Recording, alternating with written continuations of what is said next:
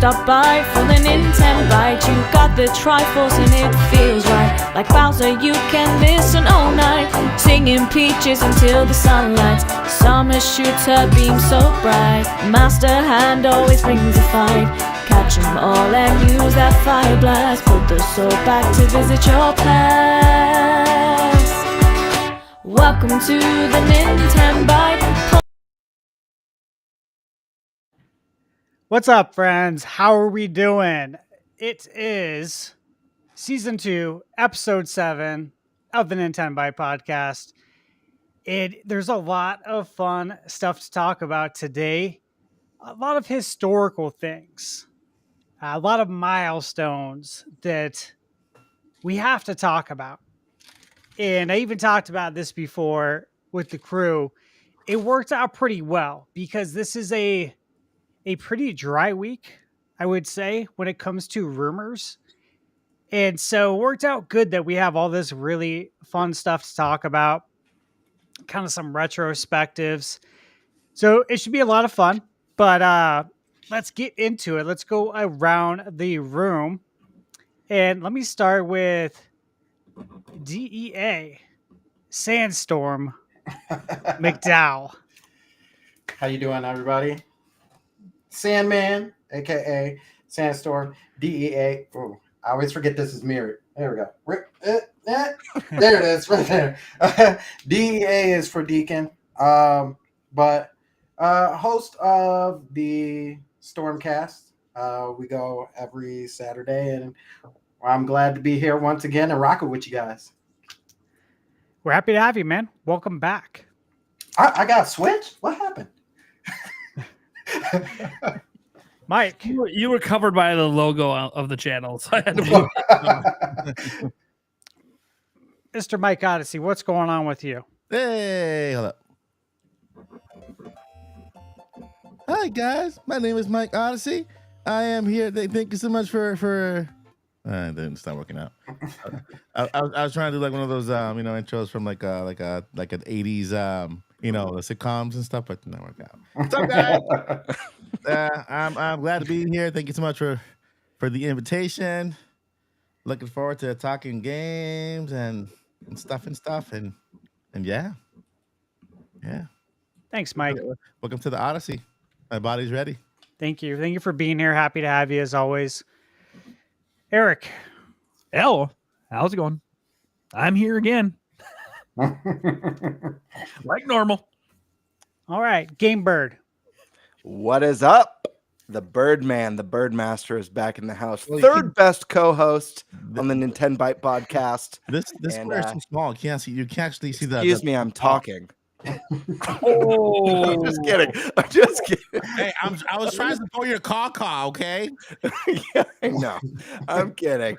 No, I'm stoked to be here. We got a great show. We got Mike Odyssey going to take us on an Odyssey tonight, and I don't know about you guys, but I feel a storm brewing, a sandstorm, that is. That's my sandstorm. All right, Nate. What is going on with you? Have you had a busy day? Would you say? well, I've been gone for 12 hours today, so I'd say pretty busy. Yeah, for those who don't know what's up, don't follow me on Twitter or whatever. It's the only place I really talked about it. I was at the hospital today all day. Have a huge hernia we're trying to get taken care of, and they thought I was going to need emergency surgery today. So lots of stuff there. I'm in a lot of pain, but good news is no emergency surgery. Bad news is I still need surgery. It's just going to be probably happening next week. And because of that, I have been gone all day. I haven't even read the topics yet. I don't know what's going on. This is why Stash Man. This is like the Stash show this week. He's running the show. I'm just here for the ride. Wait, are there topics? That's right. I stick. Look, I'll give you the excuse in hindsight, buddy. I'll give you that excuse. All right. I also haven't eaten yet, so I'm going to be eating right. I haven't ate all day because they didn't want me to eat in case of surgery. So, Oh yeah. Makes sense. All right, guys. So with that said, let's go ahead and do the topic roulette. And we all know that already that I'm going to be taking the Nintendo launch history week 3. It's all prepared. It's ready to roll. So, with that said, how about we go with, let's go with Eric first. Well, since I'm working on it, let's go with celebrating 40 years of the Mustachio Legend. Yeah. Since I'm working on it. Nice. That'll be a fun one. And Ingrid. unfortunately, no, Mustache, we're not talking about you. Yeah, it's true. It could be. I mean, we're both turning 40. All right. Sheesh. Let's go with. Let's do the Switch's legacy. From doom and gloom to unstoppable success. Excellent. And Nate, you want me to take another topic, right? Want me to? Yeah, I'm totally good with that. I just want to make sure. Yeah, I got this. I'm a little hopped up on morphine at the moment, so yeah, I'm just here. Yeah, now I got this. So I'll take the second topic. So I'll do the Pokemon Presents discussion. As we all know, if you spend any time at all on the internet, doesn't have to be a lot, you've probably seen a lot of the discourse with that Pokemon Presents. So we're gonna chop that up and discuss it and kind of get everyone's point of view on that. It should be interesting. So with that said, let me get this PowerPoint pulled up here. And we're going to jump into this. So let's see here. Let me get this baby on full screen. And what a great way. This isn't a topic this week, but Demonic Brawler did the $5 for Rimback NFL Blitz and NBA Jam. And guess what company came back this week? Acclaim. My God. Hooray. That was crazy. I was like, what? Man, my childhood. Right. So everyone saw that. Yeah, man. So last week I'm wearing my NBA Jam shirt with the Acclaim logo plastered on it. And we were talking about Acclaim. We literally talked about Acclaim with Turok and Quarterback Club. And then literally less than a week later, Francis, who's someone I follow on Twitter, said he's going to be working with Acclaim. I'm like, and then it's coming back. I'm like, what? Dude, it's been decades. Yeah, man. Wild. So yeah, pretty cool. Happy they're back. So I'm giving you homework for next week on Thunder. Next week, you have to wear a Rare Replay shirt. A rare replay shirt. Make sure they have all the characters there. You know, we got Banjo. You know, I got something. I got something. I actually do. I got something. I'm gonna will it into existence on Switch 2. Yeah, the all-powerful stash, man. We got to kneel into it. I actually got. I've heard legends about that mustache. Legend stash. Fables. Stash existed before time.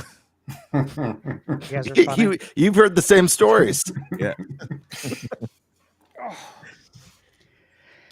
I gotta tell you guys. I'm almost positive, and I didn't want to mention it because Nate, you're dealing with a bunch of stuff today. I'm like 95% sure I slipped a disc in my back, and I'm in like the worst pain right now. Oh man! You guys know I love pain, but this is like I can't even sit comfortably in my chair. Pain. I need to. So if you hear me grimacing, like I swear to you, I'm not doing it on purpose. If you were my next door neighbor, I'd let you borrow one of my morphine pills. Oh yeah, I got the 10s on right now, but sure. and the Bayer back and body, but it only does so much. Hey, hold up, is that your phone? That looks like a old Nokia's from back in the day. Nokia. Oh shit! I just turned it up. No, it's one of those back Oh things. boy. Yeah. Okay. Yeah. Yes. Yeah. It looks like Those things are nice, but they only do so much. Exactly. I feel bad now. I'm all complaining before the show that I can't get comfortable. I know I heard you, and I'm like, I'm like trying to block it out because Your ass is hurting. His disc is done. My gut is destroyed. Eric, I mean, I'm always mentally disturbed, so there's that. Mental illness. It's all here. this is why. he's got the eyesight thing. Sandstorm. What's wrong with you today? I mean, I worked out today, so you know, it all hurts. You're willfully sore. My bad. You guys think I'm joking, though. This is why I talk about it every week. How important it is to make sure your body's ready for Switch 2. For real, like. Yeah, imagine all of us were in this pain, and it's April 2nd. We're like, Oh, can't God. even enjoy the podcast. Yeah, We're in right. pain. Exactly. Like if I had to camp out right now, Oh, my Oh, back yeah. feeling like this. Mhm. Oh my God. We're all It'd be gonna horrible. end.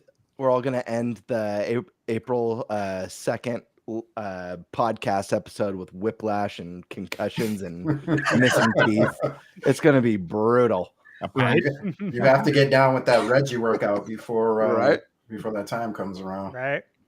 just make sure your body's ready. Not right now. We're not. Not right now. We're not. All right. Eric, you got me on that screen share there? No, Nate's got it. Yep, I got it. Right. He's actually in his own spot. Okay. So he's got the show behind Ooh, him. nice PowerPoint. Who did it? Thank you. Yeah, I've been That's all doing me. this. So I got the outline for the next week's as well. So we're Why are we getting so pretty small? close there. And I put in some time yesterday to get this ready. So I'll go ahead and recap for you guys real quick. Again, this is going to be a quick recap every week. So week 1 of the Nintendo launch retrospective. And again, we're building hype for the Switch 2 launch. That's what we're doing here, all leading up to April 2nd. We're just taking a trip down memory lane. We're also looking for, like, I think comparables. And I think we've actually seen quite a few. Mhm. And even going through like the GBA and GameCube launch games and launch window games, Mhm. I spotted, like, once again, so many more comparables. And we're going to discuss all those comparables as we get into the last week as well to kind of help predict what we might see on April 2nd. So that should be fun. So again, this quote never gets old ever. Make sure. You know, I got to say this, guys. I don't know about you, but I was watching this live when this happened, and it was so bad ass. Like, it gave me chills. It gave me goosebumps because we all know how Nintendo was viewed, how the GameCube was viewed. The Fisher-Price toy, the lunchbox.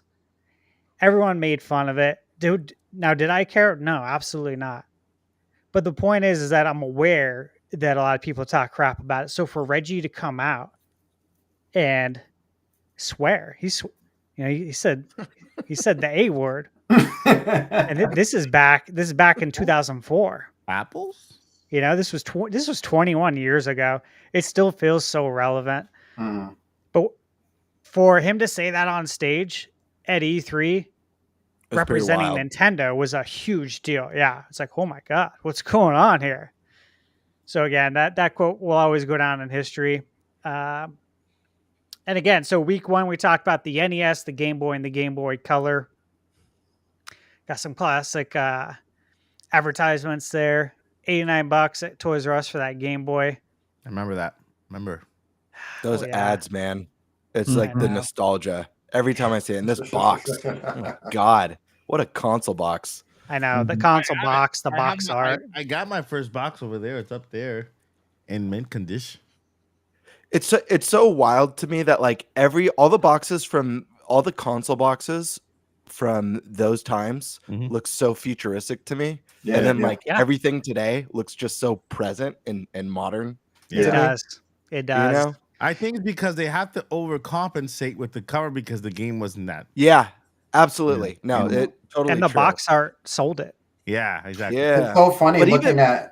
It's so funny looking at Alleyway because, like you said, it's very futuristic. Yeah. But when you play the game, like if you never looked at the box art, you'd be like, "This is just a line hitting the blocks." But not like now that you look at the box art, you're like, "No, wait, he's in space. He's actually."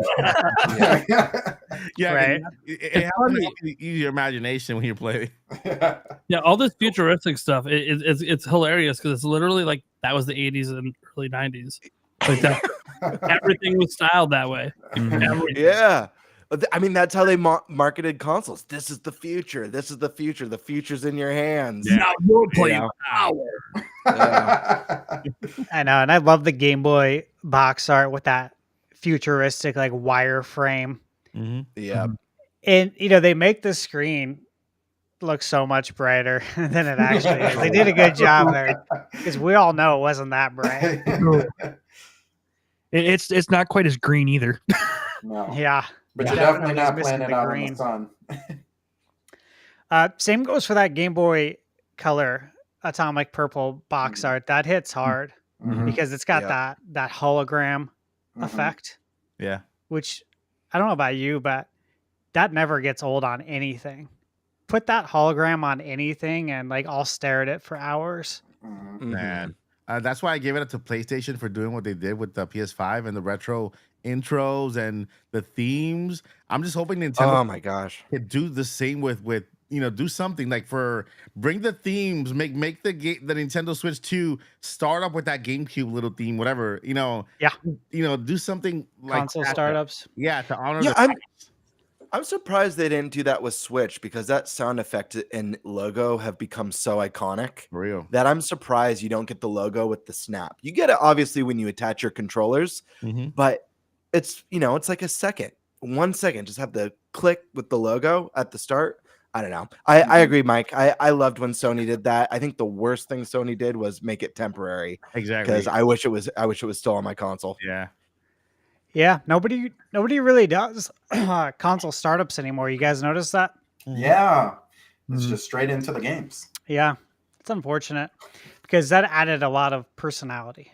It's really a surprise because I turned my PS5 on and all of a sudden it starts up with the PlayStation 1 sound and everything. I was like blown away. I didn't even know they were doing it when I first found out. Oh, Crazy. did you guys hear that they're going to bring it back? Yeah. No. They should. Sony put out a statement and said that we heard you guys loud and clear, and we're looking at how we can bring back all the old themes. Smart move. Yeah, very smart. Because we all love dollars in front of it. Oh yeah, for sure. For sure. We're trying to think about how we can bring this back. Yeah, it's gonna be part of Maybe with some dollar signs Plus or their subscription service. Oh, I'd pay a couple bucks to have that every time I log in. I know it's a superficial thing, but it makes me feel good. It takes me back to my childhood. Can you rewind that a little bit? The Virtual Boy. Yeah. I remember when I went to my local Kmart, as a kid. Oh, I just heard you tell this story in your video today? Yeah. Just because Nintendo, they upped the trademark for Virtual Boy, and so I remember going into Kmart, and then I seeing that on top of the desk there, so that you can actually kind of put your face in it and play. And I play Mario Tennis on it, and the controllers and everything, and I think I almost threw up afterwards. I'm like, I had so much fun when I was playing, but when I stepped away, I was so dizzy just because, my eyes weren't used to they were ahead of their time. It wasn't a ready product, but I think if they bring that back today, they could do so much with it. Take away that 3D effect kind of, or maybe even make it better. Yeah. And sell that little thing there as an NSO accessory to play for Virtual Boy Online. Yeah, I agree, and I finally got to experience the Virtual Boy with the 3DS, and the 3D effect is actually really cool. So it'd be cool if they brought it back. Finally got to play Wario Land. It's better on 3DS than it wasn't. I think so too. The system. It's actually quite good on 3DS. Yeah. And again, some of those launch window highlights there for 64. Mortal Kombat Trilogy, man. They had good games, man. Dude, MK Trilogy was so good, huh? Yeah. Oh my gosh. That was the first time. So up until this, quick story, up until this point, as a kid, I only had other kids to play against. And it's funny, I think one of you guys mentioned it in the last week's video about your uncle, stealing the game and, was it Pilot Wings? It was Pilot Wings. Oh yeah, my Uncle Jim. Yep. Yeah. So I thought I was I was the big dog in town. You know, as a kid, I could beat anybody in any fighting game. I was that good. And my family, most of my family lives in Detroit. And I remember staying the night at my uncle's house. Cool guy, greatest guy ever. And I go into the back. He didn't really have like a game room, but it was like his room. And I just see sitting on his desk. There's a 64 with Mario or with Mortal Kombat trilogy popped in, and I'm like, hey, Unc, you play this? And he's like, you don't want any of these problems. And I'm thinking like my uncle at the time, he's got to be like 40, 42, Mhm. and I'm like, oh, you don't want these problems, Unc. Like I'm the best at video games. Man, oh man, did I get my butt handed to me? He's like, Oh, that's awesome. he's like, sit down, young buck. You're like, you don't know about these video games. That's great, man. MK Trilogy was so much fun. And, I think people forget that on 64 is the far superior version because we didn't have those long ass load times that were on PlayStation 1. Yep. They were like PS1, everyone forgets the load times were so bad. So to be able to play that on 64 with no load times, it felt like you were playing it in the arcade, which was amazing. All right, guys. So here we go. We're going to jump into the GBA and the Nintendo GameCube. A lot of memories here. So let's dive in now. And here's our quote by Mr. Iwata. There's a lot of great quotes by Mr. Iwata. I think I love his business card quote, right? But I really like this one because this will forever remain relevant. And he says that I sincerely doubt employees who fear they may be laid off will be able to develop software titles that could impress people around the world. And I don't know about you, if you've ever worked for a company where they're doing cuts or they're doing layoffs, or some companies I've worked for, they're constantly doing layoffs based on your numbers because everyone's competing against each other. And then there's times where they just do mass layoffs. And those are like the worst times ever because nobody is on their A game. Everyone's worried about their job. They're not thinking about the customer as much, and they just can't focus. They can't concentrate. And how many times have we seen this lately over the last handful of years throughout the gaming industry, everywhere really, but we've seen it hit really hard in the gaming industry. But who has been unscathed by all of this? It's been Nintendo still. In fact, they added employees when everyone else was cutting. So that's why I think this is always going to be a relevant quote from Iwata. What do you guys think?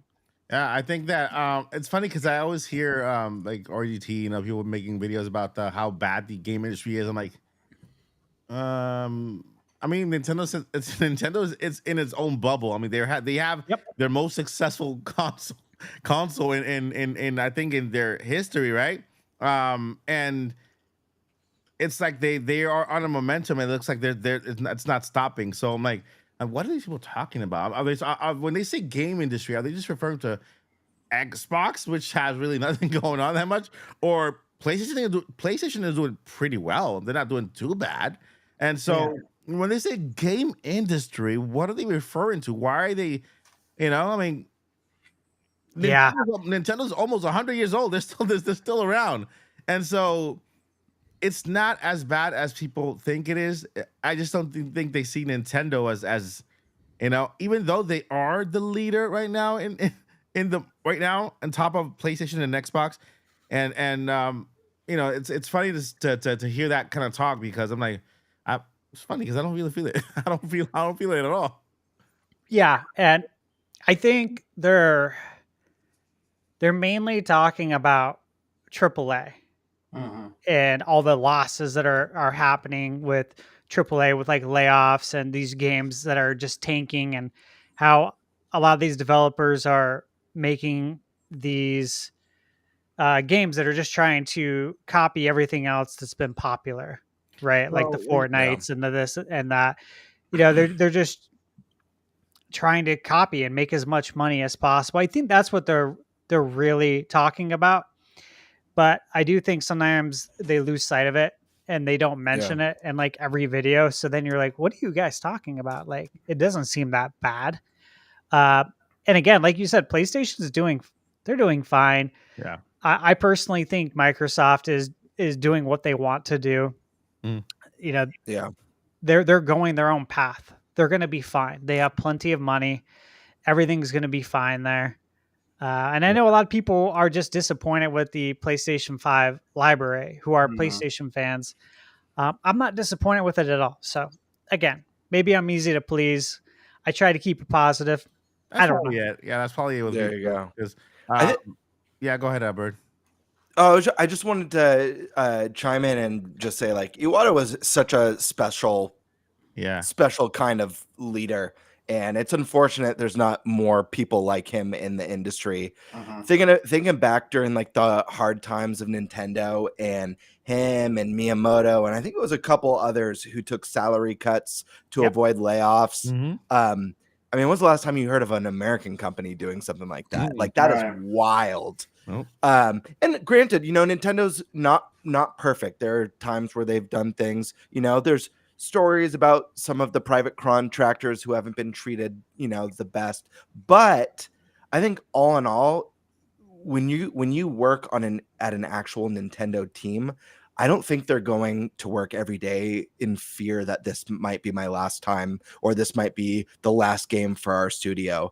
And I don't know if 100% of it is foresight from Nintendo, because under Iwata, they made the decision not to chase the most powerful hardware, the most visually realistic graphics, and instead focus on fun and focus on great game development. And again, I don't know if they had the foresight to realize, in so and so years, games are going to cost $400, $500, $600 million, take 6 to 10 years development time. That has tanked so many studios, especially when they're taking crazy gambles with games of service. But their insistence on focusing on fun and not just power has greatly benefited the company, and they have an extremely strong AA lineup of games every single year to fill in the gaps between their huge Zeldas and Marios. I just think they're in a really great position, and that's why you can't really compare it to the position that Sony or Microsoft or a lot of these bigger third-party studios are, that are just really trying to push the current consoles. I mean, how many, even with the PlayStation 5 Pro, how many games are running at a smooth 4K 60 on a console that was promised 8K before it released? So I don't know. I think Nintendo has just made a lot of great decisions. I think a lot of it was strategy, but I think some of it was just, it worked out. Again, I don't know if they had the foresight, like, if we don't chase graphics, we're setting us up for 3 generations from now for kicking ass when other studios are shutting down. But anyways, that's my 2 cents. So I wanted to throw in a little of that, because I want to kind of highlight what you said about Iwata. Like, I give this man heavy respect. Like, there are times in life, we're not even just gaming. There's times in life where you say things that just sound really good, but it is a completely different thing to say something and then have to later down the line live that out. Like, that is really big. And the fact that, like you said, they took it upon themselves to have pay cuts instead of employees worrying about whether they were going to have a job the next day. And he said this way before he even had to move that out. Like, standing behind your word is big. And the fact that Nintendo, that's kind of like their whole montage, right? That's their whole creed, is they stand behind what they say. But even in that same light, it's also really awesome to see that when another another developer under their helm is struggling or they're working on something, they send another team, another developer in their own helm to go help that team. Like, okay, you guys are figuring this out. We can move this back. We'll send Monolith to go help you out. That's also something that doesn't really happen too often within the companies themselves. So Yeah. just to even hear this and even see this, I completely forgot about this quote. Like, man, I give him mad credit because he embodied Nintendo and Nintendo embodied him. Yep. Yeah. This is what's special about Nintendo, right? We're living in a time where if you look to the past, we can learn a lot from the past. When the NES came out, it came out in the middle of a game crash, right? Everybody was doing the same exact thing and failing miserably at it, right? Then here comes Nintendo. Forget everything. Let's focus on fun. Here comes Donkey Kong, Super Mario Brothers, The Legend of Zelda, right? And they brought the gaming industry back on its feet, right? And so now look at the trajectory. Nintendo continued with fun for the NES, the Super Nintendo, Nintendo 64. Then they lost their way a little bit with the GameCube, chasing that power, right? But then they came back again, focusing on more fun until we are where we are now. The people are chasing power. The rest of the industry chasing power, high graphic, realism, but Nintendo's focusing on fun again. It's like they're repeating history and saying, "Hey, everybody's doing the same exact thing. We're getting tired of it. It's failing." And here Nintendo is showing them how to succeed. Okay, yeah, it's good that you want to focus on power, but that's not the whole thing. You have to make sure that the game is fun. You have to make sure that the game creates an impact not only on the adults but on families. Yeah, it's okay. Say Nintendo is for kids. It's also for adults. That's their strength. They're doing it for everyone. They're not just focusing on that one target person who likes shooters and bloody and or gory stuff. Yeah, it's fun here and there, but focus on everything. That's what Nintendo's doing now. If the rest of the gaming industry would just point their eyes at Nintendo, the same company who brought the gaming industry back on its feet, they're doing it again. I mean, look what PlayStation did with Astrobot. They went the Nintendo route. They went the Super Mario route. And what happened to Astrobot? Game of the freaking year. You know what I mean? And so look at what Nintendo is doing and do that. Move forward. Don't go away from what you're doing now, but just expand your vision. It's not always about how realistic this little hair follicle looks or the sweat on your face. It's about the experience you create and the fun that the person has once their game is done, right? Yeah, and actually we're going to get into that in one of our topics. I think kind of what we're talking about right now, we're going to be able to expand upon actually. You guys will know when we bring it up. But yeah, I completely agree with you, Mike. All you guys, again, if it's not fun, why play it? Pretty simple. All right, so as we all know, the GBA came out before the GameCube. And so here is the Game Boy Advance launch titles. And if you guys remember, we had the Glacier color that's shown there in the top left. And then we also had the other Game Boy Advance color, which was, I think they called it Cobalt. Yeah. Yep. And of course, later down the line, we got the far superior GBA SP. Yeah. Yes. The introduction of the flip screen. It wasn't a flip screen yet. It was just a flip. And we finally get a light screen. Yeah, we finally get a light for free. we no longer have to use the warm light, which I have pictured right there. Oh my gosh, yes. That helped us through a lot, right? Yeah. And it was only like $10. It's like $7, Dude, $8, $9. It was great. Sorry to interrupt. I haven't seen one of those in so long. I'm like tripping out. I forgot that was even a thing. Oh yeah, my God. You know what? It was actually quite hard to find an image of the actual warm light. Like it was easy to remove the background for it, but it was hard to find an actual image of one in a package still. Like I think I mentioned it to you, Nate, last week that it's been some of the stuff's hard to find anymore in mint condition. like the actual artwork. So, you know, it's been interesting. But let's kind of talk about this. So, Game Boy Advance launch. Let me ask you guys first before we talk about the games briefly. Where were you when the GBA launched? Mike, where were you? What year was it? This was June 2001. I Oh. know exactly where I was, but I'll go last and tell you guys. I was here in Orlando. I came from Puerto Rico in 1997. Think I was here in Orlando, or I was about to leave to New York because I lived in New York for a while. But I think I was here. Yeah, I was here in Orlando. I think I worked at Disney at a place called the Swan and Dolphin.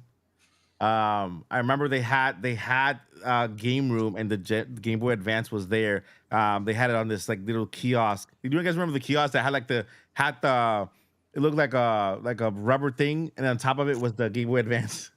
Yeah. kind of wobble like this. Yeah. So I remember that they had the Game Boy Advance there. On lunch breaks, I used to kind of play with that. And then left to New York for a while, and then I fell in the river ice, and then history is horrible, man. That was a bad year, but yeah, I was here in Orlando, just chilling. So you got to play it on a demo kiosk. Yeah, I got to play the demo kiosk, and is when Nintendo came to Orlando, but they didn't. It was a convention because we used to. Swan and Dolphin is a convention hotel, right? And so companies go there to do exhibitions, have shareholder meetings and stuff like that. So Nintendo was there at one point, Nintendo of America, and they had a kiosk going on, and then they had that kiosk and just left it in the game room for the hotel. And so once they left it there, we like the guys from the convention play. We used to go over there just play Game That's Boy Advance awesome. with everything else. Yeah. I totally would do that too. Sandstorm, where were you at? Oh man.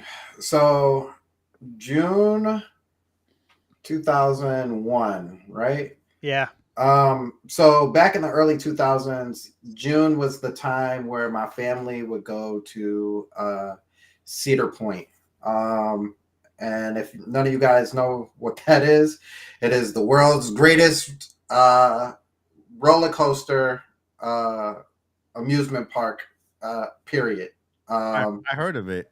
I've heard of it. Yes, it's astronomically big. It's so big that their competitor used to be Six Flags, and now they own Six Flags. Ooh. Yeah.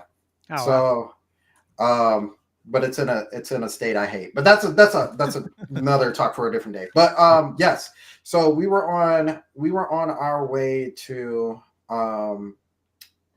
Cedar Point, and it's so funny because I remember this. We were standing in line, and at the time I wasn't like I was a huge gamer, but I wasn't really outspoken about gaming. And lines back then used to be like an hour long, was like really long, you know. And we stood in line, and somebody in front of us was talking about GBA, and I remember, like, you know, little me, 9 years old, about 2 foot nothing, you know, being like, are you talking about the colored Game Boy? And the guy is like, no, bro. This is like the new Game Boy. And so like I distinctly remember being like, when I get home, I'm going to look for this new Game Boy on my AOL. And it's Mail. Yeah, right. Mom, don't get on the phone because I want to see what this new Game Boy is. And I think my cousin actually, before we even got home, because we had to take his family home first, he some way or somehow he had already, it was in a magazine or something like that, and I was like, you know, like little kid, like freaking out, new Game Boy. So Yeah, that was my original experience, and I know I like talked my mom's ear off every single week. Like, can I get a Game Boy? Can I get a new Game Boy? Can I new Game Boy? And that didn't happen until Christmas. So,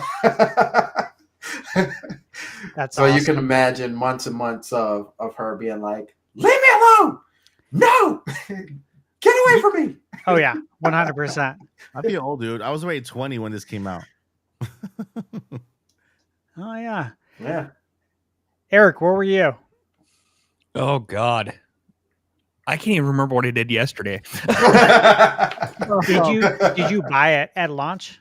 God, I know I had one for sure. And my sister had the one up in the corner here, and my sister had the kind of that one's sick. one. Yeah. And then I ended up eventually buying my own SP and whatnot. But God, 2001, that would put me. Oh God, I graduated in 06, so that put me. Math is not easy right now. What, 6th grade? 5th, 6th grade, something in that area. I think. Yeah, 12 minus 5, 7. Yeah, so somewhere in that area. Yeah. Yeah, I mean, I don't remember much about like, the launch of it and stuff like that, but I mean, yeah, I had one and I played quite a bit of it. Just, going on trips in the car, with the worm light, sitting there going, "Woo, here we go." It made travel so much nicer. Because I I had a Game Boy Color. I didn't have an actual Game Boy. Mhm. I had a Game Boy Color. So then this one was super nice to get to. So it was just kind of like next step up. Played the heck out of dodgeball there. Yeah, no, it was. I don't remember where I was or what I was doing, but I know I played quite a bit of it, and it made travel so much nicer. Oh, 100%. Game Bird, where were you? Oh man, I was living in San Diego at the time. What part? And Oceanside, so San Diego County. It's about like I used to live 40 in minutes from the city. I used to live in Ocean Beach. Oh, cool. Oh, I've been in OB, PB, and Mission. Oh yeah. Yeah, Very because cool. I managed Islands restaurants out in California, so they're up and down the coast. Yeah. Yeah, that's cool, man. Nice place. Yeah, San Diego's great. it is. Phenomenal weather. It is. But the weather wasn't so bright when the Game Boy Advance launched, because this was so when we went over the last couple episodes, my NES was a hand-me-down. It was my first console, and then I kind of got the Game Boy and the SNES pretty quickly within the launch window time. But the Game Boy Advance, I didn't. I saved up. I didn't have much money. I had to save up for this one. I have my original Game Boy Advance right here. Unfortunately, I lost the backing to it through years of intense gaming. Mhm. So I have a little generic black one. I want to replace that with the correct one. And I've got my SP here too that I loved and cherished. But Nice. I love the Game Boy Advance. Unfortunately, compared to the last two episodes, I've only played a few of the games on this list because I got mine later. So I missed a lot of these. But I do remember being really excited when I was first seeing the games for this console. And I remember thinking like, oh my gosh, it looks like the Super Nintendo. Yep. Which was my favorite console. Even though I love the Nintendo 64, the Super Nintendo has been my favorite console until maybe the Switch. It's like neck and neck with the two. I love them so much. And as much as I love the 64 and playing the 3D experience, like seeing that beautiful pixel art again was like, I don't know, it was cool and it felt perfect. It was vibrant and colorful. And so I was super excited. I just couldn't get my hands on one soon enough. That was kind of the bummer during launch. Yeah, totally, man. That's awesome. When the GBA came out, I was just starting summer school. And so you guys are probably wondering why I was in summer school. I failed one class. I got a D. It's the only class I ever failed. Actually, I graduated with a 3.0 GPA, and I never studied once. Okay. Hmm. Never studied ever. Uh, but I failed this class, and it was sophomore year. So this is summer going into junior year. And I remember the class was world history. And I can see my teacher's face. I forget his name. I still remember most of my teacher's names, but he was going through a really rough divorce. And I specifically remember that a handful of people, just in my period alone, failed that class. From what I remember, tons of people failed this class because you'd come to class and it was like pop quiz, like all the time. And you're like, on what? And it would be on stuff that we've never talked about ever. Literally. And it's like, I think he was just, sadly, I think he was just taking it out on the students. So I'll tell you what, though, I am actually grateful. And I know that sounds crazy that I failed this class because I ended up going to summer school. I had this teacher named Mr. G. His full name was Mr. Glassman. I think I told you about him once before on our podcast. He is the teacher that, and again, this is for world history. He took us to the movie theater to see A Knight's Tale and to see Gladiator in the theater during summer That's school. cool. Yeah, totally badass teacher. Another guy that I went to school with that actually failed the class with me, he would let us bring in PlayStation and set it up on the CRT, the CRT TVs that are in like the corner of every classroom. He let us set that up on lunch and play Tony Hawk. Ooh. Yeah, it was awesome. And of course we did that for like the first 2 weeks of class, but then GBA came out. And so of course I got GBA the day it came out. I started working as soon as I could.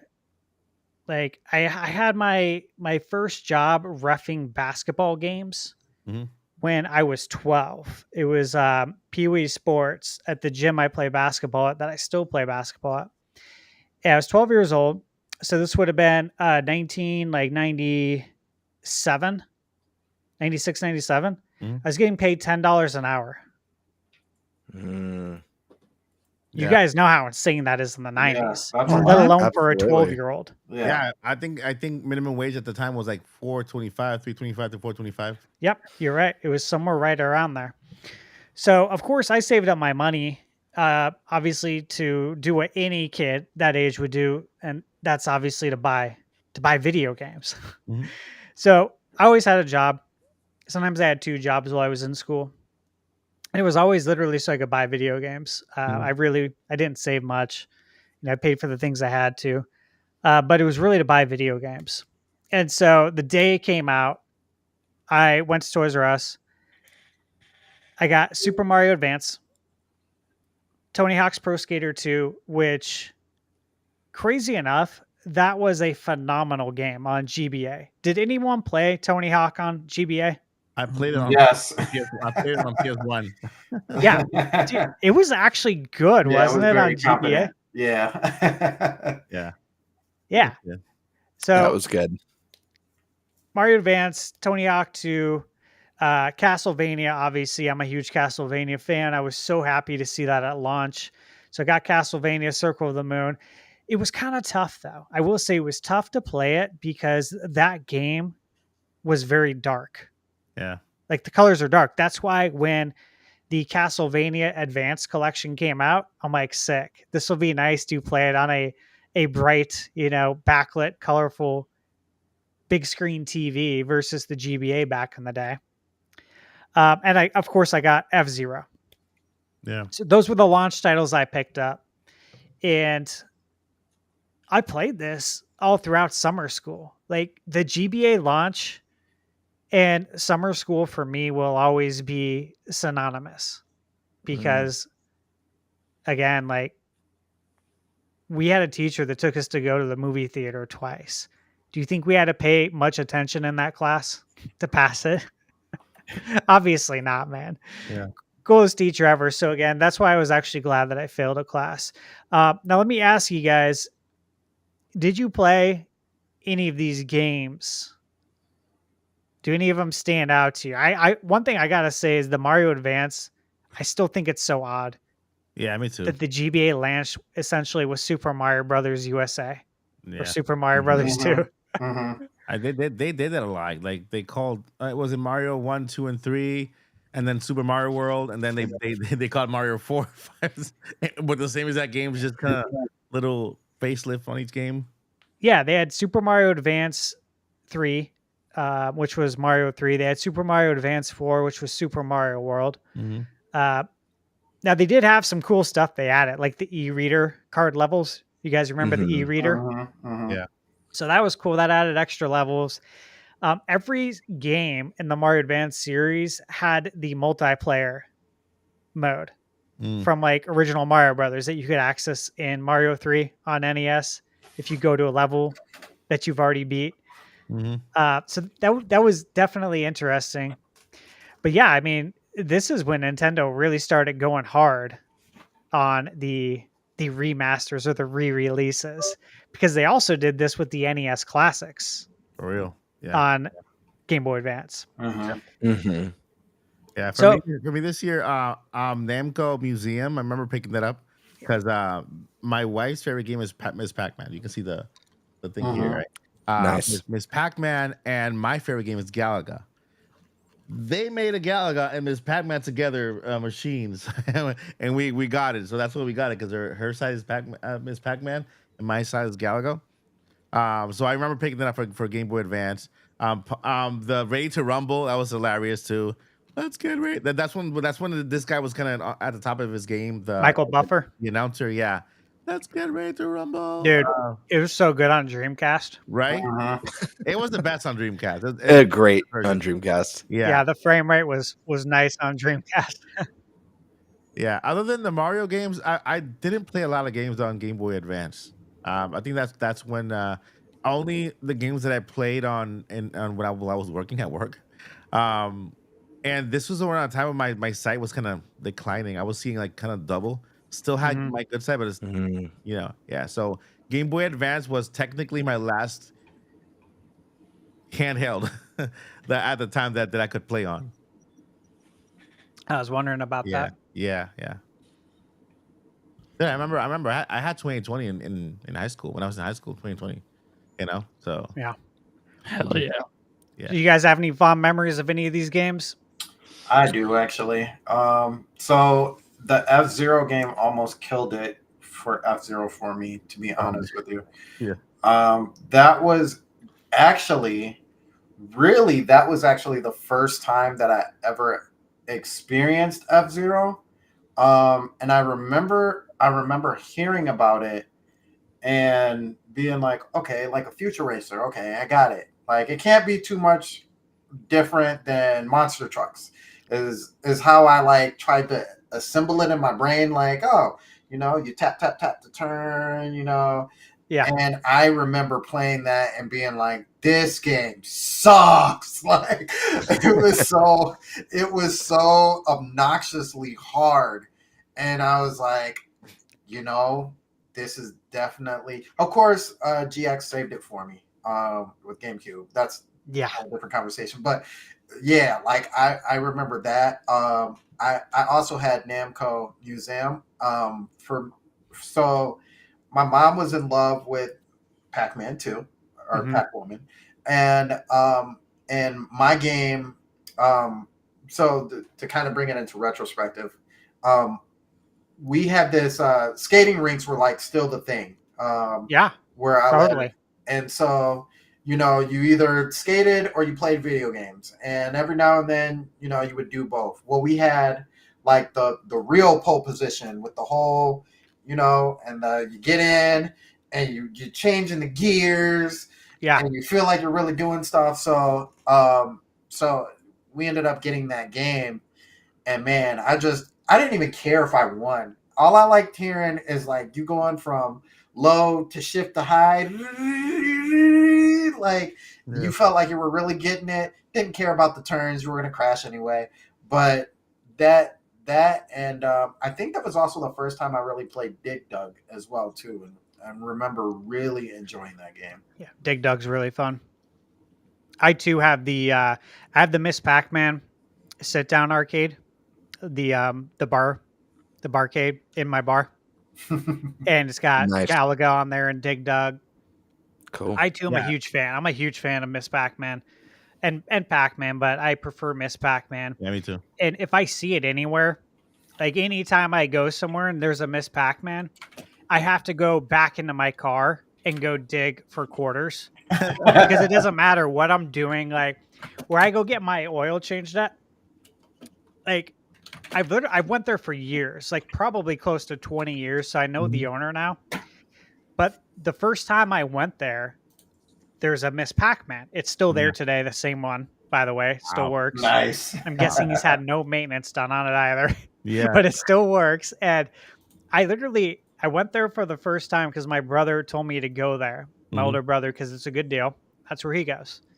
And so I went, and I literally went there because Miss Pac-Man's there. I'm like, oh, cool. Like every time I'm going to go here because Miss Pac-Man's here. And this is literally like probably 2000, maybe 3 or 4. Yeah. So this is before the days of like walking around with iPhones. Like that was your entertainment, dude. You guys all know that if there was a place that had arcade games, that's where you went. Dude, you're like literally taking me on a really deep nostalgic trip. That was my childhood. You know, I remember in the 80s, okay, in the 80s, just walking across the street to the pizza shop and just playing Mario Brothers. The Mario Brothers versus, right? The one that Chris Pratt was talking about. Because I know a lot of people were bashing on Chris Pratt, like Mario Brothers NES didn't come out till 1985. No, there was an earlier version on arcade before the actual the box version, right? Yeah, totally.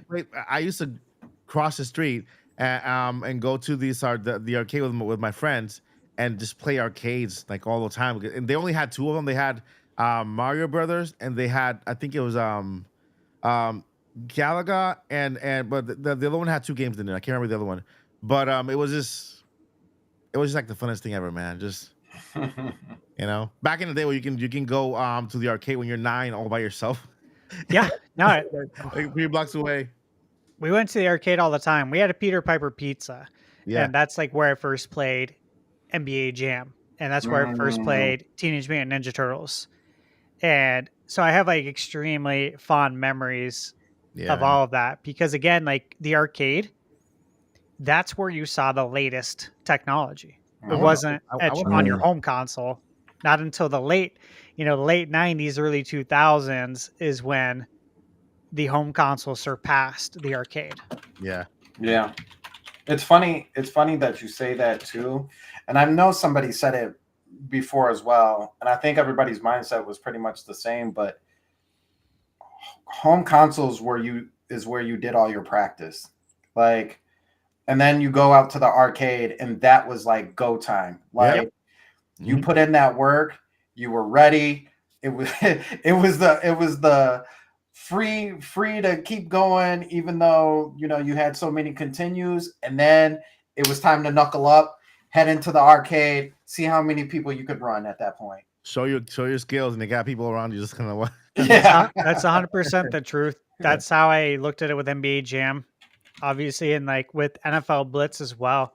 I don't know if you remember, but when Blitz came out on 64, you could take your memory pack and put it into the arcade of actual NFL Blitz. And I remember taking my memory pack with me to a school dance. I think it was in 7th or 8th grade, because after the dance, everyone went to Peter Piper Pizza / GameWorks, which it made it special because there's like way more games. And that's what they called it. But they had Blitz there with the memory pack expansion. So I'm like pulling out my memory card out of my pocket and putting it in there before I play someone. Like, what is this dude doing? this dude's fucking for real. yeah, Yeah, I came prepared, bro. Everybody, bye. I can't take this no more. Here comes H1 on the chat. He goes, Genesis had the Michael Jackson game. I remember the Michael Jackson game. Moonwalker. I played it on. Yeah. First thing, I had the movie. I had the The jacket. movie's great. I had the movie. I had the jacket. I had the glove. I was a Michael Jackson fan as a kid. I think I went to We all were. one of his concerts. Like when I was a kid in Boston. And I remember playing that on the arcade as well. So I was like, man, I've never felt more nostalgic than I do right now, man. I'm about to open my own arcade and just have all those games there. All right, I'm gonna jump into our launch window highlights. And one thing I want to point out is, again, like you're gonna see a lot of familiarity over the years. For instance, who's there again? Who's there at around every launch window? Bomberman. You can always count on Bomberman being there. You can always count on Tetris, some form of Tetris being there. Mario Kart. Because think about it, Mario Kart 64 came out in February of 97. So Breath of Fire 64 came out in September 96. So launch Mario Kart's always there at the launch window. Is Street Fighter not always there? Yeah. How many Nintendo consoles has Street Fighter been there? Either at launch or in the launch window? Yeah. Tons. But yeah, there's so many familiar faces here. You got Cruz in there. Again, you got Gradius down here. Capcom support with Mega Man. Yeah, 2 Mega Man games within the launch window. This was the first time that Wario Land didn't have a Mario Land subtitle, right? Yeah. He finally broke free. Yeah, he broke free and chains. And then that was it. Yeah. We're still waiting for Wario Land 5. Golden Sun and Breath of Fire are both Capcom games, right? No, Golden Sun was published by Nintendo. Okay. And then Breath of Fire is Capcom. Yeah, that's for sure Capcom. Yeah. It's interesting because on the launch games, I love the Game Boy Advance and I have so many fond memories of it. But on that first screen with the launch titles, I only played a handful of them and they were all good in their own right. But there's not a single game in that first slide that when I think of the Game Boy Advance, like, this is one of the games I think of. Here, though, it's a little bit of a different story because Advance Wars obsessed. Both of them loved Advance Wars. Obviously, Mario Kart was fantastic. Bomberman was great. Golden Sun, the start of a new and amazing JRPG series, especially as like a big SNES fan. Getting games like that were big on the SNES, like Chrono Trigger and Final Fantasy on the Game Boy Advance was just sick. Golden Sun was huge. And by the way, it was Camelot. Absolutely. Camelot who did Golden Sun. Yeah. That's Great right. Camelot. And then I had Sonic Advance. I was a Dreamcast fan as well. So obviously I jumped on the Sonic bandwagon when that came to Advance. And it's a solid game too. It is. And there's a lot of significance there because that was the first Sonic game to come out on a Nintendo console. Because the GameCube didn't come out until later in November. Which we'll get into next, but this was the first time Sonic appeared on a Nintendo console. This was huge. I had this on day one. I'm like, this is so weird. I'm playing Sonic on Nintendo, dude. This is awesome. That was the greatest rivalry of all time. There's no rivalry better than Sonic versus Mario. Yeah. Yeah, the ads alone. Yes. The way they'd like poke at each other was so good. But lastly, Mega Man, both of those, I had both of them, as well as all the other ones that they added to the Game Boy Advance later. Huge Mega Man fan. I think in the last episode I mentioned going and renting Mega Man X for the Super Nintendo like 8 or 9 times from Blockbuster. And I was obsessed with it. Yeah, I just kept those games are tough. Mega Man was always tough until you learn the patterns. I didn't have the internet, it was before that. So yeah, and knowing which robots, which power ups to get in order. Absolutely. 'Cause Mhm. every game has an OP order for sure. Yeah. But yeah, great launch window titles, and some good ones for that start of the system. I just don't think, for me personally, nothing from that first round of games is like super iconic for the console when it comes to my nostalgia or my memories. WrestleMania was a big one for me because I've been a huge WWE fan all my life, like since the Attitude Era, a little bit before that. Yeah. So having WWE WrestleMania, I think it's 18. I can't see. Yeah. It. Mhm. Dude, it's WrestleMania 18 with RVD on the RVD, cover. dude. Yes, RVD is set, like I had to put that game in here dude. just because RVD literally took the cover. I'm like, this is crazy. It was crazy time. Undertaker and Triple H is like RVD right in the center. That's crazy. Yeah, Yeah. that's because he had just came over, if I recall, from ECW Yeah. back in the day. Yeah. Yeah, Paul Heyman's show. Paul Heyman. Yep. So yeah, that was a big show. That was a big game for me. WWE. I kind of almost played all WWE games. Yeah, I agree. They're all great. For a while until they changed developers. Yeah. Yeah, I think the best wrestling games, obviously, of all time were on the 64, Yep. and they still are today. Sadly, Agreed. Yeah. I love them. I wish we could play them on modern consoles. I wish 2K would Yep. just swallow their pride and stop trying to make things harder than they need to be, and just implement the same control scheme. Agreed. Everybody would be everyone would buy it. Everybody would buy it. Yeah. Yeah. Or let it live on NSO.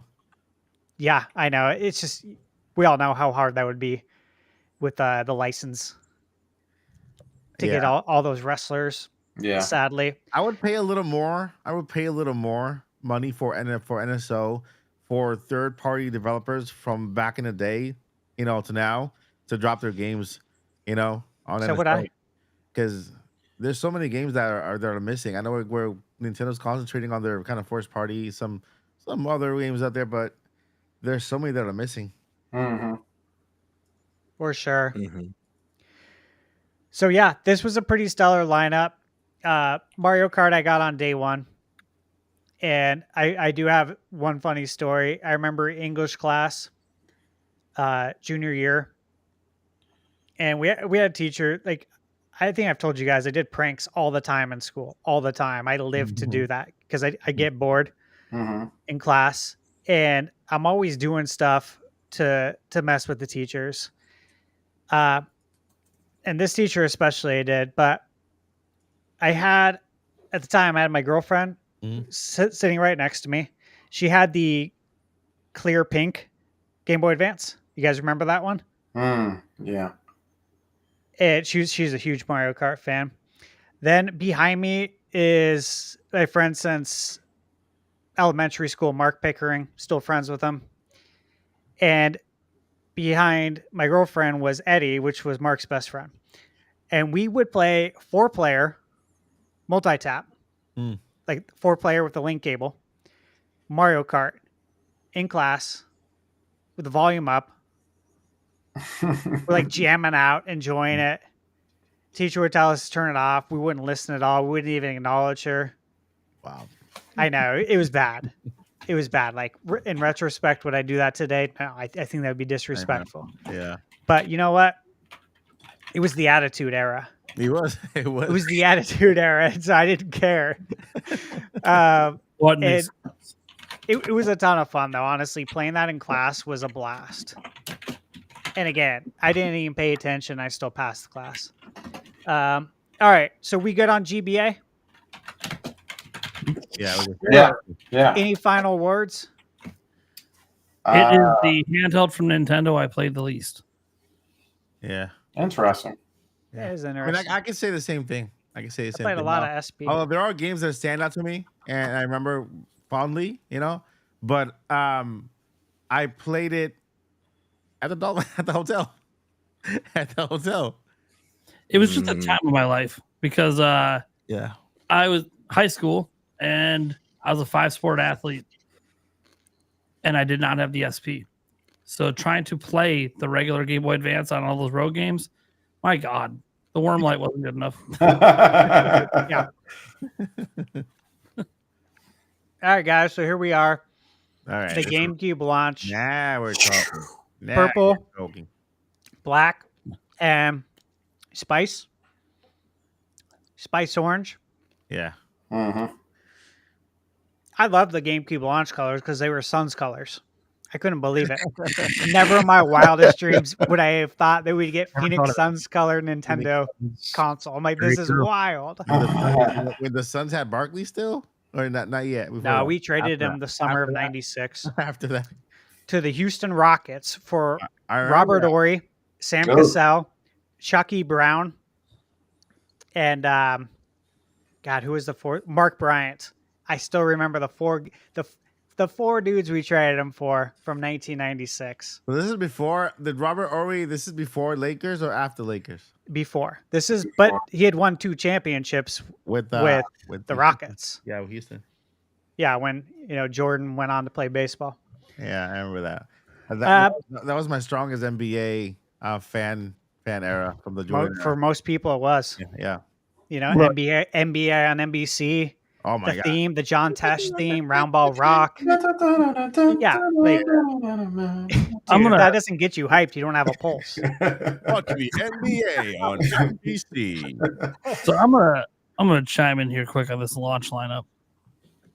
There was a 5-pack of games here that just set up the whole generation for me.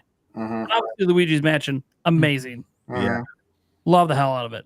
Second best one behind Luigi's Mansion 3, but still really good.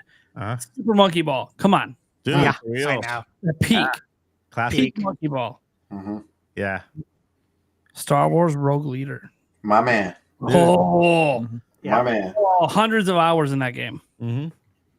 Wave Race Blue Storm. Come on. Mhm. Mm-hmm. Another peak. All day. Then I just have to throw in the Tony Hawk Pro Skater 3. We're getting them back, baby. 3 and 4 are coming back. Yeah. Right. And that's why I was like, dude, Tony Hawk launched on GBA, Tony Hawk 2, and Tony Hawk 3 launched on GameCube. Yeah. I swear to you, I think we're going to see something very similar with Tony Hawk 3, 4 on Switch 2. Yeah, I had it on. I had it on PlayStation. During this time, I was so hooked on Final Fantasy 7, 8, 9, and 10. So I was like, for that period of time, I was paying more attention to PlayStation 1 and 2. Mhm. Like, It's understandable. So can I think that's speak on- way understandable. Can I Go ahead, speak man. on this? So I remember this time vividly. This was like, I think this was me starting to move into proof of concept for Nintendo. I was the guy. So Michigan in general, I know a lot of people have like criticized like the purple lunchbox and all that, and like, oh, you got the. We've never had that. Like, I've never experienced that. Like, people in Michigan, they just love video games. I just think that's just how it is in general. So I remember going around with my GameCube in hand, and like Luigi's Mansion at that time was like the greatest game that you could ever put in a system, like, period. I just remember that being phenomenal. Mhm. And then like the first 2 games that I got was Luigi's Mansion and Star Wars Rogue Leader. And I remember like the 64 era with Shadows of the Empire. I remember running around and being like, dude, this game is real. Like, you guys don't understand. This game is real. We can trip AT-ATs. The game is real. And then moving over into Rogue Leader, I was like, bro, we are playing the movie right now. Yep. It is so real. Do you see the people running down there? They're running. They're actually, it's not that like static like movement anymore. Yep. They're moving their legs now. This game is absolutely real. The clouds and space, I was like, oh my gosh. And so even to your point, my god brother, he had the PlayStation 2 first, and he had Tony Hawk Pro Skater 3. Mhm. And I remember going over his house with the GameCube, and we played Tony Hawk 3 on the PS2 first. And he's like, man, bro, like these graphics are crazy, like blah blah blah. And I'm like, nah, son, let's just go ahead and pop in this Tony Hawk's Pro Skater 3 with the GameCube. Yeah. And like his mind was like, am I playing the same game? Like yeah, this is the Nintendo power. Like For real. Yeah, For it real. was a huge step up. it Yep. was that launch lineup was just absolutely, and I'll even say one that's not even on here. And I remember showing this off too, as a kid. And man, like, talk about another instance of like, this is real life. Jedi Outcast came out, I want to say April the following year, so 2002. And that was the first time in my experience playing as a third person a Jedi and being able to swing the lightsaber, and like I'm like, this is what Star Wars fans wanted all along. Like this is the game. This is force powers, check. Yeah. Lightsaber, check. Different moves and flipping around, check. This game's perfect. 100%, man. Yeah. I agree with you on that. Go ahead, Mike. The feeling that he had when playing Star Wars, I had that between Mario 3, which was my favorite game, and Super Mario World. Oh my god, the backwards moving. The backwards moving. Yeah. For sure. Yeah, Mike, I was saying last episode when we were going through how funny it was. Every time a new console came out, Yeah. just that mindset of like, it's never going to look better than this, every time. Every time. Which is hilarious. Yeah. Which is, we're getting closer to that now, which is funny. But I echo all the things you guys said. The GameCube had an kick-ass launch. I started with 2 games on the GameCube out of here, but I ended up getting a few more as time went on. I started with Luigi's Mansion and Rogue Leader. Luigi's Mansion blew my mind. I was so stoked that Luigi was getting his own game. Like 3D game too. That was a unique concept. It wasn't a platformer in a haunted house. I was ecstatic to play this.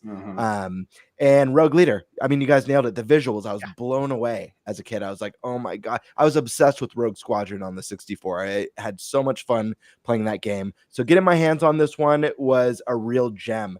And then like the other standouts here for me are Wave Race. Obviously, looking at that water and being like, man, Yeah. this water, it looks so beautiful. And basing graphics, we talked about last week on how good the water looked in games. And then Super Monkey Ball, which is one of my favorite Super Monkey Balls still. Yep. And then I also picked up Crazy Taxi because I was also a big Dreamcast fan, and that system had a short life cycle. Yeah. And I loved Crazy Taxi. It was just good fun. But I will say this, I was one of those weird kids. Take away the handle from the GameCube, and I loved the way it looked when it was revealed. I thought purple's my favorite color, and like that indigo cube, I just thought was so cool. I thought the handle was a little bit weird, like when they were showing pictures of people carrying it around. But I loved the look of it. And I also really liked, and at the time I hoped it would be the console name. I loved the code name. As weird as that Nintendo sounds, Dolphin? Project Dolphin. Yeah, Project Dolphin. Yeah. I was really sad when it wasn't called the Dolphin. I don't know why as a kid. I thought it was such a cool name. Obviously, the GameCube, it's the perfect name. It's probably in the long run the better name, obviously. But as a kid, I remember being bummed out. I'm like, man, Nintendo Dolphin is so cool sounding. Why didn't they do that? But It's funny. Great launch, great memories. It's funny because my my co-host, he'll tell you every time I saw him, he got his GameCube later, but every time I saw him, that's what I would call it. I refuse to call it the GameCube. Like, oh, look what I got on the Nintendo Dolphin. And he'd be like, the Dolphin? But it says the game. Like, no, dude, it's called the Nintendo Dolphin. Dolphin. That's awesome. I'm sure we're in the minority loving the dolphin, because I feel like as a kid, being on the schoolyard and other kids being like that's lame. But I don't know. I thought it was cool. I always thought it was cool. I remember when the details first like dropped on the internet about the dolphin, and we were talking about this at basketball. Like, yo, did you guys hear about the dolphin? It's like, what are you talking about? And it's like the Nintendo Dolphin. It's the successor to the 64, and we followed everything so closely. Yep. Really fond memories. Like Mm-hmm. going on message boards, trying to dig up anything you can. Yeah. It was Dude, good this times. this was still around the time when like you'd go to look up a walkthrough for a game, and it was like those files where it looked like it was written in a typewriter. Yeah, You like just like going through all that text to find where you're at. Yeah, And then my on parents would game get packs. dude, my parents would get pissed because I need help in a game, and I'd Print pull 'em out the out? walkthrough, and there's like 200 pages coming out of the printer, and they're like, "What the hell are you doing?" I'm like, I can't beat this part. That's awesome. So, Yeah, so for me with the GameCube, guys, like this was the first console that I camped out for, and I was a junior in high school. I camped out. My cousin Jim, my buddy Matt Los, who I'm going to his wedding later this year. He's like one of the first friends that's finally getting married. Awesome. Shout out. Yeah, he's going to be 40. So literally, like none of my friends got married, and of course I haven't been married. So I'm like, this will be fun to go to a wedding. My friend Brandon and my friend Reggie, and then the girls came. My girlfriend came. The other girlfriends came. We had a tent out. It was at the local Best Buy, and my cousin actually worked at that Best Buy, and he had to work. My cousin Jim, he had to work in the morning, which was funny because we got like no sleep, and then he had to work an 8-hour shift. And of course, after he got off work, you're way too tired to play GameCube. But it was a great time. We stayed up all night. At launch, I picked up quite a few games. I got Madden. I got Luigi's Mansion, Tony Hawk, Super Monkey Ball, Rogue Leader, and Blue Storm. So I got 6 games Nice. at launch, which I know is a lot. And I came really close to picking up Crazy Taxi because again, I had Dreamcast, got that on launch day, loved it, love Crazy Taxi. Yep. And you guys look at this, it's so funny. You look at those games in the bottom left corner, 1, 2, 3, all Acclaim. Yeah. All Acclaim games, man. Yeah. And now they're back, so it's cool. Again, Madden. I thought it was so interesting because it's like, we're finally going to get Madden again on Switch too. So this is pretty cool. Yeah. Like I expect Madden to be Wow. there. For real. I don't count my eggs before they hatch with EA. Yeah, no one ever should, but I expect I'll go talk to them. Their offices are right here near me. I expect it. Tony Hawk, again, same thing. I expect that on Switch too. Tony Hawk 3, 4. I expect a new Monkey Ball Yeah. to come out on Switch too. Yeah. Sadly, I don't expect a new Wave Race. Oh, please don't say that. I know. It bums me out. I will say, when it comes to Rogue Leader, I've mentioned this before, but I got thrown out there in case anyone's never heard. But we used to go to Best Buy like every day, almost every day after school. In like the time leading up to the launch, as soon as they put out that demo unit, we were there after school playing Rogue Leader, like right after school. Yeah. And they saw us there like every day. And I just have fond memories of GameCube, of going to the Cube Club, which I think I mentioned before. It was where you could go like demo a bunch of GameCube games. Yeah. And cousin and I went like, I think 4 or 5 times. And I got a really nice Nintendo GameCube employee polo that I still have somewhere that I need to find. That's cool. That's cool, man. Yeah. And they gave you free Snapples. Ah, man. And they were in the glass. So like they were really nice Snapples. You could take however many you wanted. They didn't care. Yeah. But yeah, Wave Race was there, Rogue Leader, NBA Courtside, which again, played ball my whole life. So I was excited to play Courtside. Kobe Bryant.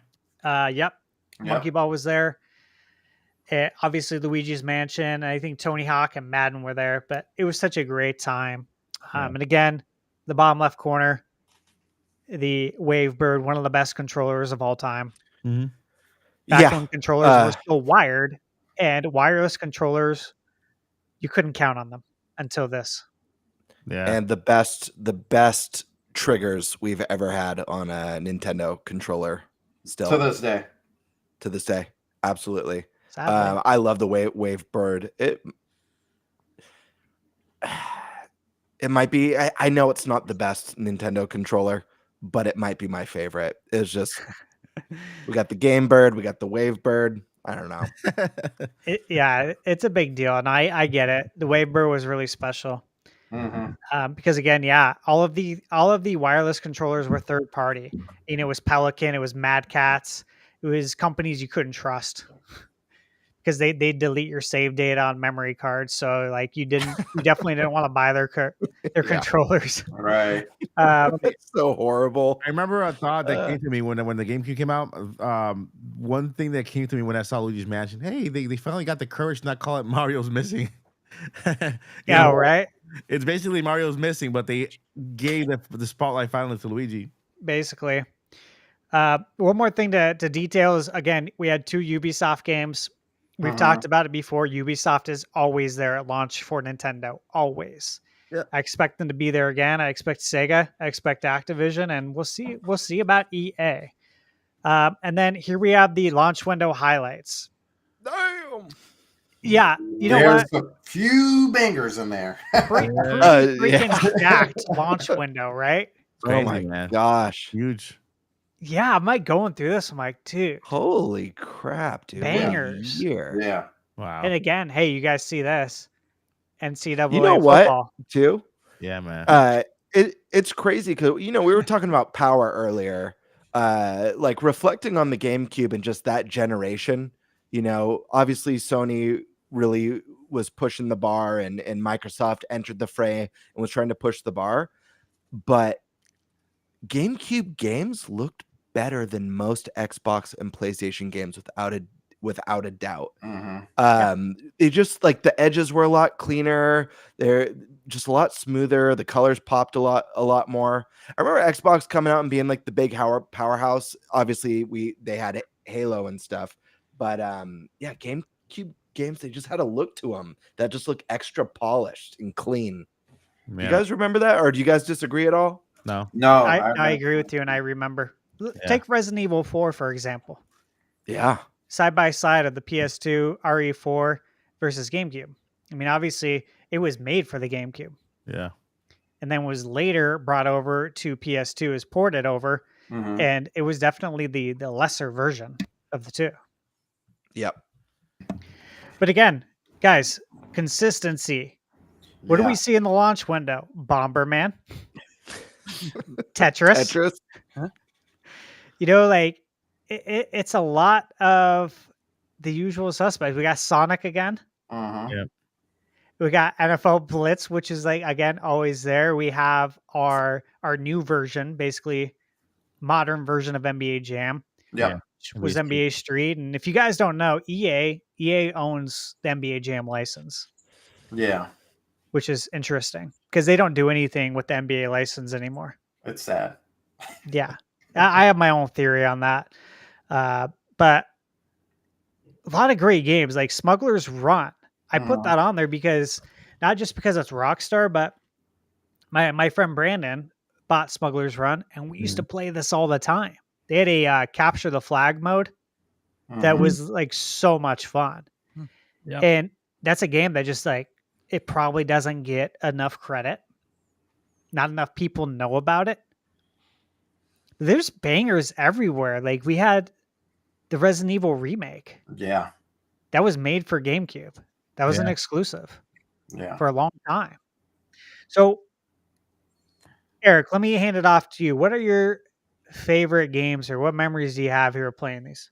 Oh God, I didn't own one, so it was a lot of going to friends' houses, Nate's being one of them, and playing a lot of I played some Sunshine over at my friend Chris's house, we were playing a whole lot of games. Just, I mean, over at Nate's, I'd sit and watch him play a lot of the Zelda games, and then Wind Waker. he'd hand me the controller. Here, sail around while I go to the bathroom. All right, going that direction. I'm trying to figure out if this was Melee. was that We used to play a on lot this of one? Melee. Yeah, was that on the Time Splitters on? Time Splitters 2. Yep. I was gonna say we played a lot of that one. But that was wasn't a launch lot window, of, but that was a big one on GameCube. yeah, that was a lot of fun. Was that free radical? Yeah. Yeah, dude. Time Splitters is great. Yeah. Mhm. So I didn't play a lot of launch window titles just because I didn't have one. But that was just I had to throw that game out there just because that's one of the main games we did play quite a bit on. So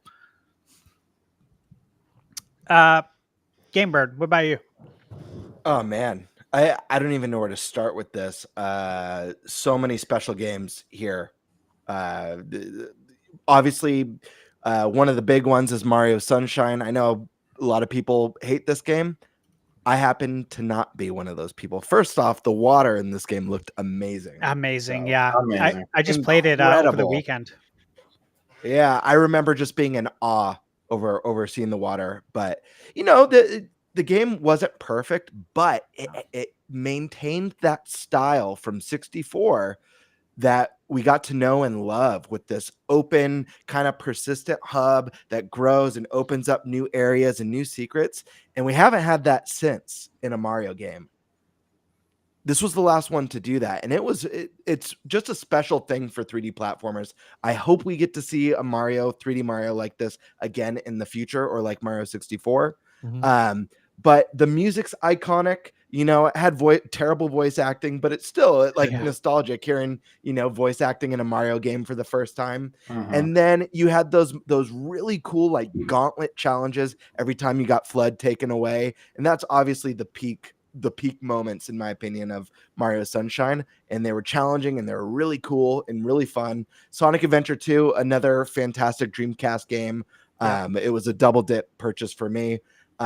This is kind of an odd one, but I loved Gauntlet. I used to play it at the arcade a lot with That's buddies. why I and threw it picking in the there, different because it's classes. actually a good game, dude. Yeah, Gauntlet's rad. So I loved Gauntlet. Let me see here. Eternal Darkness, one of the best, if not the coolest horror game we've ever had on a Nintendo console. I know. It's a damn shame that we don't have a way to play it currently.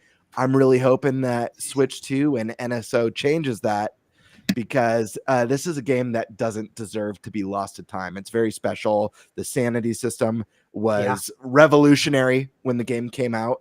And to see a title like this on a Nintendo console was just a unique thing. Again, like you guys mentioned earlier, Nintendo kind of gets called the kids console. But look we also had we have the Resident Evil remake, which is one of the best Resident Evil games, period.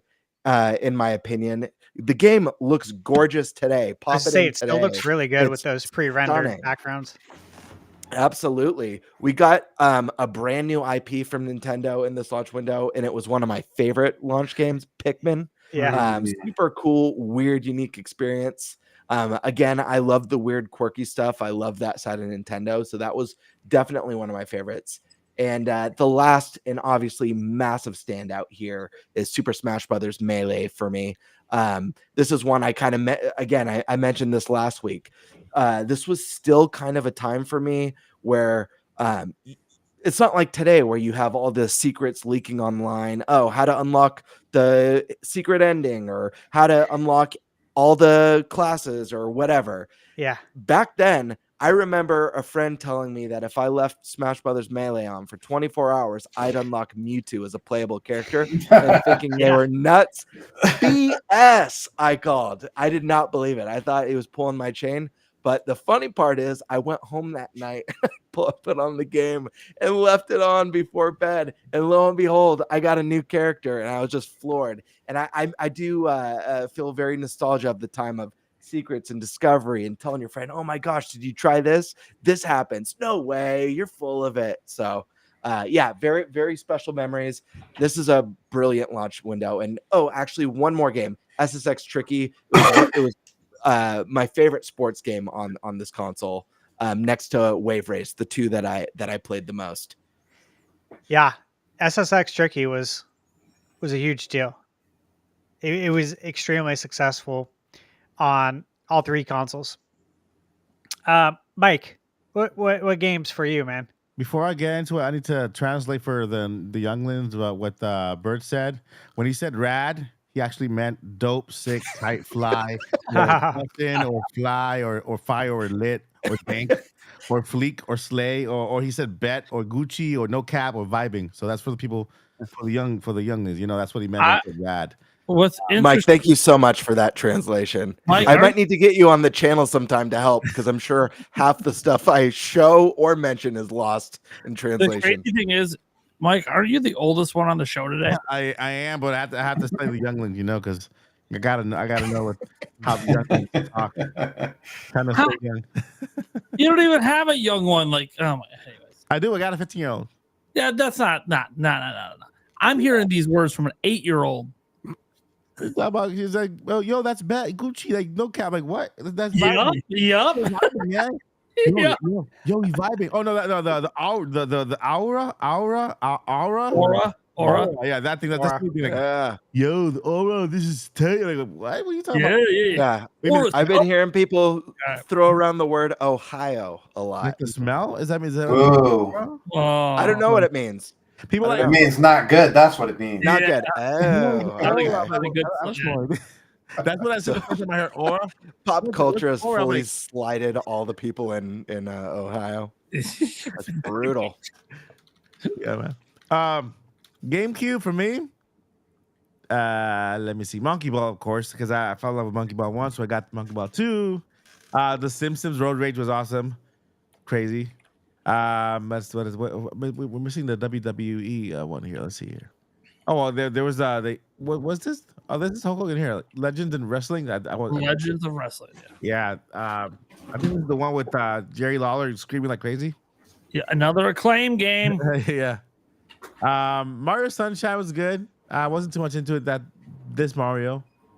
What else did I play on GameCube? I think that was it.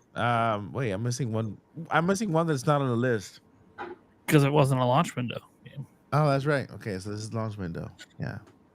But out of here, I would say play a little Well, Mario. Mike, I want to know the game. Anyways, The game? yeah. I think we're not moving on with this segment until. Oh tell my us. God. I will get back to you. Well, on Mike that. gets deep in thought. I'll go a little bit. Obviously, I talked about the 5 I liked at launch. This is obviously just the GameCube is incredible for a console that did not sell well. It had a really, really great starting out library. It's kind of unfortunate the system didn't really take off. Obviously, a lot of the big ones were already talked about. You know, the Sunshines and Eternal Darkness. God, game needs to come back. Like it's all, Gamer's sitting there like, oh yeah, new IP in Pikmin. Yeah, so was Eternal Darkness, and that's Yeah. Nintendo, and they own it. Remaster that thing. What are we doing? And I also found it was interesting. Like, there's 2 M-rated games on here, and then actually, if you look between the M-rated and the T's, it almost is more of that than E for everyone. You know, Nintendo, the kid console, having a bunch of T and M games. I don't know, man. And strong third-party support. Oh yeah, I mean, third party. This is like the generation where they all were there at the beginning, and then they kind of fell off because the sales weren't there, unfortunately. I mean, it was kind of starting with the N64, but this is the era where like, oh, it's got the power, but then everyone's on PS2, so they just over time stopped supporting the system. The third party support late in GameCube's life wasn't very good. That being said, the Game Boy player. What are we? How's nobody even mentioned it yet? It's down there. It's got its own special circle. Yeah. I can't. Sick. see it. It's too small. I was like, dude, they had, oh man, I used the hell out of that thing So did I. all the time. I think there was even something relevant with it. I might be misremembering, but when Stadium came out, Coliseum on Coliseum. GameCube, I think there was something you could do to get your Pokemon off it with the Game Boy player for that game. I feel like I remember that too. That sounds right. Yeah, they had link cables that you could obviously do it with, but I think the Game Boy player, if I remember right, allowed me to do it as well. So Yeah, obviously to me not quite as memorable as the Link Cables, just because of Four Swords Adventures when that came out. But still, Yeah. this lineup's just so cool. And like, think about all the heavy sports games we were getting, all these early generations, like, and we were getting the good ones. You know, it hasn't happened in a while. That we've gotten the good ones, and you know, I mean, even if you go to the Wii U, I know that's going to come up down the line. Like, we had Madden. I'm like, yeah, but it was not the current Madden. It was like 2-year-old Madden with updated rosters. It was embarrassing. No franchise mode. And even on Wii, I know some people like the arcade version of Madden they made there, but I'm like, dude, no, it's not what I buy Madden for, man. Yeah. Not what I buy Madden. So this was still back when we were getting all the good stuff. Blitz was still a thing, still going pretty strong. Although when they went over to Blitz the League, I actually liked that one a little bit. That was a little neat little play on the old school Blitz. But yeah, I don't know, man. It's just, and I got to admit, the courtside game. Oh man, I have a great story about courtside. I'm gonna tell you guys. Yeah, go for it. Oh man, I love that game so much. Mm-hmm. Okay, yeah. So obviously, I played basketball my whole life. Mm-hmm. Played basketball, all through school. And did you have that phase when you wanted to make it to the NBA? Yeah, of course. Oh, of course, yeah. We all did. My parents in the face and said, "What are you doing?" To go? I'm like, I'm an NBA player. What are you talking about? Yeah. I did go to state and won the 3-point shootout for 18 and under. There you go. And I won the year before that for the free throw competition. I played very seriously. I swear to God, like you guys don't even know, but I have over, and I'm not trying to, toot my horn, but I have over 100 trophies that are all like actually have my name on them. They're not like participation trophies or for winning things like MVP. Yeah, no, I played very, very, very. This is why I still play. This is why I went and played today. And now, my back feels like it's broken. I shouldn't be going out there doing it. Man, age. Yeah. Dude, it sucks. It sucks so bad. But courtside, okay? So I've always been a big Dan Marley fan. Does anyone know who Dan Marley is, basketball player? Thunder Dan? Mm-hmm. Played for the Suns, played for the Heat, Cleveland Cavaliers. He played on the USA team in '88. I had his card. Yeah. Huge Marley fan. In fact, I actually got my name, Thunder Steve, because of Thunder Dan, because we both shoot threes from different area codes. He's as they used to say. He's a coach now. Yeah, he's a coach at GCU. I've had beers with Dan numerous times. He is cool as hell. Yeah. So Dan's in the game. It's like his last year with the Suns. Wow. We got him back from Miami. Mm-hmm. He signed, basically a 1-year contract with us to finish out with the team that drafted him. Mm. And so I was always the Suns, right? I mean, I'm always the Suns anyways, but I was always the Suns because of Marley. And so I'm living with my grandparents while I'm in high school. My mom moved to San Diego. I didn't want to move there. I wanted to stay here in Arizona and finish out school. And so grandpa and grandma go out of town. I got the house to myself, right? So I didn't have a party, but I definitely had friends over and some ladies. And we were playing on the big screen TV, the projection TV in the living room. And this thing is like, it was very hard to move out because it was a built-in. Like there's literally a built-in spot for the TV. So rolling it out was hard enough. And we got the GameCube hooked up. We're playing courtside.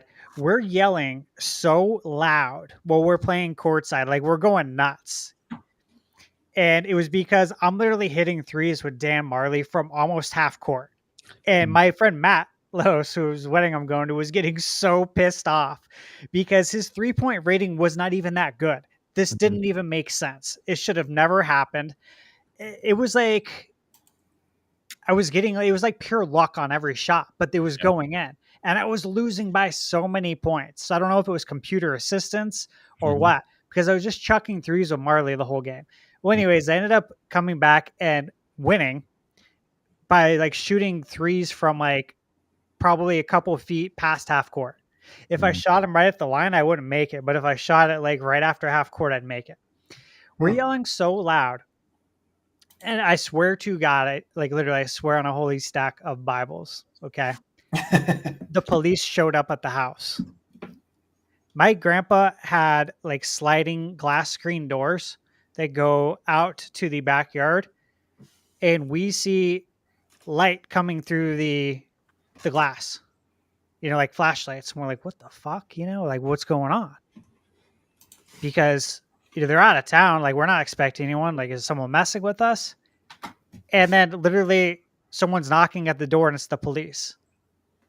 And somebody in our neighborhood called the cops because we were yelling and screaming so loud that they thought there was like a domestic violence like thing going on at the house because of NBA courtside. True story. Like, swear to God. Pretty wild, right? All over NBA courtside. So I have very fond memories of courtside. I'd say so. Those are fond memories indeed.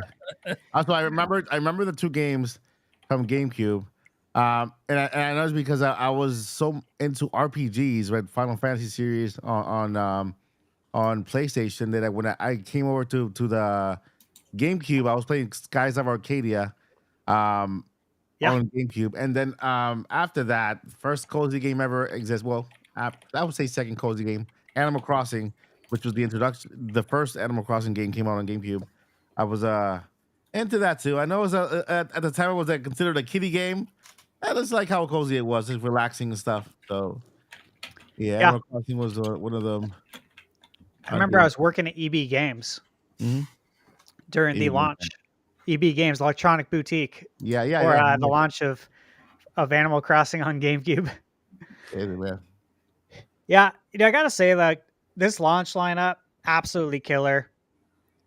So many great games. We got Sonic Adventure 2 first because that was the most recent one, and then after that, we got Sonic Adventure 1 DX.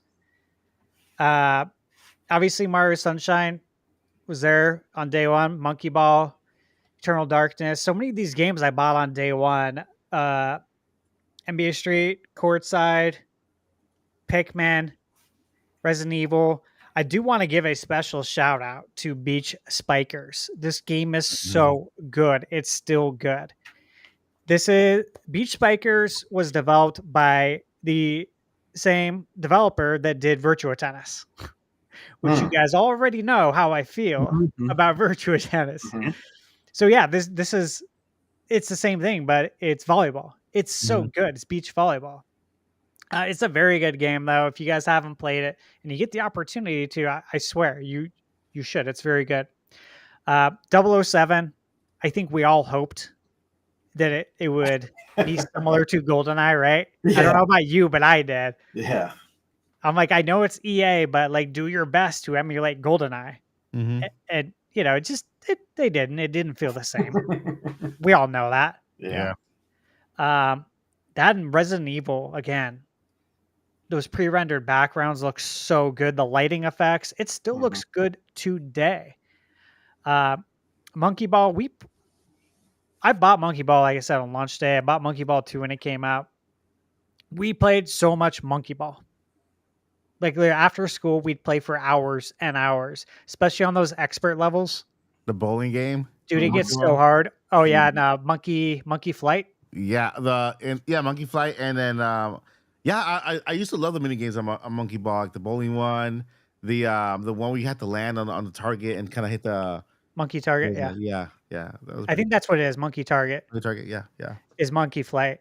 My lady's best friend Sabrina, her husband Ryan. Every time I come to the house, like before I even put my bag down, he's handing me a GameCube controller. He says, "You know what time it is." I swear to you, every time I come over, he already has it set up to play Monkey Target. Dude, that's awesome, man. Yeah, and he loves to play it every time. Like, he still has his GameCube set up for that game, which I think is hilarious and awesome. And again, yeah, Smash Brothers. I think it came out December 7th. Yes. Yes. Yeah. It did. And This is 2002, right? Yeah, that was my birthday present. My birthday was 10 2002. days later. 2002. I was way Yeah. into still PlayStation. I was playing Xenosaga. oh yeah, the good one. Yeah. So I got a funny story about Eternal Darkness. I tell this every time. Every time Eternal Darkness is brought up. That game, like one of you said, it was like on a completely entirely different level when it came to scare factor and thrill. I remember so it may have been two Game Informers before Tony Hawk 3, but it like briefly got showed and like on a page, and I'm like, oh, what is this? This looks really cool. It's from Nintendo. I definitely want it. M-rated? Gotta figure out a way to get my mom to say yes. And I stuck so closely to this game until it came out. And then when it came out, I was all about it. And it was so I'll say this to anybody who did not live in this era, you truly missed out on a masterpiece that will mess with you in the worst way. and I say that story time to say that the game has a mechanic of insanity. And so the lower your insanity meter, the different ways that the game messes with you in the worst possible way. You know, you walk through a door and out of random, like your guy just explodes and you're like, what just happened? and then it like does this flashback where he's like, oh, I'm going insane. So there was this one, and you have to have the right TV in order to do this, because it won't work on TVs now because they all have a, well, you're about to see. So I'm glad you're mentioning this, by the way. So I was playing, right? And I remember specifically going through a door. My insanity meter isn't really low, but it's low enough for the game to start messing with you, right? And I remember I had this giant, the giant T-Rex style fatbacks, that were probably only like 40 inches, but they looked like they were about 75 inches because the back was so fat. Mm-hmm. And I walked through a door and immediately the volume just starts going down. And it's the exact same color, looks exactly the same as if I actually hit the volume button. And it's just like going down. And I'm like, yo, what is going on? And out of nowhere, it says the game is corrupted. And I'm like, what? And so I go to put my finger on the button to restart the game, and it flashes back. And he's like, oh, I'm going insane. And now I'm looking at my hand. I'm like, no. Because you still had your finger pressed down on it, but you hadn't like let go yet? I hadn't let go yet. I'm like, but the controller's like it's like on the other side, because it was the long, and it's wired. I wasn't playing with the Wavebird at the time. I'm like, ah. Yeah, that's a horrible feeling. That's awesome, man. The sanity effects in Eternal Darkness are legendary. Silicon Knights, if you guys remember, Dennis Dyack was the guy behind this game. And I remember reading like so many interviews with Silicon Knights back in the day because of this game and like leading up to it. So it's a very special game. I'm glad you mentioned it. And look at these games, guys. I mean, this justifies GameCube on NSO. Not every game here will be remade or remastered. There's a lot of games that can live on NSO happily and be, make people happy, right? Mm-hmm. Yeah. All these companies are pretty much around still. Yeah. Especially with Acclaim back in the fold. Yeah. Can we get another Gauntlet Dark Legacy? Like, please. I know. Gauntlet's great. Amen. Game Boy Player, one quick shout out. I got it the day it came out, and I specifically remember playing from beginning to end Mario and Luigi Superstar Saga. I bought it the day it came out, and then I played it on my big screen. And it was a great experience. Great game if you haven't played it. The original Mario and Luigi Superstar. Game Boy Player is awesome. Yeah. All right, guys. That does it for week 3 we got other topics we got to jump into because I feel like we could literally do an episode on this. Oh, easy. Yeah. We Oh, yeah. made I've got wow. so We- many we basically GameCube did. stories. I know because we could reminisce all night. Spend like 2 hours. Exactly, yeah. Yeah. Do the whole podcast. For real. All right. We love the GameCube. Yeah, GameCube is awesome. Well, you It can sure find me was. honestly.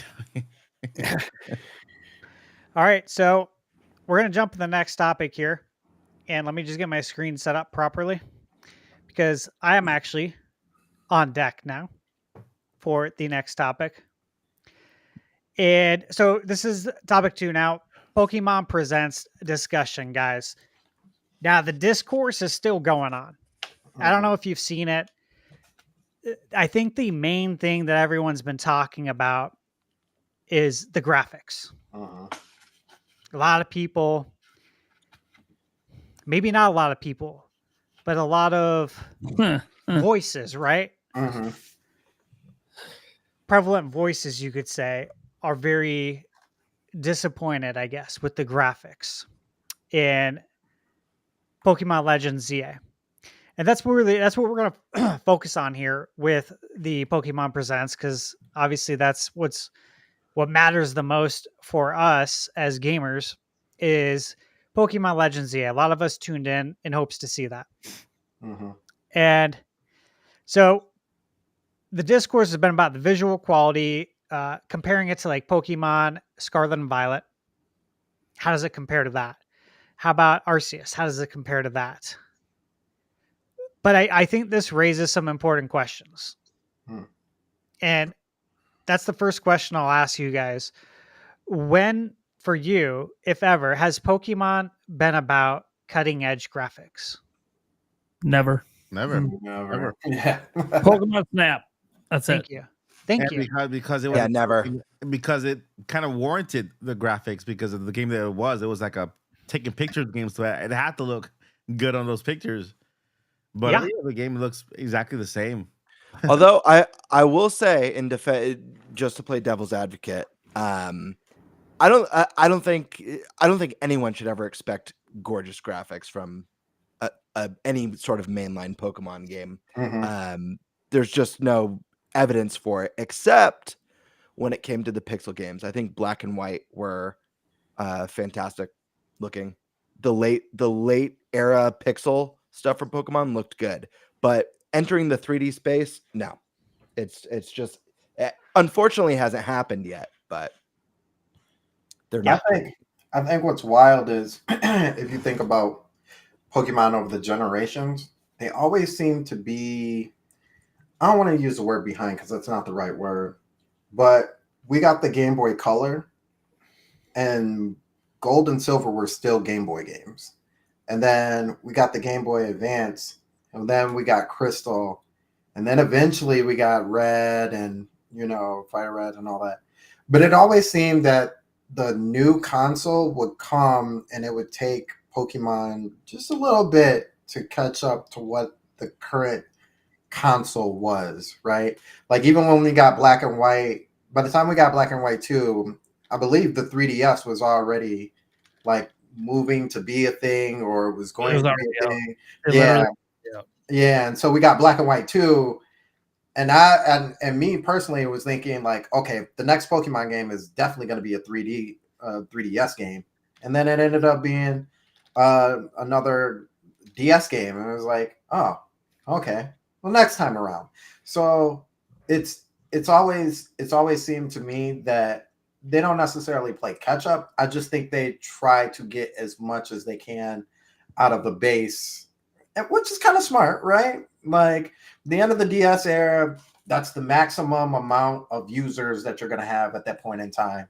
And Pokemon is going to sell. You're going to make the most money off of that versus putting it on the 3DS, which is still relatively new, But even when you talk about graphics, and I think this is something I would say I'm a little more forgiving with the Pokemon Company and Game Freak, is that usually these games come out every like 1 or 2 years, is their kind of cycle.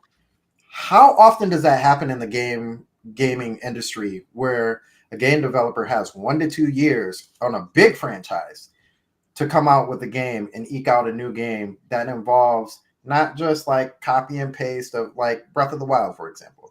You've got deer, you've got bears, you've got foxes. You can copy and paste those, right? But with Pokemon, you're looking at hundreds of different Pokemon at minimum. All have different stats. Shiny every now and then. You have to create a move set for them. You have to do all of this in a year. Also create a whole world, story, background. So it's like, I understand. You know, you want the graphics to be better and stuff like that. Can they be better? Absolutely. Do I hound on them and hark on them for my graphics not looking good when the gameplay still looks great? I don't know. I'm okay. You know? Yeah. I have a simple response. Graphics in Pokemon have never mattered. Period. I look, guys. We knew what Legends Arceus looked like before it came out. Still sold 15 million copies. We knew what Scarlet and Violet looked like before it came out. Still sold 25 million copies. And the funny thing is, the graphics weren't what people had a problem with Scarlet and Violet.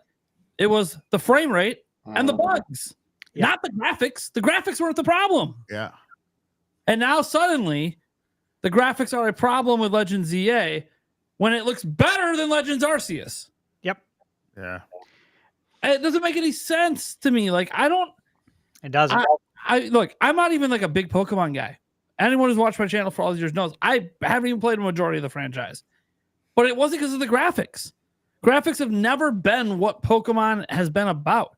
It's always been about a very fun, simplistic RPG It's Pokemon. and collecting Pokemon. That's what it's always been about. And what the Legends series did, and why I love Legends Arceus so much, is it said, hey, like, I got tired of the formula of Pokemon. So Legends Arceus said, you know what? We're going to make a huge change. We're going to completely forget how we used to catch Pokemon. And we're going to do it now more like they do in the animated series. Badass. Sneak up. Throw your ball. Maybe it works. Attack it a little bit if you need to. Whirl it down. But it's all live action. Just like in the anime.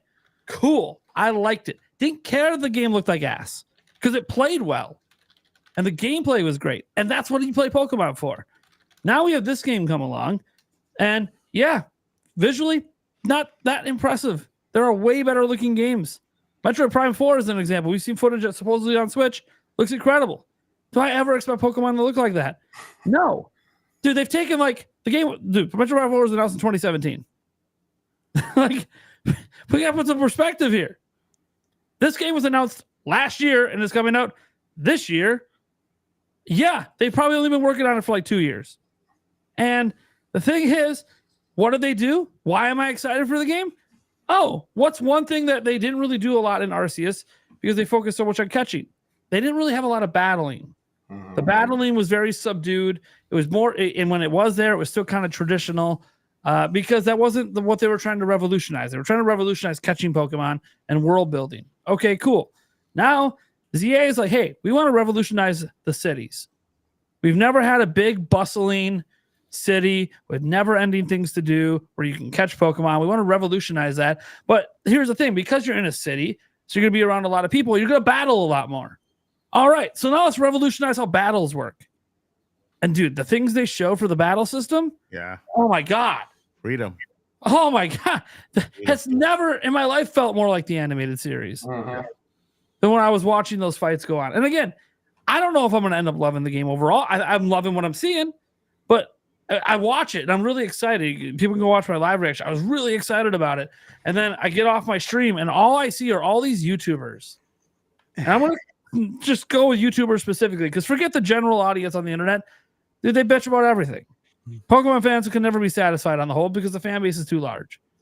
But to watch all these YouTubers bitch about the graphics over and over, I'm like, motherfuckers, you're bitching now? Why weren't you bitching with Arceus? Why weren't you bitching with Scarlet and Violet? Why weren't you bitching with Let's Go Pikachu and Eevee? Why weren't you bitching with X and Y? Why weren't you bitching all these years? Now it's a problem? Out of nowhere, it's a problem? What the fuck are we talking about? Now, if you want to talk about some of the frame rate dips that we saw in the footage, fine. Yes, it should have smooth gameplay. I do think that polish is a problem the Pokemon company's had for a long time. I do think it's kind of inexcusable, especially since the graphics aren't pushing the system to its max, that it doesn't have smooth gameplay. That just speaks to a lack of polish. And yes, we just came off Scarlet and Violet, which, oh my God, I don't even know if it went through a QA cycle. I'm sorry. When you have falling through the world bugs, that doesn't really feel like it went through a QA cycle. It probably did, but I know they're on a tight schedule, so it didn't get the QA it needed. I think if people want to talk about the performance, if you want to say you want to nitpick the gameplay, if you want to nitpick like maybe the NPCs still look a little static sometimes in the town, like they don't look alive, they're just standing there doing nothing. Yeah, okay, that's fair. Because, you know, we live in an era of gaming where the NPC should be doing something. They should be walking around at least, you know? And they don't really look like they're doing that in a lot of the footage. Fine, that I can understand. But the graphics, that's what we're sticking with? On one of the least graphically impressive franchises in gaming? And you could talk about how big it is, and you could talk about, but it's been like 30 years. That's not what the series is about. Yeah. So That's my question is what, and I'm going to get into this question. I'll ask it now though, but what were people expecting?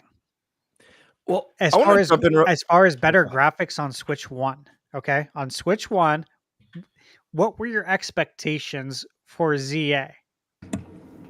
Like realistically, I can answer that. I think, well, not for me, for the other people.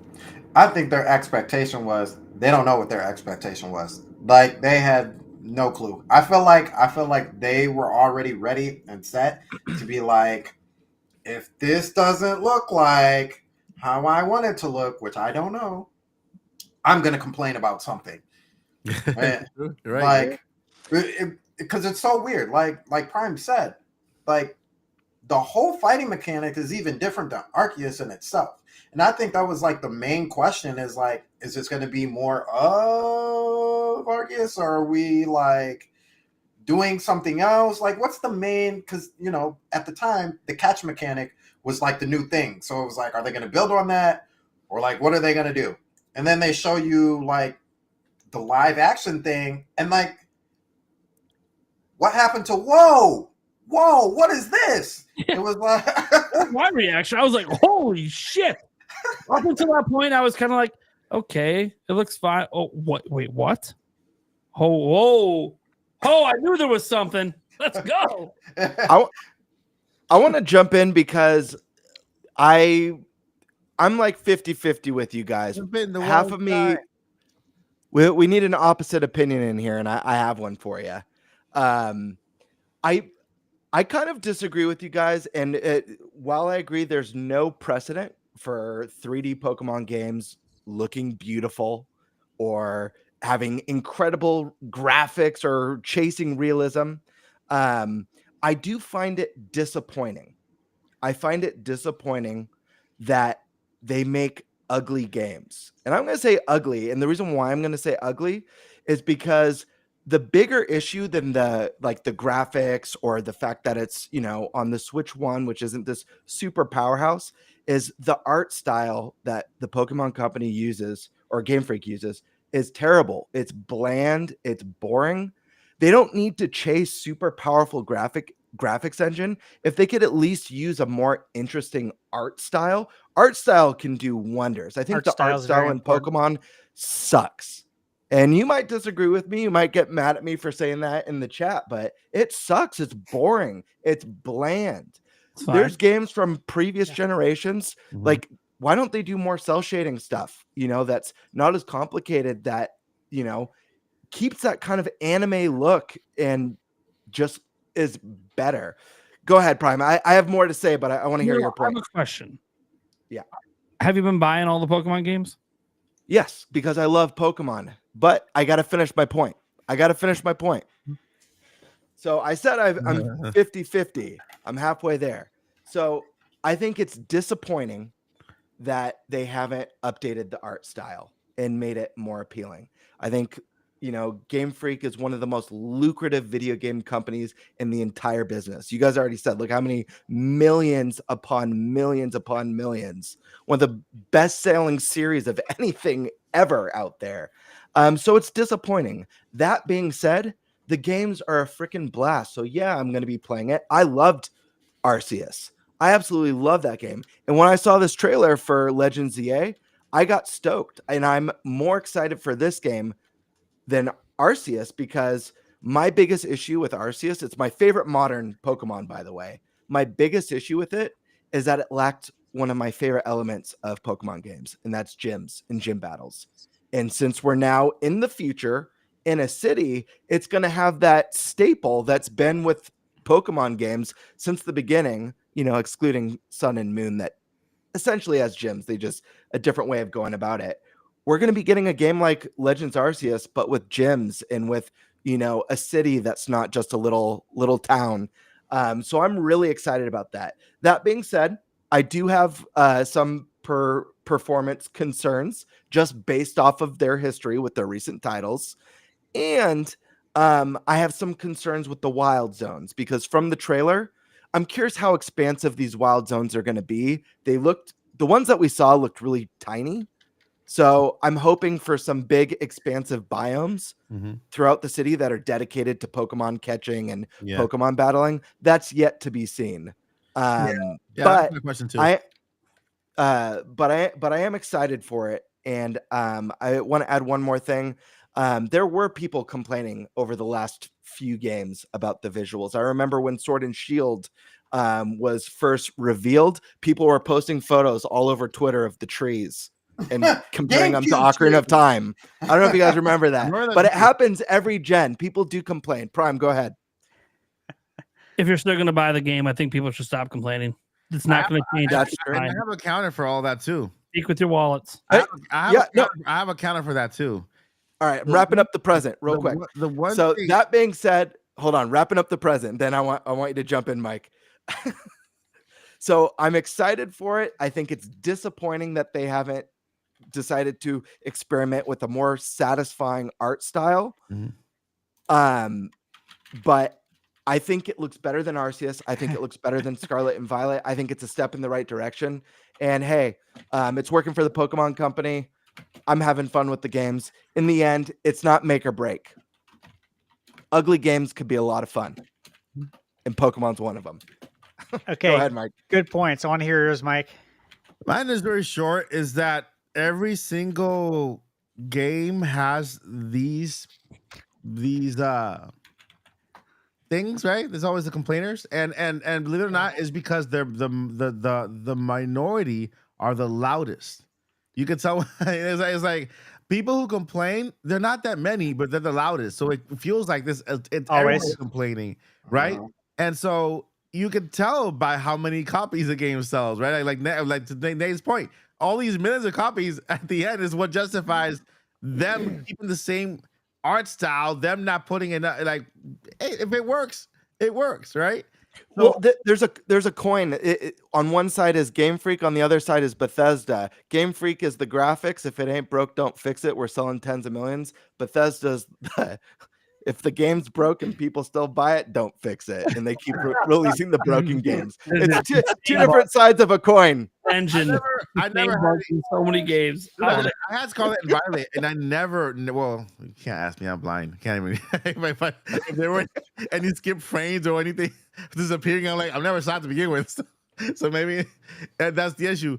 But I never had an issue with Scarlet and Violet ever. I played the entire thing. So yeah. All right. Who wants to make their points next? I'll give you my points at the end here. Who else got one? Oh, by the way, negativity also sells. Drama sells. People see a really horrible title of the video. No. Yeah. I get why all the YouTubers get negative, because it's gonna drive views. I'm not dumb. I'm not dumb. Yep. Well, like they also, I'm not gonna say that's the only factor. Obviously, I think they do feel that way. And I get that, like, feeling that way about the number one selling game franchise of all time. I get it, but it's just like one of those things, man. Yeah, it's the number one selling game franchise of all time, and it's never had a gorgeous looking game. So what are we doing? It's like not Yeah. if you want them to do something gorgeous, you're only going to get a game every 6 years. Mm-hmm. And do you think the Pokemon Company, from a business perspective, thinks it's a smart move? Like, do they really think releasing one really gorgeous game every 6 years is going to make up for the sales they get on basically dropping a game a year? No. You have to Breath of the Wild it, create an engine, right? Make it as nice looking as possible, and just use it for everything, for all the games, right? Well, Dude, yeah, but or- Standard. Nintendo did that, and it still took them 6 years to put the next one out. Yeah, I think too, with the as far as like the engine and stuff like that, is that each of the Pokemon games has their own aesthetic, if you will, and I think that helps push with each game in itself. It kind of gives its own little character. Because I mean, if that was the case, then I would have just told them to use the Arceus. The same aesthetic for Arceus, the watercolor look to it to put in this, but then it doesn't really have its own unique little look and style to it, I think. So Yeah. I agree with that. Arceus did look a little bit more stylized, which I think makes the game kind of prettier. I think that what we saw in the new one is a little bit more impressive, but I think Arceus is actually prettier because of that aesthetic. And I would have loved to see them double down on that. If you guys haven't watched yet, Andres Restart did a graphics comparison video yesterday, I think, on the Legends Arceus versus. And I mean, if you guys go watch it, they actually like did massively improve the graphics. But like it just people don't feel that way because they compare it to Nintendo's best of the best games. And it's like, yeah, but not even all of Nintendo's games are that impressive. You guys are comparing, and I get why you compare it to the best of best because it's just a big selling IP. But like all of Nintendo's best of the best games aren't being made in 2 years. Yep. Yeah. I also have a theory that they're saving the best for Switch 2. So when they play the same trailer, That's what we thought was Switch. Yeah. We literally thought that was Switch. Like we're not saving anything. when they play the same trailer for the Switch 2 version of Pokemon, what's this game called again? Pokemon VA. and cows. When they play this game for Pokemon Legends Arizona, with Switch 2, it's gonna be top notch. They have like best graphics ever. I mean, Oh my god, it's gonna get embarrassed by a Tetris it's gonna game. be so hyper realistic that you're gonna be able to see the pores on Pikachu's nose. Oh no, not the pores. The pores, dude. The pores. You know what? No. It's gonna be part of its evolution. The pores get bigger and bigger and bigger. Even if they have a Switch 2 version, Pores came on. Pores. the moment they show it and it has a frame rate drop to 15 on Switch 2, everyone's gonna use that to say Switch 2 Switch sucks. 2 is Look at dead. that. You can't even run Pokemon at 30 FPS. It's like, dude, come on. Can we just not? Yeah. Can we just acknowledge that maybe Game Freak just isn't the most talented studio in the world, and it's okay? I kind of have a feeling, because I know a lot of people gloss over this as well, but I kind of have a feeling the next time we see this game, it's going to look better, kind of like how they did with the original Arceus. Like that I think that's for Pokemon specifically. Like if they do that for any other game, I'm not on board with that. But with Pokemon and showing off, the original Arceus, we were like, whoa, like, okay, but it looks good, but like, whoa, wait a minute, hold on. Some things need to get fixed here. And then the next year was like, oh, okay, they fixed the problem. So I think, and that's not to say that the graphics are going to look any better or anything like that. But I think the second time we get this presentation, I think we're going to see something a little more impressive. Yeah, I agree with you. And I also have a solution for everyone that will complain if this game has low frame rates. If they complain about that, I have a solution for everyone. Just blink more. If you blink more, your eyes will get more moisture, and then you feel better about it. Okay, just like this. Oh my god, this game is like 120 frames per second. That's yours. Because you're blinking. So just blink. I keep telling everyone, like, when you complain about Pokemon games and then I turn around and watch you still playing them, it's like, look, I can be critiqued about, critical of games and stuff like that, but like, I'm not shouting from the mountaintops how much a game sucks like some of these people are, and then they still buy it. Yeah. I'm like, just stop buying the game. Like, Yeah. I'll give you a really good example. All right. Legend of Zelda franchise, beloved. All the games reviews super high, right? Skyward Sword comes out on Nintendo's highest selling home console of all time. Only sells like 4 million. Nintendo comes out publicly and says that's a failure. What happened? The entire series fundamentally changed. Mm-hmm. And they went all the way in to make Breath of the Wild. Off of Skyward Sword, that sales, according to Nintendo, were not good enough. They did not meet expectations. Mm. Why? People didn't buy it. They didn't like that motion control stuff. They didn't like that it was so super linear and dungeony all the time. As much as I love Skyward Sword and it reviewed super high, and Skyward Sword HD is amazing, it's one of those things that Zelda gamers answer with their wallets. If the game doesn't appeal to them, they just don't buy it. And when that happens, that's when huge changes happen.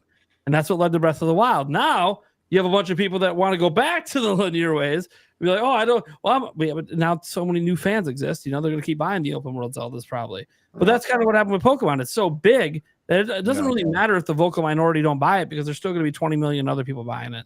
Exactly. But it's going to need what would make cause change, and it's not going to happen with this game. Let's say Gen 10. It comes out. It's primarily made for Switch 2, promoted for Switch 2. But people are really disappointed in the visuals and the frame rates still suck and everything. Look, it needs to sell 10 million, and then they will rethink their approach to the next Pokemon game. Mm-hmm. But if it sells 15 to 20, 25, 30, They're not going to care. they're not going to do anything. Yeah. But 10 million would be disappointing for them for a game that's got 2 games. Mm-hmm. Yeah. They'd be disappointed. 10 million for like a ZA. Look, that might be disappointing compared to Arceus, but hey, it's an individual game. Mm-hmm. Yeah. Right? So, like, that's the thing. I agree. People have to actually. I'm not saying that Pokemon needs to sell 0 copies, but it needs to have like the sales cut in half, and that's when change will happen. Until then, all the mass consumers are telling them is good enough. And the thing is, I'm actually excited for ZA because I accepted that Pokemon's going to look like shit a long time ago. Yeah. Like, All right, guys, let's start a that's what the GoFundMe series for is. Pokemon. The sooner you stop caring about the graphics, the sooner you can move on and have fun. Well, I want to add one final point with this because I agree with a lot of everything you guys say, and you know me, I've said it multiple times on this show. I don't care about power. I'm not the big graphics guy at all. I like cool art styles. I was obsessed with. I mean, Wind Waker is one of my favorite looking games of all time. So I do appreciate cool and unique art styles, and I don't think there's anything wrong with people, wanting or asking for something better than they're getting. The issue is it turns into these toxic online communities of just naggy, whiny, complaining. Nate's right. If you're gonna buy the game, stop complaining. But there's nothing wrong with wanting better. There was no precedent for jumping in a Zelda game. It was it's my favorite series of all time since the very beginning. Man, I wish there was jumping, or since it went 3D, I wish there was jumping in this. This would be so much better if there was jumping. There was a jump button. And hey, we got it one of these days. Maybe it will take some sort of weird decline of Pokemon game sales. I mean, hey, it's happening with Bethesda. People gave them a pass game after broken game after broken game after broken game before people started getting upset. Maybe one day it'll happen with Pokemon, especially if they don't get the performance kinks worked out. But that being said, I'm looking forward to this one. I didn't see any stop motion movement like you got in the schools and Scarlet and Violet, where all the kids are stop motion and stuff. I'm like, oh my God. One thing is, ironically enough, for being a gameplay, they really didn't go into a lot of buildings. No. And I'm like, please don't make this a Pokemon game where you can't go in some of the buildings, and then when you do, there's nothing there. This game's literally about a city. Mm-hmm. The buildings should be like vast and expansive and interesting. Mm-hmm. Agreed. I got a feeling that's probably not going to be the case. No. But just like Gamer, you mentioned how you hope that like those zones to capture the Pokemon are big, expand. I don't think they're going to be. I think that was an Arceus. They look tiny. I think it was an Arceus thing. That's what they were doing. This is more about the battling and the community, and that's what they're kind of focusing on. Less on the catching. The catching will still be there because you got to build. You got to have some Pokemon, but I think it's going to be greatly reduced because one thing I've noticed with the Arceus games, and again, we'll know for sure once the game comes out, is they're very focused on a specific thing, and that's primarily what the game does. Everything else is significantly lesser. Now, someday, might they put it all together and make one grand expansion? Yeah, they might be building towards that, but that's just not what they're doing right now. Yeah. Hey, I kind of have a feeling, and I'm hoping that it's right. But Nintendo games as of late, and I say that from Tears of the Kingdom, have found a way to inch in a underground area. So I'm having a feeling that maybe because we haven't seen like who's the big bad villain or what team that we're gonna have to deal with this time, that they're gonna be in the sewers and that we're gonna be doing Guys, I saw Stash try and jump in a few times. I want to make sure he gets to say. I saw you go. He's probably thinking they have a Ninja Turtles sewer system down there. I want to hear sewer from system Stash. would be cool. Yeah, so I just give you my thoughts on this as far as Pokemon as a whole. I bought the first Pokemon when it came out. Actually, I bought it the day it came out. I bought Pokemon Blue. It did not have good graphics. But this is Game Boy Color. Mini games didn't have good graphics, right? Especially when you compare it to console games back then. In my whole life playing Pokemon, it's never had good graphics. The Pokemon games today on Switch, they don't have good graphics. They don't look good. I'm indifferent to the art style. It doesn't bother me. Like, I'm not gonna, honestly, to be even more honest with you guys, I'm not gonna let something like art style in a video game bother me. Okay, there's just a lot of other things going on in the world that's not important. To be perfectly honest, the art style, that's just not something that I really care about. But I'm not here to stick up for Pokemon's graphics. I mean, I literally think they're not good. They suck. Like, they've never been good. But the thing is, it doesn't need to be good. I still play regular Nintendo games on the regular. I play Super Nintendo games. Like, I play a lot of older games, and those graphics, you could say, are even worse than the Pokemon games. I don't play them for the graphics. Okay, you go back and play the original Legend of Zelda. That game doesn't have good graphics if you were to compare it to today's standards, right? But I can play it today and enjoy the heck out of it. That's what's important. I think what it really comes down to is what is most important to you, because what's important to me might be different for you. Like, why do we play video games? What are the most important things to you when you decide on if you're going to purchase a game or not? Are graphics high up on the list? If they are, yeah. I mean, Pokemon's going to bother you then because it doesn't look good. Is fun factor like the highest thing for you? Is the gameplay? Is it the combat? Is it the sound? Is it the amount of content? That's been a big thing over the last 5-10 years. Well, how big is the game? How long is it? Is it worth my money, right? Is it worth paying full price? If it's only 10 or 15 hours, I want a 50-hour game for that price. Everyone plays video games for different reasons. And there's no one reason that I think is right or wrong because it's your own reason. So with that said, like, I play the Pokemon games because they're fun. I don't play them because they look good. And I'm not saying that they look good. I think they look bad. But it doesn't bother me. Does that make sense for everyone?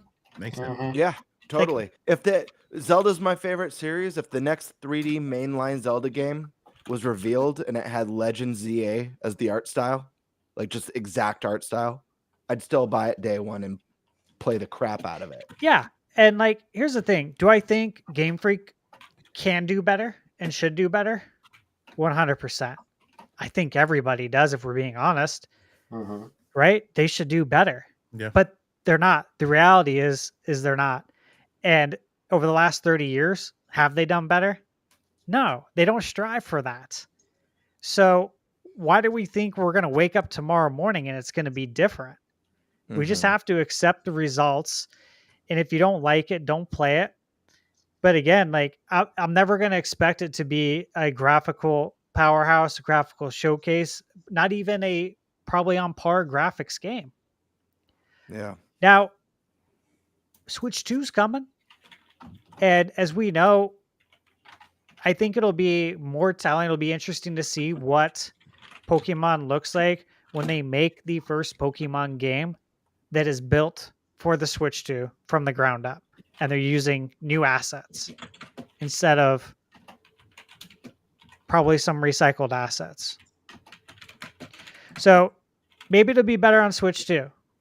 But I ain't going to hold my breath. Are you guys?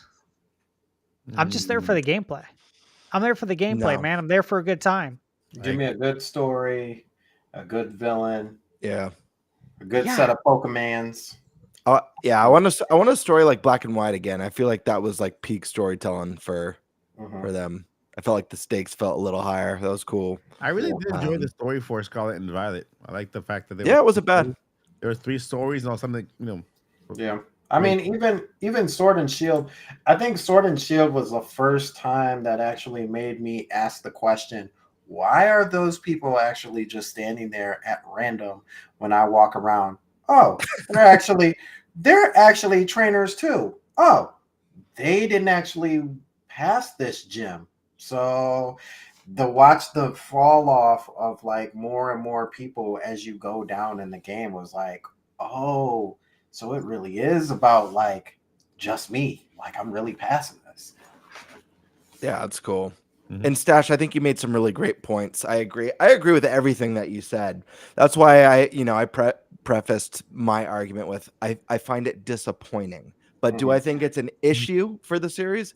No. Performance, yes, because I think there's only so many failures in that area you could do before people get fed up. Mhm. Visuals, though, no. It's just disappointing. Mhm. Yeah, like let me ask you guys this, because this is a decision you have to make on a lot of games when you play PS5.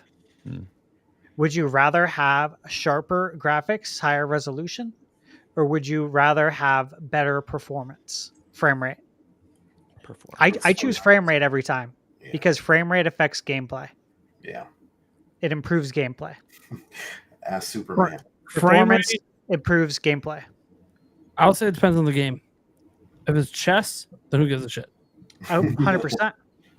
But most games are so fast paced that really does matter. I will say, as an example, like if it's like a real time strategy game, as long as it's a consistent 30, I might go with the higher. I agree. That's let's- enough for that genre. Unless it's a multiplayer match, then I will admit multiplayer. I would put it back to the FPS because now it's going to matter your clicks and how fast you can do things. But yeah, it's one of those things that I think for the most part, frame rate is what people would choose. And the thing is, on PS5, even when you do choose it, it's not like the game looks like shit. Yeah, you're right. Because I was doing this. I just started Monster Hunter Wilds yesterday, and I was choosing how I wanted to play it, whether emphasize how the game looks versus frame rate. I chose frame rate just because I know that the game is pretty fast in the battles and stuff. So, and it still look good. There you go. I think it really comes down to that. Like if I could ask for one thing from the Pokemon series, because again, people are upset with the graphics Mhm. and they're upset with the performance. If I could ask them to fix one thing, it would be the performance. I'd rather have improved performance. Continue to give me the same visuals that don't do anything for me. But they also don't hurt me either. Yeah. They literally do nothing for me, right? It doesn't make it a worse experience. It doesn't make it a better experience. But I'll tell you what, if you improve the performance, that would make it a better experience. Yeah. Well, to a certain extent, I'd rather play a Pokemon game that's a stick figure that actually works well than having a game that looks amazing but doesn't function. Other than the graphics, everything to do with that. I can even give a perfect example because I think this is actually spot on. So ZA, kind of like we talked about, the gameplay is as far as it goes hasn't been done before in the Pokemon franchise, and it actually kind of leans towards an idea that we had thought up on the channel a while back, is that we wanted, and I think you said it, Prime, like the game to be as close as possible to like the TV show, to the point where you're actually playing as the Pokemon that you have. So you can move them around freely within the gym. You get your own attacks, whether that's like a flying Pokemon, you can actually fly around and use these moves in real time, right? And just like Ash, I'm not like talking about you fire blast the ground and like nothing happens, or you use earthquake, like using the earthquake on the ground, it changes the landform. So like now you're dealing with different elements and stuff like that. I guarantee you, if you put that in a PlayStation 2 level of graphics, nobody will say anything about the game. They would be like, this is amazing. This is exactly what we've been looking for. And you'd be like, I thought it was about the graphics. Right. What we really need is them to just Nintendo to just port over the greatest Pokemon spin-off game ever made, Nobunaga's Ambition cross Pokemon. It was a tactics game and the best spin-off. That's what we need. That'll make up for any shortcomings. Pokemon plus rabbits. I'm so That too. Balls. All right. Do we have any final comments on Pokemon? You're gonna buy Pokemon anyway, so it doesn't matter. Yeah, I'll be there. I think most of us are going to be there. Hey, we hope for the best, right? We always hope for the best with any game. But if we don't get the best, I'm not going to be surprised. None of us are. as long as the gameplay's there, as long as it's fun. Said. You know what I mean? Like, what was the quote that Reggie always said? He's quoted saying, "If it's not fun, why play it? Facts, the game's not fun. Why play it? Facts. Right? It has to be fun. That's key. Fundamental. It is fundamental. All right, Eric. Yes. It is time for Mario Day, so I'm handing it off to you. Mario Day. As we all know, March 10th is Mario Day. But this year, it's more than just a fun nod to Nintendo's mascot. It marks Mario's 40th anniversary. This is shaping up to be a massive year for Mario, with the Switch 2 on the horizon, potential game announcements, and the sequel to the Super Mario Brothers movie set for April 2026. We'll be talking about here paying tribute to Mario with our top 10 favorite Mario games, including spin-offs, share our favorite Mario memories, and speculate on what Nintendo has in store for the year-long Mario 40th celebration. Yay. Nice.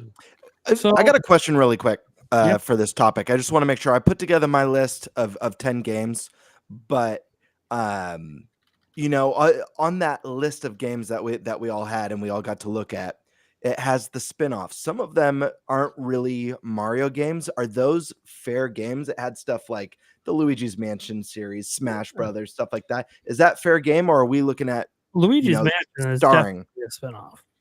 Okay, I want to make sure it's fair game.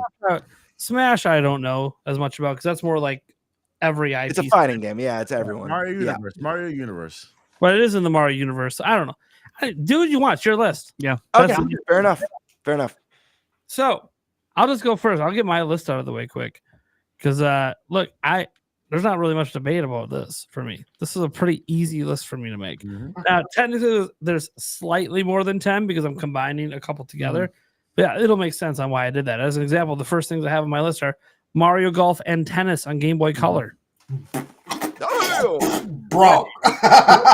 like on the Switch or all time? On Game Boy Color. On Game Boy Color. The specific Game Boy Color games. I mean, like the top 10 is on the list or of Switch or all time? It's all time. All time. Okay, so I misunderstood. Let me make my list right now. So Michael go last. Yeah, great. Anyways, Mario Odyssey. There you go. There's a Switch one for you. I got that in my top 10. Again, this is no particular order, guys. Mario Bros. 3. I don't feel like any of these games need an explanation. Just Right. Correct. Super Mario World. Mhm. Mario Kart 8 Deluxe, the best Mario Kart of all time. Yep. Come on. Here's another one where, you could separate these. And if I was going to pick one, it'd be the second. But I feel you can't have the second without the first. So Mario Galaxy 1 and 2. Easy. Luigi's Mansion 3. Mario Wonder. That was the controversial pick. I wasn't quite sure. It was really in my top 10 because there's a lot of games. It's in my top 10 for now. This one wasn't controversial for me. I wonder if anyone else likes it. Mario plus Rabbids Kingdom Battle. Not on my list. It almost was there. I debated between two games. Sorry, let me. I'm glad you put it in. And this one, I'm very curious if anyone else has this. The original Dr. Mario. Oh, Good game. Good list. yeah. Love Good that. list. So I'll stick with the list for now. We can get to the other Mario stuff after. So who wants to go next? I'll jump into mine real quick. No particular order. However, I wanted to put my top 3 in order. So I'm doing my top 3 in order. The rest is a Do it. free for all. They can fight it out in the 7 remaining spots. My favorite, let's start with third. My third favorite Mario game of all time is Paper Mario and the Thousand-Year Door. Yeah. I adore that game. It's very stoked that I got to replay that this year on the Switch. My second favorite Mario game of all time is Mario Galaxy 2. It's Mario Galaxy, but it's even better. Yeah.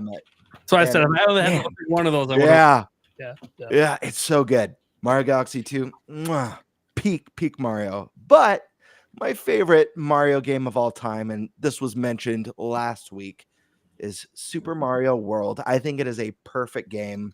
I can't think of anything wrong with that game. It is a game I've probably played through that game more than any game ever in my life. All right, next. There we go. Right, soundtrack. All right, remaining games on the list. We have Super Mario RPG, Mario Odyssey. We have Mario 64, Mario 3, the first Mario Galaxy, Super Mario 3D World plus Bowser's Fury. I thought 3D World was unbelievable. It was one of my favorite Wii U games. Bowser's Fury, even better, with a really cool addition to the game. And then my last two is going to be Luigi's Mansion. And I got a really cool one. The first, not the second, the first Super Mario Maker on the Wii U, where you got to use the touchpad to build out the levels. Wondering who was going to put that one in. Yeah, and I was debating between that one and Mario plus Rabbids Kingdom Battle because I love that game so much. So good. But that's my list, and I think it's great. The opera battle alone. God, it's so good. Kingdom Battle on my The music. That one alone. Then the Halloween. It's so good. Oh, my God. All right. Eric, it's your topic. Why don't you go, buddy? Yeah. Let's start out with Mario 64, and then my favorite Mario Kart 64. As Nate said, pretty self-explanatory with Mario Golf and Tennis on Game Boy Color, because those were actual true RPG masterpieces. Sunshine, even though it was goofy at times. Super Mario Strikers for the GameCube. Mario and Luigi Dream Team. I had a lot of fun with that one. Super Mario Bros. Original. We don't really, it kind of jump starts. I know technically Jumpman, but it jump started Super Mario. Yes. Mario and Rabbids Kingdom Battle is my preferred one, but I do like them both. Mario Odyssey and then Super Mario RPG. All right. There we go. Why don't we go with the Sandman down there? All right. So mine's is fun. But not too far off from everybody's. I'm going to say this, though. Shout outs to both Eric and Prime. My boys. Mario Golf and Mario Tennis. Okay. The GOAT. Right. Nothing like those games, man. It might be number one for me because it's the first thing I put on my list. It's so good. It was. So good. So I got Mario Kart 64, Mario 64, of course, Luigi's Mansion, Dr. Mario, Super Mario 3, Mario Land 3, Wario Land, Mario Odyssey, Super Mario World, and Super Mario World 2, Yoshi's Island. There it is. But Yoshi, I'm so happy. Happy that one made someone's list. That was a close one for me to get on my list. Damn. That music is just this some of the best music. Who's next? Well, Mike, are you ready yet? Are you still building your list? Ready. All right, cool. This is Unleash easy for the me. fury. You go. I'll go last. This was extremely easy for me when you said. I think I did it by the time Eric was done already. Listen, I should literally should have a Mario channel like Nintendo Land. yeah, I should have a Mario channel because Mario's my guys. But I just like to talking everything Nintendo. But here's my list. It's not in order like you guys asked. Super Mario 3, of course, this is my favorite Mario game. Before Super Mario 3 on NES. Then Mario 64, Super Mario Odyssey, the first one, Super Mario Bros. Without it, no other Mario will exist. Well, except for that, Donkey Kong game.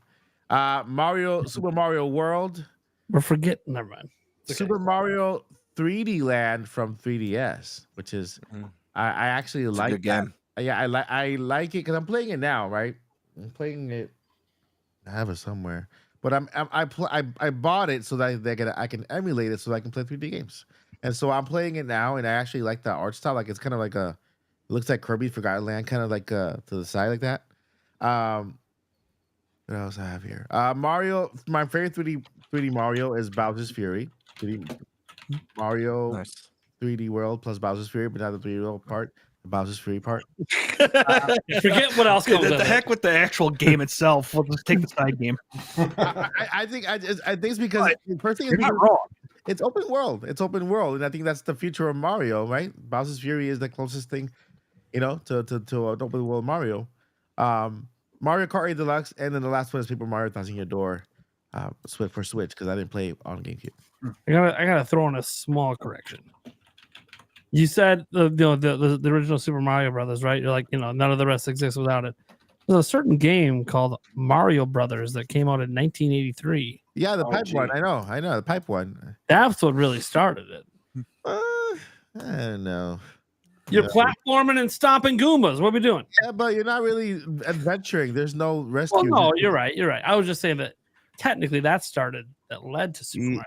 Yeah, you're right. Technically, but I see what Mike's saying. The Super Mario Bros. Shaped the future of the series. The When it adventure became I see what Super. he's saying. Yeah. Literally. Yes, it's the Super. Yeah, Mario Bros. Arcade. I remember when it came out. It was just for the arcade. So in an arcade, there's not much to do. So it was like the best setting for an arcade to have Mario Bros. Come out of pipe and just kind of hit those little thingies. Those little things. Turtles. Those Yeah, they have names. Toidles. Some of the enemies. Toidles. with toidles. Anyways. The little thingies. Toidles. All right, Stash, what do you got? Okay. First, I got Super Mario 64, Hey, And I have- that's my list. Mario Kart 8 Deluxe. Then I got one that Oh snap! you guys all should have picked. Mario can type. You guys all should Mario have picked Paint? it. Is it Hotel Mario? No. Mario's missing. No, man. You guys should have picked it. Mario Run. Nope, I saw that. Now, again, I don't know why you guys didn't pick this. Mario's Game Gallery. Here we go. Super Mario All Stars. Yeah. See, I didn't pick it was the collection pack. Yeah. I thought I it mean, might. there's a lot of games. in I'm there. like, hey, Yeah. dude, I get Mario 1, 2, 3, and the Lost Levels with one pick. Dude, I'm all over that. Well, in that case, Yeah, how I mean- about half my games for All Yeah. and Super Mario 3D All Stars? Yeah. For real. I didn't do the 3D All Stars, but I did go with the original All Stars. I thought going with the 3D would I'd be going overboard here. Oh, I didn't want to do that. I'm like, I'm gonna at least take All Stars though, because Well, I need to do that to get the rest to fit. Dude, Mario, she's just typing. yo, see, that's why he did it. He had a hard time narrowing it down. Oh, So yeah. he's like, oh, if I throw in all stars, then I got my list. Mhm. Yeah, because I had two. I had Mario 1 and 3 on the list, and then I'm like, wait a minute, I can get them both with All Stars. That's the way to do it. Consolidate. All right. Well, he working in the mortgage industry, so consolidation. Is Yep, like I know how to consolidate that. Yep. Obviously, Super Mario World, Super Mario Galaxy 2. Because again, if I can only choose one, I'm choosing two. I'm choosing them all Yoshi. Super Mario Odyssey. Super Mario World 2 Yoshi's Island. There it is. The second Love one. the game. And then my last three. Super Mario RPG. Legend of the Seven Stars. Okay. Absolutely love that game. Paper Mario, The 1,000-Year Door. That was a true gift. I could not believe we got that. Obviously, I reviewed it on my channel, and it was just so much fun to return to it. I bought it on GameCube when it came out, played it, beat it, didn't touch it again until literally last year. Yeah. So that was pretty special because it felt new again, but also felt familiar in certain parts. So it was cool, man. It was very nostalgic. And the last one is Mario and Luigi Superstar Saga, the first game in the GBA series. I had so much fun with that game. It's really good, and I'm happy the Mario and Luigi series is still around and that it made a comeback, despite again some people being disappointed with the game. I'm glad it's back, and I hope it's here to stay. I liked it. I liked it a lot. I did too. It was my first Mario and Luigi because Mario and Luigi was normally a handheld game, right? Yeah. They were never on big consoles, so this was my first Mario and Luigi on big. So I actually enjoyed it. It's the same thing with this other game. What was it? Paper Mario Origami King. It was my favorite. It was my first Paper Mario, and I actually enjoyed it. And then I played Mario, the other one, and that one kicked his butt. I agree. So, what are some of our favorite Mario memories? Who wants to go first on that? 1989. 1988. 1988. 89.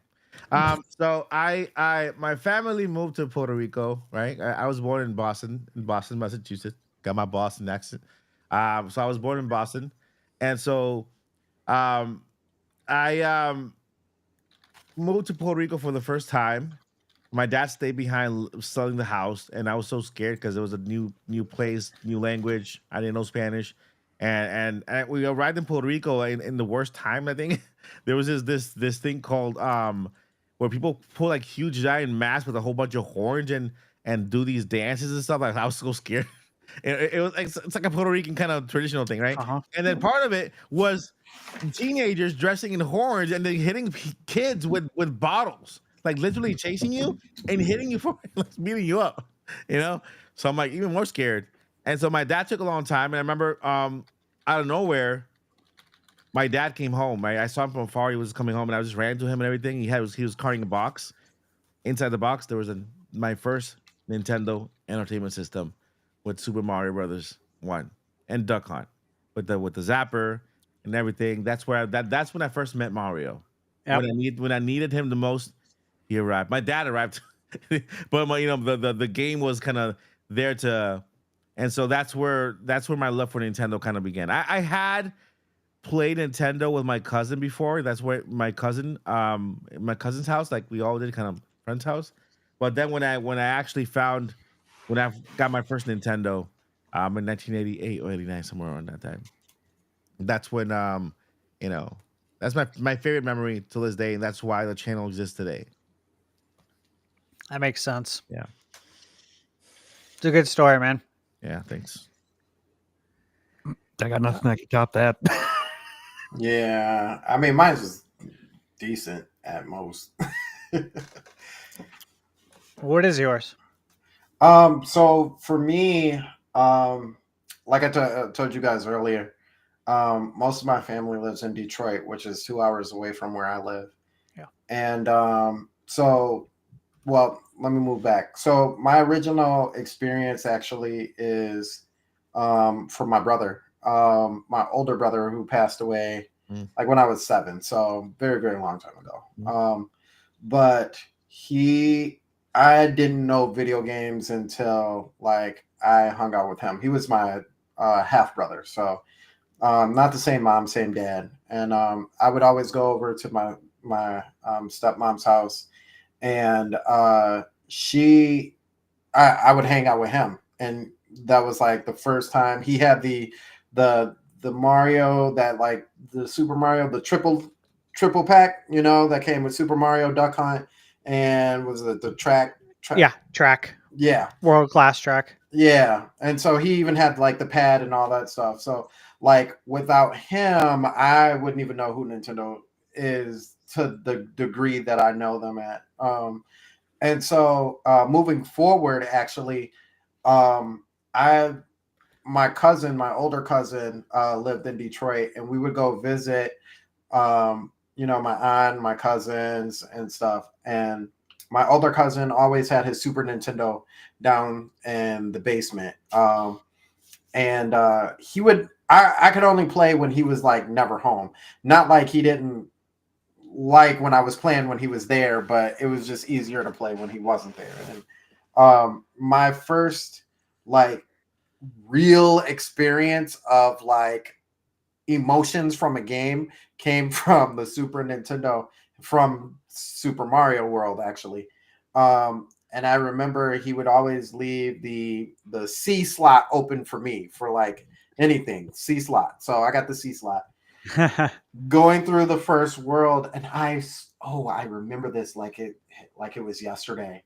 Getting all the way to the haunted house, and you hear that and just the music, and like That was pretty good, dude. impression. I gotta say that was pretty good. I can see it. Yeah. Oh my gosh! As a little kid in a basement, nothing else around, you're like, this is creepy. I don't want to play this game anymore.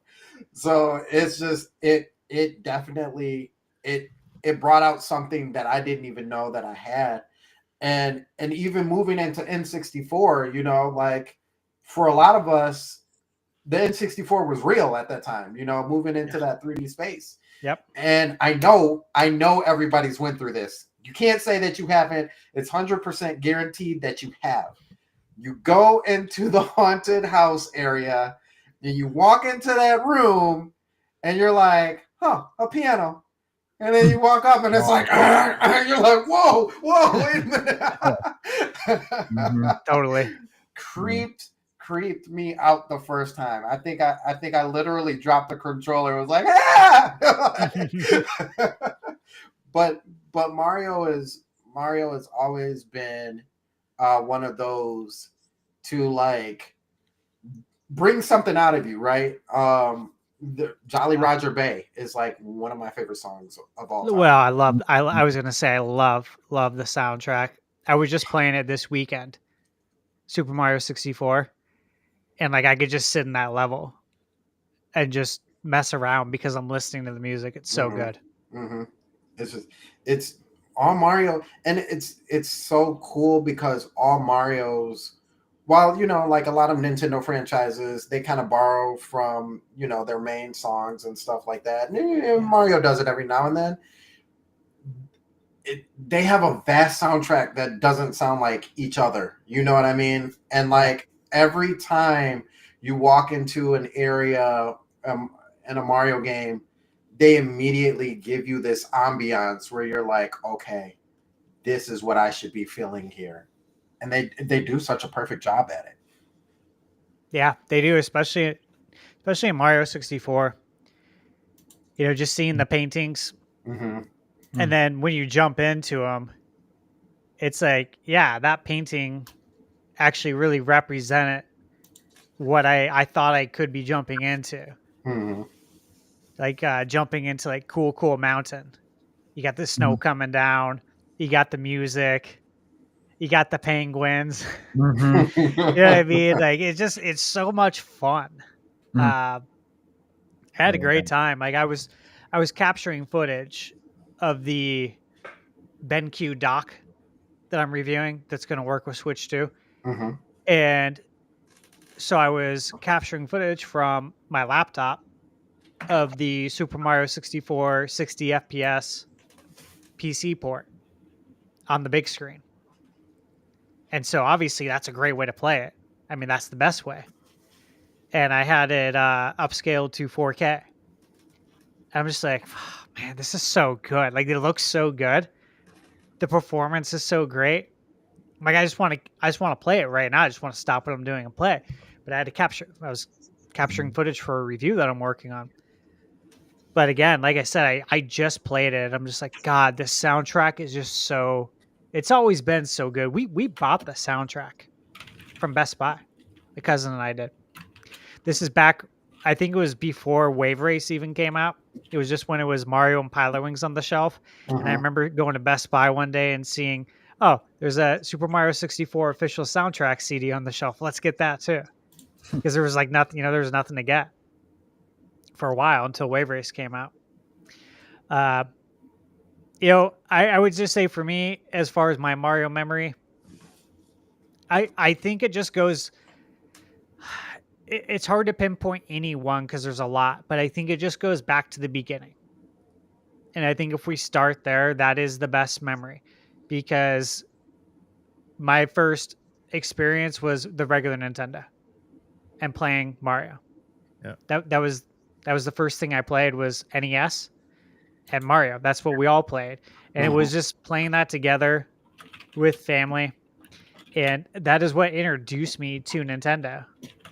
And if you think about it, that's what's introduced us to all the new consoles as well. Almost always, it's launch or launch window in different variations. We had Luigi's Mansion on GameCube. Still, it's a Mario spinoff.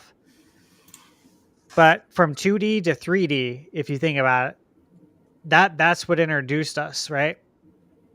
Was Super Mario Brothers on the NES. That was first time playing video games. And then the first time we jumped into 3D was Super Mario 64. So it's been there for everything. Mario's been there for it all.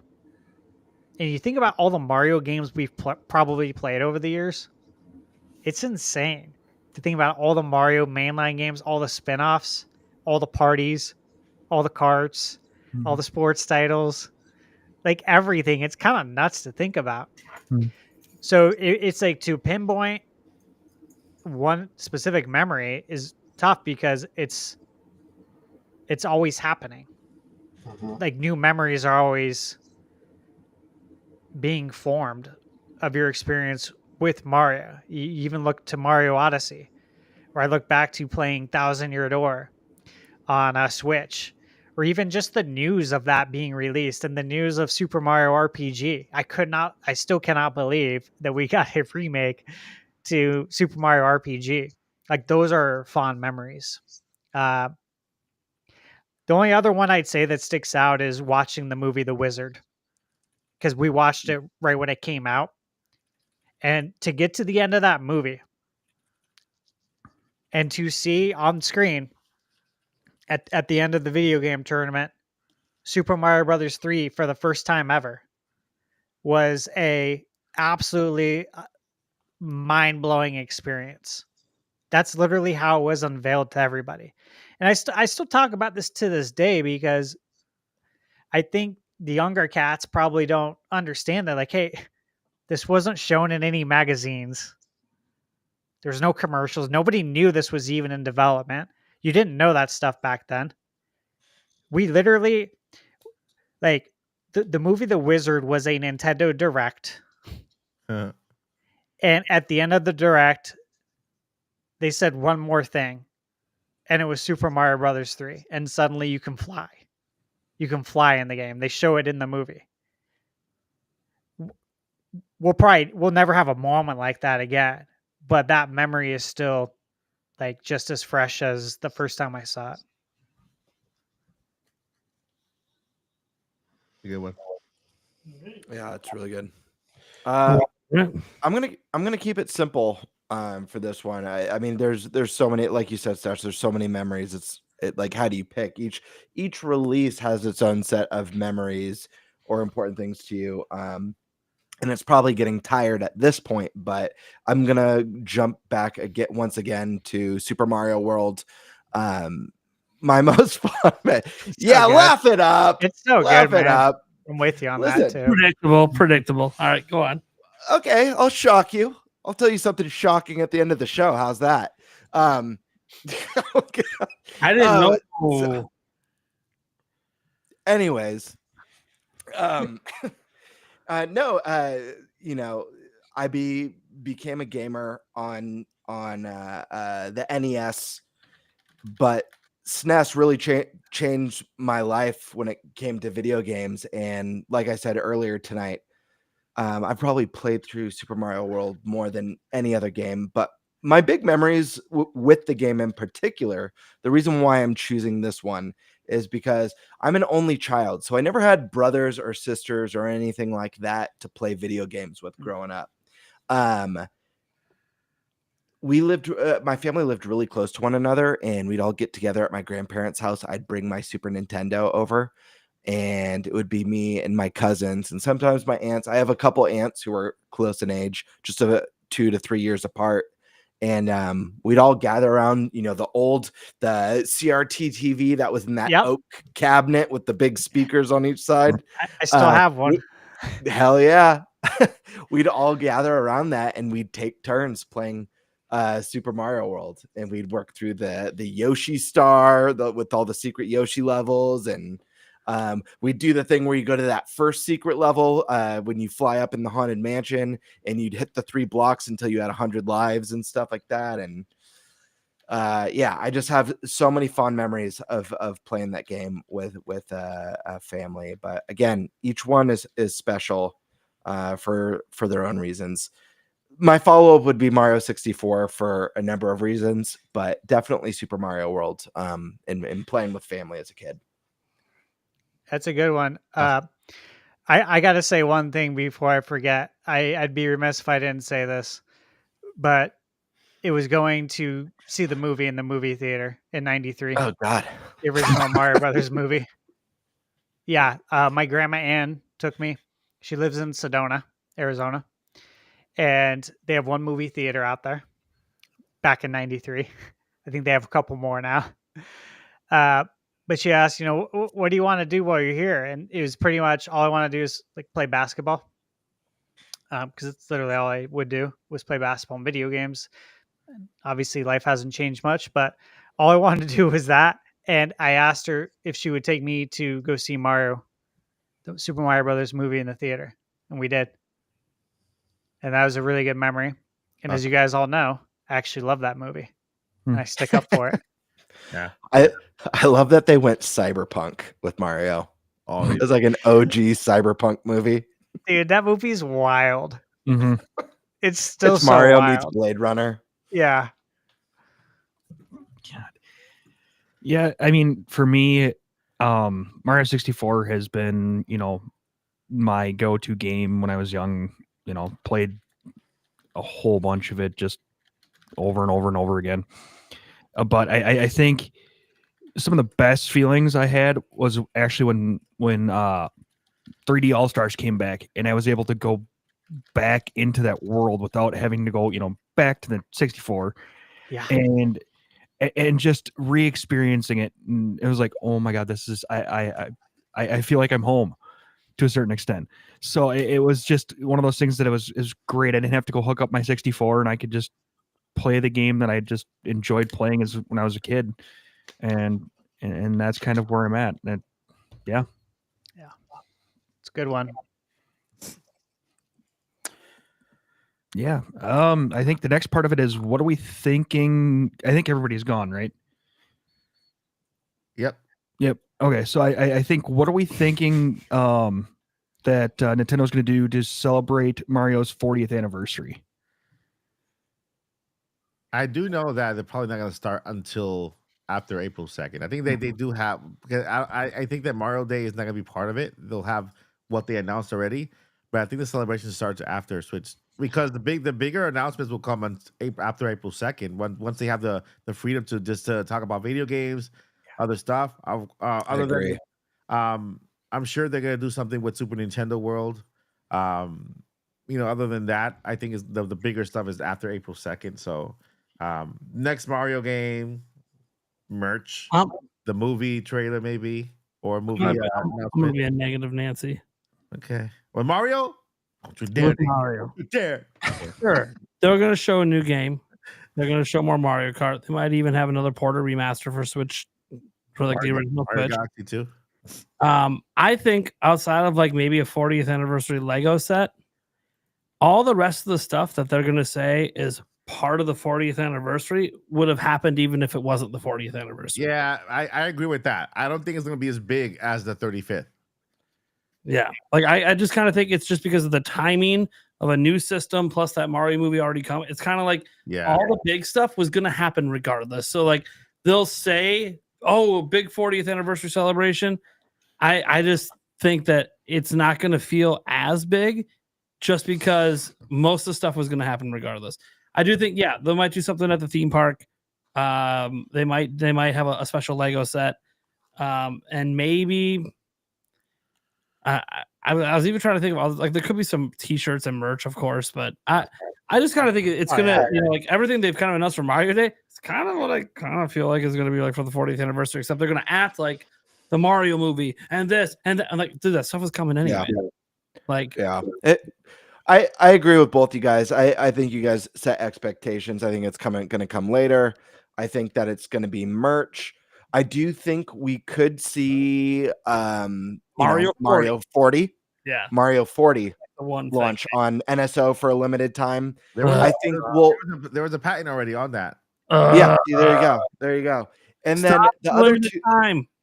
I know that game was so fun too. Yeah, I see Mario 40. They bring it back to add 5 more players into a round. Hey, maybe we get something really cool. Maybe it's Mario 40 and it's the Super Mario World levels. I'd go crazy for that. They up it a gen would be really cool. But the other things that I could see them doing outside of merch in a Mario 40 game in NSO, like you said, Nate, are kind of things that we already expect. We know a Mario movie sequel is in the works. I imagine they'll save that trailer and release window for the anniversary whenever they decide to do their anniversary announcements or direct. And then maybe another special look at the next. I imagine we'll see in this Nintendo Direct focusing on Switch 2, the next big mainline Mario, but maybe we get another special look at the next big Mario in that direct as well, or not in that direct, in the anniversary showcase. One thing I forgot to mention was because I did the Mario video today with the trademarks. Trademarks are interesting, right? Because they're renewed, but when there's a trademark that already exists and is still current, it's not expired, and then there's a new one that is similar to it, there's always something more coming to that. A new trademark for Super Mario Brothers. So it's not I looked at the current one for NSO Super Mario Brothers from NES. It's still there with the old dates. There's a new one with newer dates, and I'm like, what if they do something with that game with Super? Well, it could be the Mario 40 if it's coming back, right? So they kind of go with that. But what if I'm just kind of daydreaming here a little bit? What if they do a remake of Super Mario Brothers, the original, in the Mario Wonder style, to celebrate the 40th anniversary of Super Mario? And that would be cool. We released the original Super Mario Brothers, but with that Mario Wonder, look and aesthetic. A remake of the original. I think that would be really cool, but I also think that's like a good, Agreed, like, agreed. if Nintendo cares enough, it's a good 50-year anniversary, half a century. yeah. Let's go epic. But I think you're onto something special. I mean, I think that would be amazing. Yeah, and I'm tying it to that trademark. Why wouldn't it Yeah, issue a second one on that? that's definitely a cool trademark. Yeah. though. Or sorry, not a cool trademark.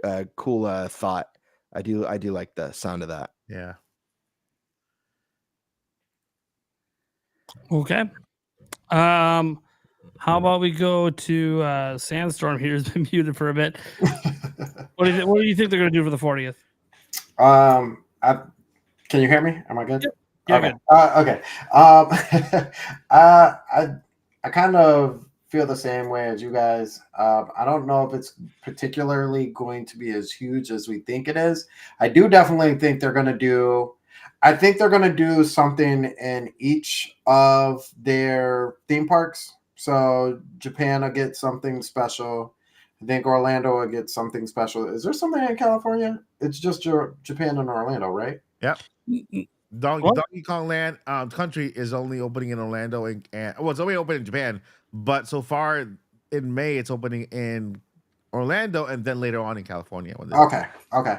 So maybe we get a sneak peek of something else in Cali, but I think as for now, we'll get something for both Orlando and Japan. I do think this is a tough one, right? So I think they will present it as kind of like how they do a lot of their other franchises. It'll be the year of Mario, instead of just this is just Mario's anniversary. That way they can do the Mario game, down the road, give us a little more for the Mario Brothers 2 trailer, or talking about who's the cast, new cast who's joining in and all that other fun stuff.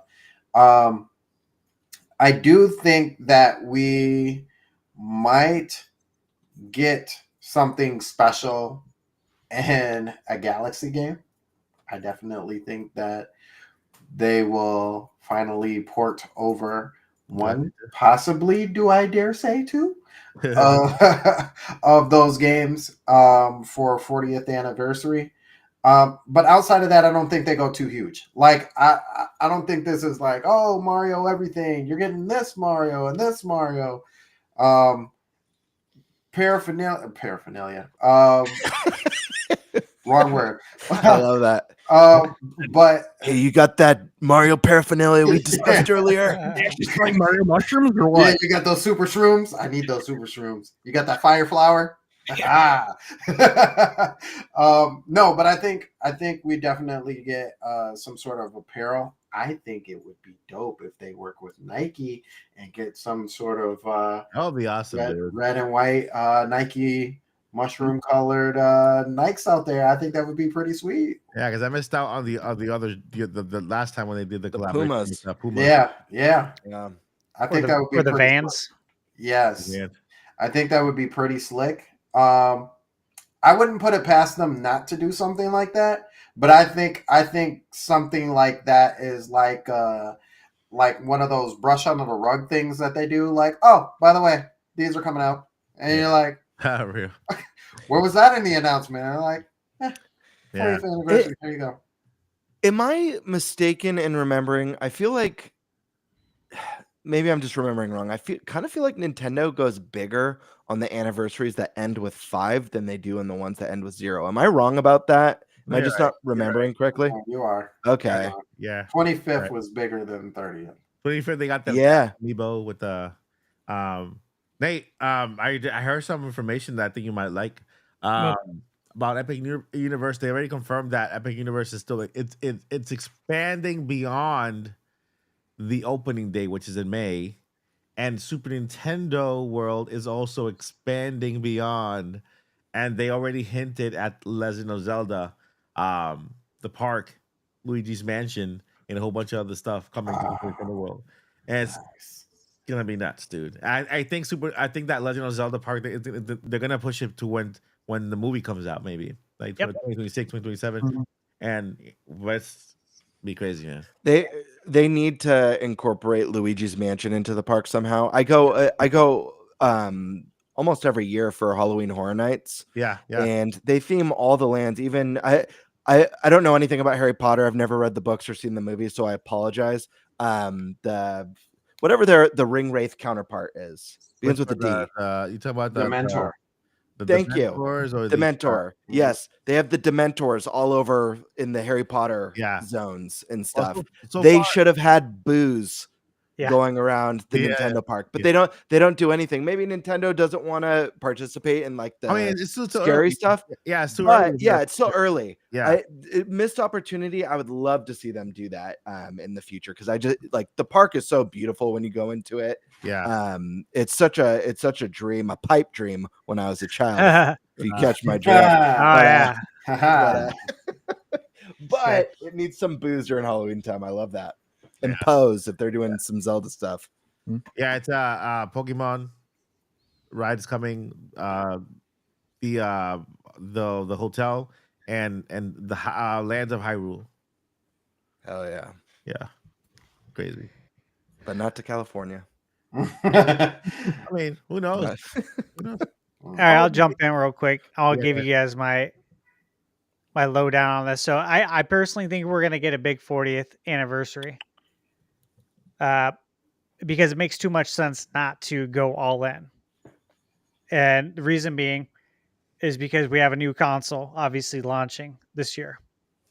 It's the 40th anniversary of Nintendo in the United States, which is Nintendo's biggest market by far. So you get to celebrate that. You get Mario Kart at launch. I expect 3D Mario for the holidays, October, November. 6 months later, we get the movie in April.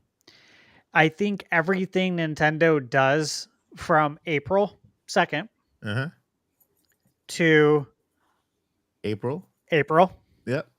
2026 is all going to be built upon making this as big as possible, making the Mario movie sequel bigger than the first one. And the first one was obviously a huge success. But everything they do, all the decisions they make, all the merch that they put out there, all the collaborations, I think they're going to make sure Switch 1 owners get fed. I've said this a million times, but I got to believe Galaxy 2 is coming to Switch 1. Fat already. Yep. Galaxy 2 comes to Switch 1. Switch 2 owners will get the new 3D Mario, but both install bases will get fed. So if you haven't made the jump yet, you still get fed for Mario's birthday.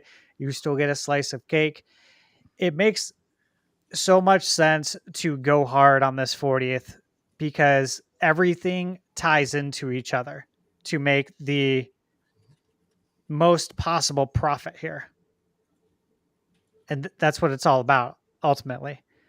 Nintendo's a business. They're about making money. So that's why I think we're going to have all kinds of stuff everywhere. We're going to get a trailer probably.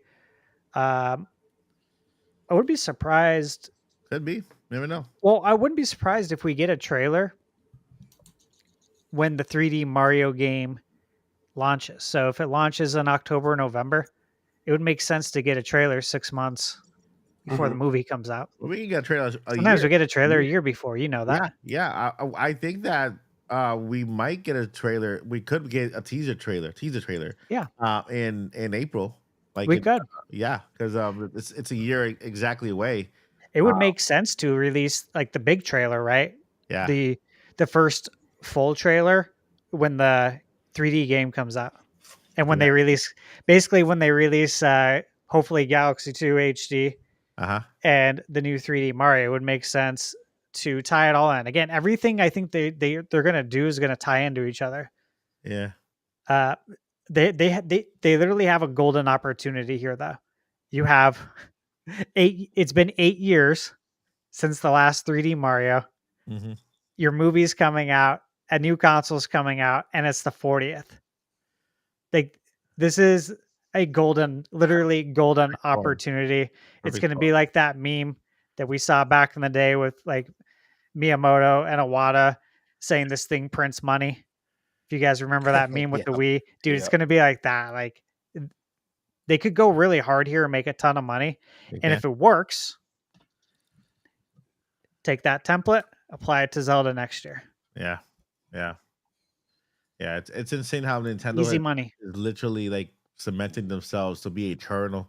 Like they're spreading the wings so far apart. There's no way you can get under. You can't get under them because they'll be movie theaters. They'll be in theme parks. Video games crazy. So Switch 2 is coming around the corner. It's gonna be a crazy season for Nintendo fans and for Nintendo content creators because what's coming. Man, it's so exciting. So exciting. We're like what? We're less than a month away from the Switch 2. Less than a month away. Yeah. I'm done. I quit YouTube today. Bye guys. Bye. I know it's going to be so busy for everybody, for all of us. It's so wild how that flip is too. That they've done so well for themselves with the medium that they had, and how easily they've like set up everything to be that way, right? So just like making and it's funny because I had this conversation. It was probably risky to be honest with you, but it's funny that I had this conversation about how relevant Mario actually is in our world today. He's the most. I'm not. Before I would say number two. I really feel like he is the most well-known mascot. Period. Oh, Like he He is. Yep. everybody knows who. You don't have to play video games. You can sleep under a rock and still know who Mario is. Like it's wild how relevant and in a world where we don't really have mascots anymore like that. Yeah. Besides, sports, the only other relevant mascot in ways kind of is Mickey, and Mickey isn't nearly as relevant as he used to be. Now, Yeah, don't forget Yo Noid. Oh yeah, number one. He's Yeah. Domino's Pizza mascot. I mean, with the yo-yo. With timeless. The yo-yo. Yeah, I mean, for us fans, but yeah, you're right. Mario became the number one mascot in the world, most known, most requested mascot in the entire world, and it's crazy. And let me tell you something. Coming from a company who the CEO is a money person, this Nintendo's growth, you can accredit it to Furukawa, the Godfather. His job is to make Nintendo the most lucrative company that he can during his stay there. That's what Tim Cook did. He turned Apple into the first $1 trillion company before Apple Music, Apple TV. You have at one point Apple was this close to buying Disney, this close, right? And so it's what Furukawa is doing now. He wants to leave this legacy of making sure that when he steps down, Nintendo is going to be around for hundreds of years more, and it's just the beginning. It's crazy, We're not going to be just a video game company anymore. It's going to be everything. So we're going to have to. It's good for me because I can cover Nintendo content on the theme park, and then movie content, and then gaming content. Nintendo. Yeah, they've really blown up. Yeah. And it's all going to help just sell more software, sell more consoles, everything else that they're doing. Mm-hmm. We already saw it with the Mario movie. Every game benefited from that movie. Movie 1 almost broke. At that time, broke the record. Movie 1. The movie broke records. Yeah. But it doesn't get talked about enough, probably, what that movie did to support software sales. New software sales. Yeah, for sure. Because everyone's like, oh, what games are these characters in?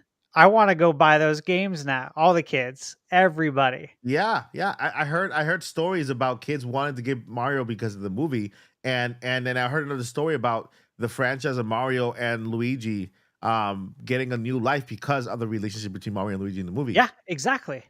That's what I'm saying. Like, it's going to be very interesting to see how the second Mario movie supports the Mario software on Switch 2, and then also to see what happens with Zelda. I have a spoiler for the movie, but by the way, I got to give you guys heads up. I have a really horrible track record as a leaker. I'm not a leaker, but Wario. Jeez. I heard that Wario and Waluigi will be in the next movie. That That'd seems be like cool. a pretty safe bet. Yeah, I think that makes a lot of sense. and There's so many. Go ahead. No, go ahead. I was just gonna say, there's in the first movie did such a good job of having so many different Easter eggs and throwbacks to so many generations of Mario. Yeah. That I feel like they're gonna want to keep that up, and what better way than to pull in all these other expanded Mario world characters. Wario's perfect. Like they got to bring Wario. Oh yeah, for sure. Yeah. And all the fart jokes that go with it. I will Absolutely. accept nothing less. Nothing less on your fart jokes. Yeah. I hope they keep Charles Martinet as he'll do a great job with Wario and Waluigi, and you know they give him at least this, because I don't agree how they removed him, and it wasn't his choice. That was something he probably found out later on. And I am sure the reason why they removed him is because Nintendo this is a hot take. Nintendo wasn't happy with how people were acting when they found out that he wasn't the voice of Mario. They're like, you know what? Mario is bigger than one voice actor, and this is how we prove it. Here's a new voice actor for Mario. Yeah, I think you're right. I think there's some of that there. Yep. It's how Nintendo rolls. Okay. All right, so what do we got next? We all good? We All ready right. to jump into the final topic? Yep. Yeah. I'm ready. Yeah. Everyone ready? Yeah. Body ready? All right. Do you Let's guys get bring a change of pants? I did. Passion. Good. Just I like to equip just undies for this one. there you go. I've got my loincloth on standby. The undies. No shirt. Only a All- stick, a shield, and undies. There Nice. you go. That's what I like to hear. All right. With that out of the way, let's dive into topic number 4. The Nintendo Switch and Breath of the Wild, 8 years of absolute dominance. To give a little overview of this topic, March 3rd, 2025, just a couple days ago, marked 8 years since the launch of the Nintendo Switch and The Legend of Zelda Breath of the Wild. And this is a historical milestone for several reasons, not wheezins. The Switch is now Nintendo's best-selling console ever, and is on track to surpass PlayStation 2 sales, which is the best-selling console of all time. I'm sure 10 million units will show up somewhere.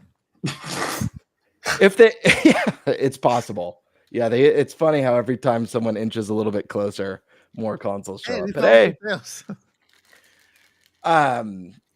but anyways, the Switch achieved like this massive success despite having outdated hardware and coming off of a complete failure with the Wii U.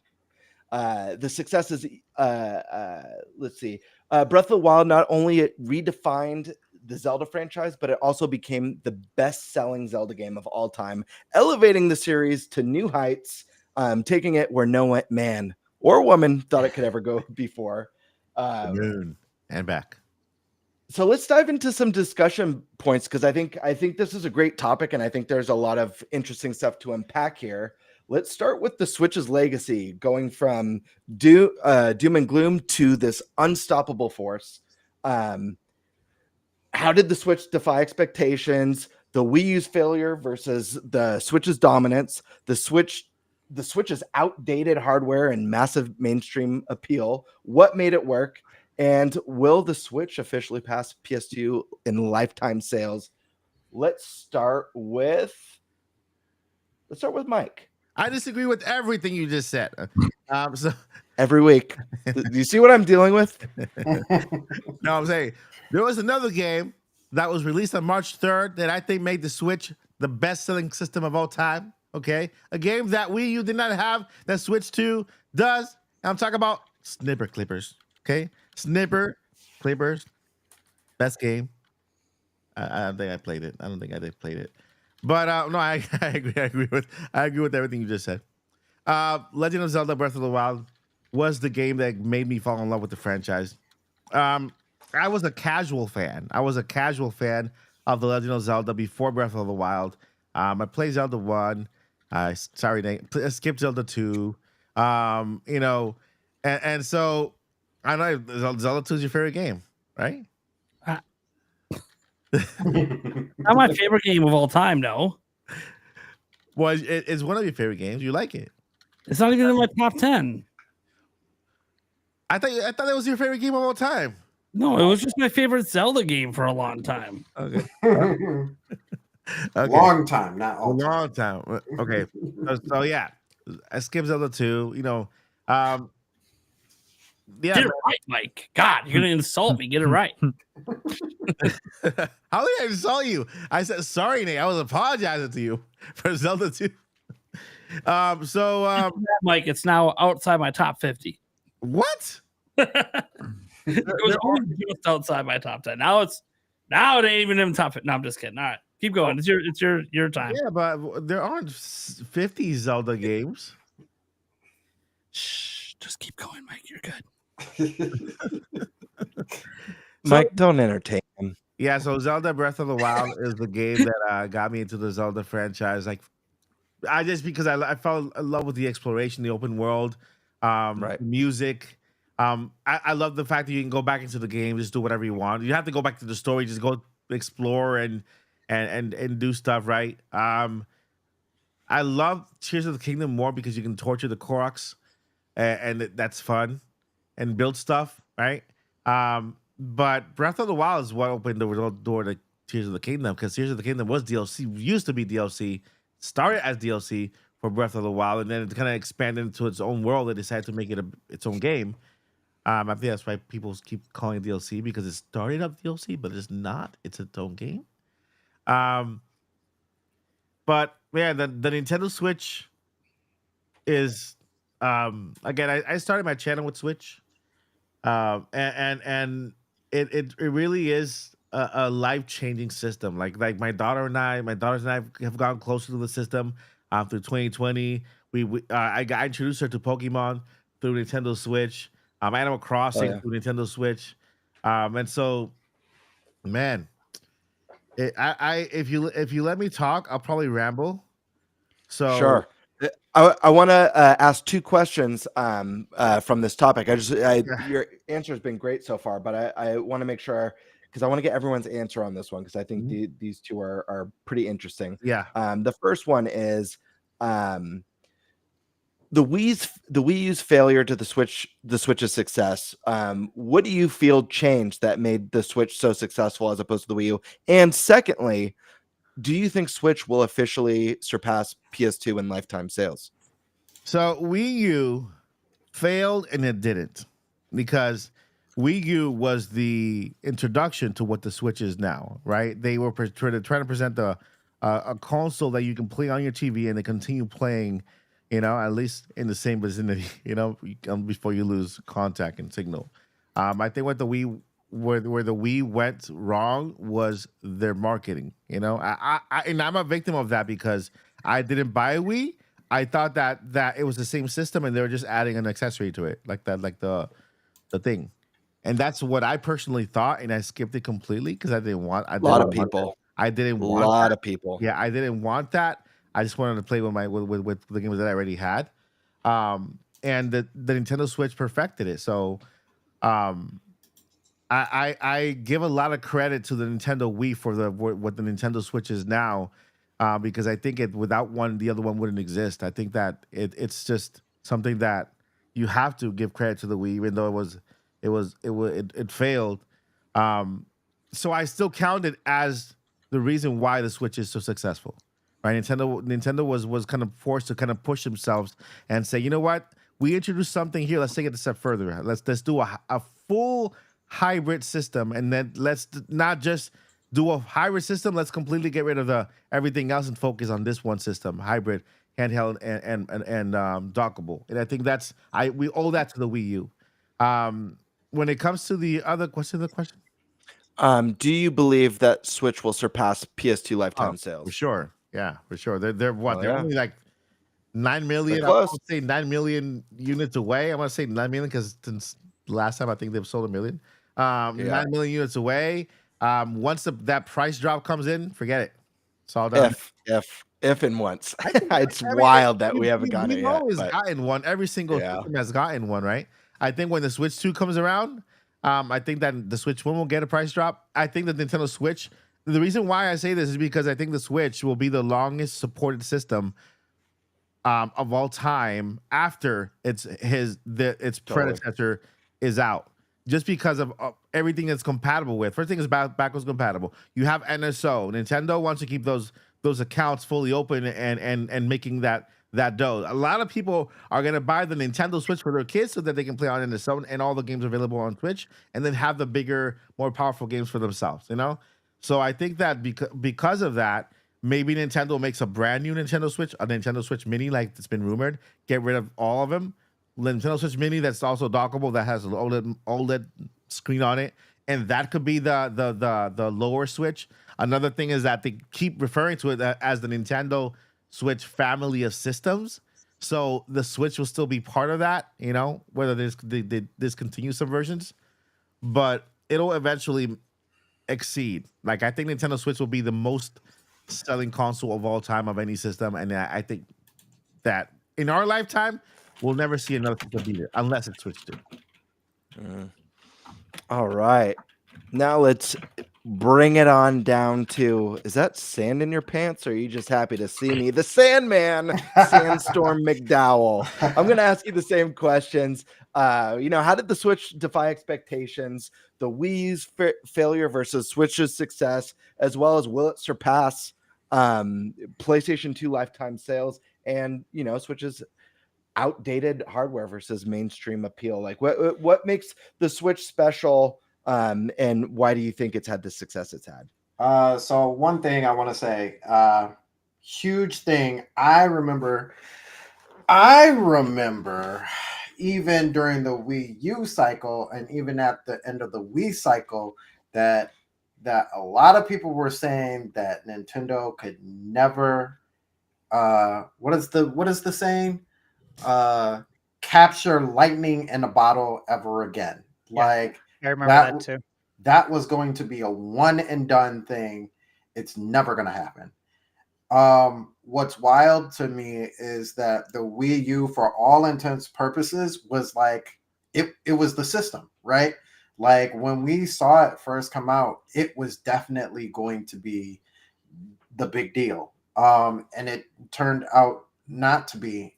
And I think what happened there for Nintendo was like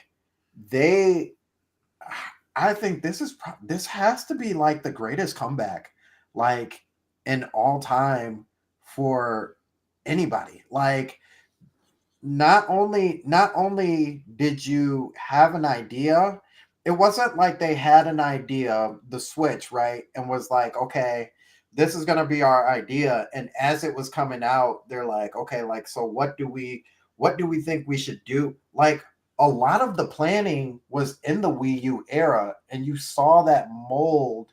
And I think we were kind of like, what's going on here? Like, they moved both the handheld division and the console division together, and you're like, what are we doing?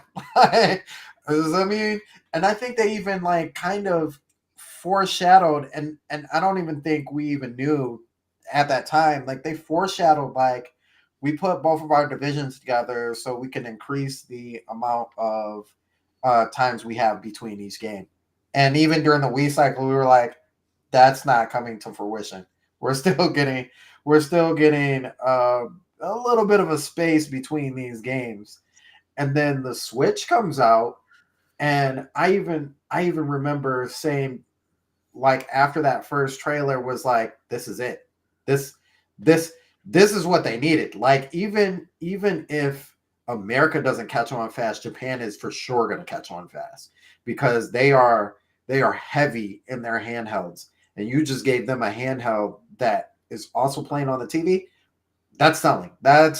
It may not sell in America, but it's definitely going to sell in Japan. And as we got more and more information, it was like, nah, this is going to catch. And I think we were at the time we were still hyped on Breath of the Wild and what it could be, because I don't think we still had the full information of exactly like how vast the world is. We got bits and pieces. We even got the Wii U piece of Iwata and or Iwata, not Iwata, Miyamoto, and what's my other guy's name? Aonuma? Aonuma, thank you. Showing off like small bits and pieces of it. And you're like, okay, it's okay. And then it wasn't until we actually got our hands on it, right? It was like, yo, this is just breathing different. Like this is not a normal Zelda game. This is living way different, right? So for me, just I think kind of like my daughter, actually, this was her first like real system. Yeah. Like for herself. She originally watched me play Zelda. Shout out to Breath of the Wild right there. She originally watched me play Zelda and had little to no interest in the fighting and all that other stuff. All she wanted to do was go around and catch horses and name horses different names. That's all she wanted to do. And as she got older, she realized, oh, like I can fish. Oh, I'm actually not bad at killing some of the bad guys. And now it's like Breath of the Wild. If you ask her between Tears of the Kingdom and Breath of the Wild, she'd be like, Tears of the Kingdom is good, but Breath of the Wild is way better. Like that's her game. She is. If we're friends on Switch and you see my time going up in Breath of the Wild, it's because she's playing it, not me. And she's got at least 250 hours in Breath of the Wild alone. So it's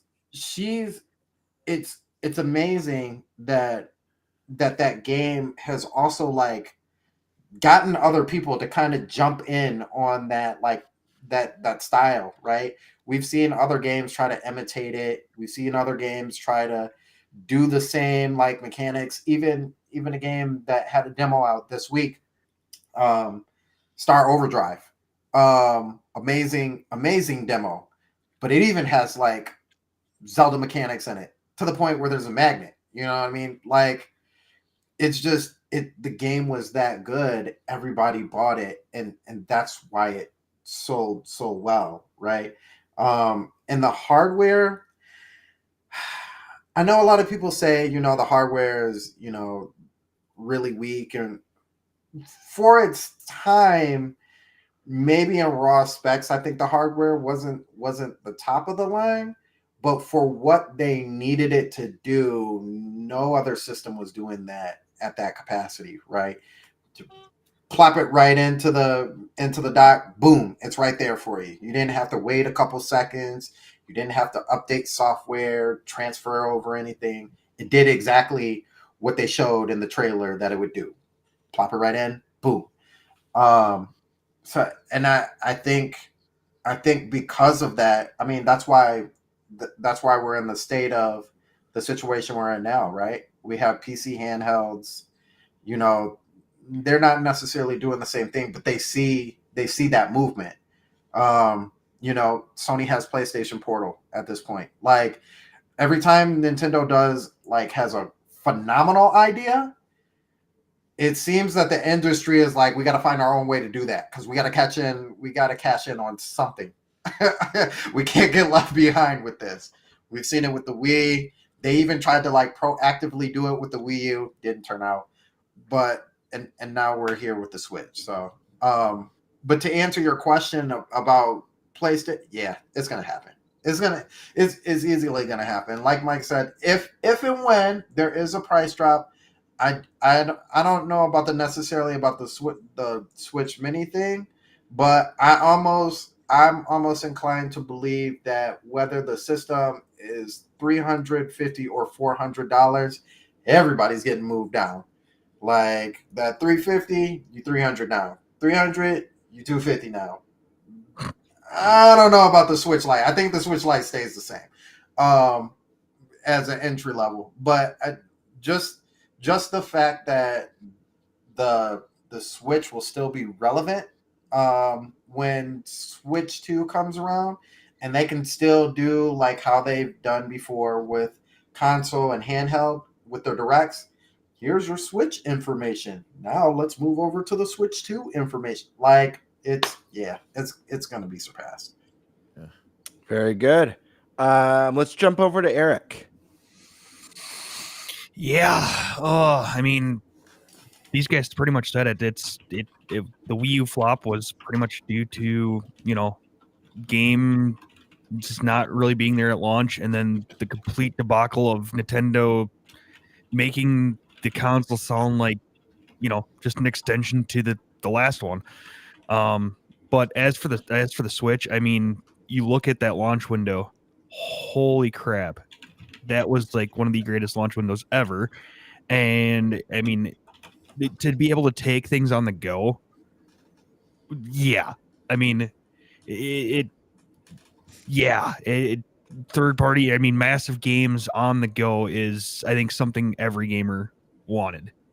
So that's I think that's, part of the reason why, the Switch has blown up as much as it has. Awesome. Let's take it over to the Stash Man. Stashio. Yes, sir. So why I think it was successful after the Wii U. To answer that first, so again, a lot of people, they didn't know the Wii U was a console. I did have a lot of people ask me what the Wii U was. Mm-hmm. I, of course, let them know it's a console, yes. And that you should buy it, yes. But the people that wasn't enough, obviously. So I almost feel like a lot of people missed out on that completely. Like, missed out on owning the next Nintendo console because they didn't even know. And so when the Switch was announced, it was almost more exciting for the people who are Nintendo fans, but just, I guess, didn't know that they came out with a new console. As far as the Switch and its success, why it was so successful, I think you can look at the Wii and the Switch. Both of them changed the way you play. The Wii, you guys remember the ads they used to do that we would like to play? Would like to play. Mm-hmm. Yeah. Those were great. Great marketing on the Wii. That was very important that they market that correctly. Because if they would have fumbled that, the whole thing would have fumbled. They did a great job marketing it. Those commercials were great. What about the Switch? Great job marketing it. Commercials were great, right? So the Wii and the Switch have quite a few things in common in that they changed the way you play the game and they marketed it right. I think that's all it took, honestly. Being able to play console games on the go was enough. That's why it was so successful. Do I think it's going to beat PS2? Yes. Without a doubt. It's not a matter of if, it's just a matter of when. When that will be, I don't know. We will see. But yeah, 100%. I do expect price cuts at some point. Again, I think it's not a matter of if, just really when. That's right? Yeah. It'll eventually happen. I talked about it last year where you could pick up Switch Lite from Walmart on Amazon for $159 brand new, shipped and sold by Walmart, shipped and sold by Amazon. Now, Nintendo didn't make this grandiose announcement that it dropped, but it did. You could pick one up for $160. So I would expect more of that, especially after Switch 2 comes out. And I think it would probably be wise for Nintendo to phase out the OLED. I really do. You think because of the LCD on the Nintendo Switch model? Yep, 100%. I've already had people ask me questions about it, and they're like, what if I told you that the new screen could still look I know it can. as good? No, I already know it can, Mike. I'm with you on that. The average consumer won't buy It's into it. it's gonna be the stigma of it. It's the stigma. It's going to be, I thought I heard OLED screens are better than LCD screens. Why doesn't the Switch 2 have an OLED? It's going to be that consumer. And I think Nintendo needs to avoid that entirely. Yeah. And the only way to do it is to sell through your allotment of OLED screens. Yeah. Mind you, we still have And give us a new Mario Wonder bundle like they just did so we can get rid of them. Yeah. Mind you, we haven't yet not confirmed that little detail about the screen. That's just what we True. heard. No, we haven't. You're right. And I'm with you though. I've been with you on day one Yeah. about the screen. You know, I have a PlayStation Portal. It's an LCD screen. Looks Looks beautiful. great. It's also Beautiful. Yeah, it's it's also a nice screen. Yeah, it's a beautiful screen. So the Switch 2 screen is going to be fine. Again, it's like not a big deal, you know. Yep. But I think too many people will look into it. That OLED screen, if it's still on the market, they'll be confused. Nintendo has to avoid confusion at all costs. They've already seen what can happen when there's confusion. That's devastating. Yes. But now we're gonna slow things down a bit and bring it on to Mr. P. Mr. P, what are your thoughts? Mr. P. Yeah, Mr. That's Prime. Nintendo Prime. That's Mr. Prime. You're the only one with the P. It's prime time, baby. You're the only He's acting all like, huh? But we all call him I Mr. think P. he's never in the heard that group chat. before. Yeah, we always call him Mr. P in We group chat. always call him Mr. P. What are you acting confused for, dude? I've never seen me call Mr. P in group chat. Do you not read our messages? I haven't read any today. Did you start doing it today? Because I didn't read them today. No, we've Everyone been in doing chat, this forever. say hi to Mr. P.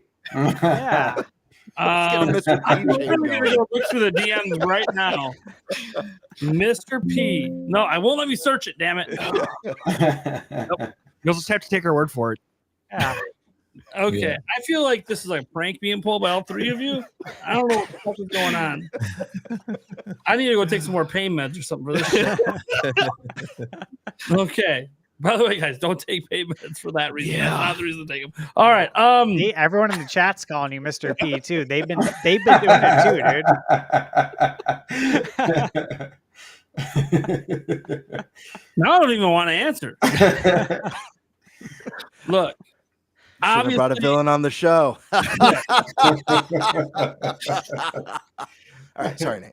Go ahead. so, if you go to the Wii U, like what bombed versus what changed and all that. Like I think people just overcomplicate it sometimes. Yeah, you can get into the branding, how bad it was, get into the fact that it didn't really have a killer launch game, and get into the fact that all they did was push the tablet, and that made it look like an accessory. In fact, there was literally an accessory called the Wii U Draw, which was literally a tablet. So, like, they kind of named it after an accessory that already existed. It was really weird. The whole Wii for You thing was stupid. The broken promises about how, like, hey, we have an unprecedented partnership with EA. And then when EA finally started developing games for the system, they're like, oh, yeah, nope, this is not like, literally, EA almost felt like Nintendo lied to them about what the system actually was when they made that partnership. Kind of weird. So, obviously, we'll never know the details behind the scenes on if Nintendo actually overpromised to EA or not and underdelivered. Beats the hell out of me. That's what it kind of felt like. But look, it's pretty simple. The Wii U, terrible branding, didn't have killer launch games, took way too long to get games out, had practically no third-party support outside of the launch window. And even then, all the third-party support in the launch window, not all of it was good. We talked about before, like Madden just being a really old version. There were some decent ones in there, but even then they were gimped. Like, yeah, we got like a Need for Speed game that was really, really awesome, but yet was worse than the Xbox 360 version. Didn't make any sense. So, yeah, okay, fine. Wii U bomb. We all know. We can get into all the reasons. Why did Switch dominate? What changed? You know what has never completely tanked for Nintendo? Their handhelds. You know what sounds really appealing? How about a handheld that has home console quality games on it? Done. It's a simple concept. Put all your games on one system. Call it a home console you can take with you so people don't view it as, oh, this is just playing your Pokemans. No, you're getting the next big 3D Breath of the Wild game, next big Zelda game. Boom, day one. You're getting the next big 3D Mario game. You're getting the next big Smash Bros game. It's not difficult. At no point in Nintendo's history have they ever put all their games on one system. They finally realized that's a good idea. And they finally realized it's a good idea by, even though you advertise it as a home console, because that lets people get the feeling they're not getting a gimped system, front and center, it's a system with a screen on it. What's your most popular systems? The ones that have screens in them. Almost seems like you maintain the handheld audience that was still 75 million strong on 3DS, and now you reinvigorate it by saying, we're going to give you a game every goddamn month. And you know what? We're going to give you some of the best games we've ever made. I don't think it's really that complicated. And obviously having good branding helps. Switch was like the complete opposite branding of Wii U. Brilliant branding. A system that switches into multiple ways to play. Makes a lot of sense.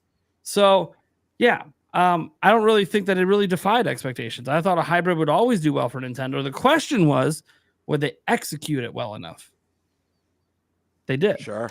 That's what you didn't know. You didn't know if they were going to bomb the execution, release a Fisher-Price looking tablet, kind of like the Wii U gamepad. You know, you didn't know if it would be super seamless with the dock, or if you would like put it in the dock, then have to wait like 2 minutes for it to appear on your TV. That wouldn't feel that seamless. Or if they'd call it the Wii U, Wii Me. Yeah, right. So I feel like it's pretty obvious, you know, why the Switch did well. Did I know it was going to do like 150 million plus? Well, no, I mean, that's hard to predict because Nintendo's only been up in that range one time ever. So is Sony, by the way. Only been up in that range one time ever. So predicting that's like nearly impossible back then. But yeah, I think it's pretty obvious why it did well. As for like, you know, like I used outdated hardware. The interesting thing is back then it wasn't outdated hardware. It wasn't, yeah. It was literally the most powerful handheld gaming hardware in the world. It was better than all the phones. The only thing better than it was itself in the NVIDIA Shield when it wasn't underclocked that nobody bought. Like literally, there was a better version of this. It's called the NVIDIA Shield, and nobody bought it. But it was the same chip.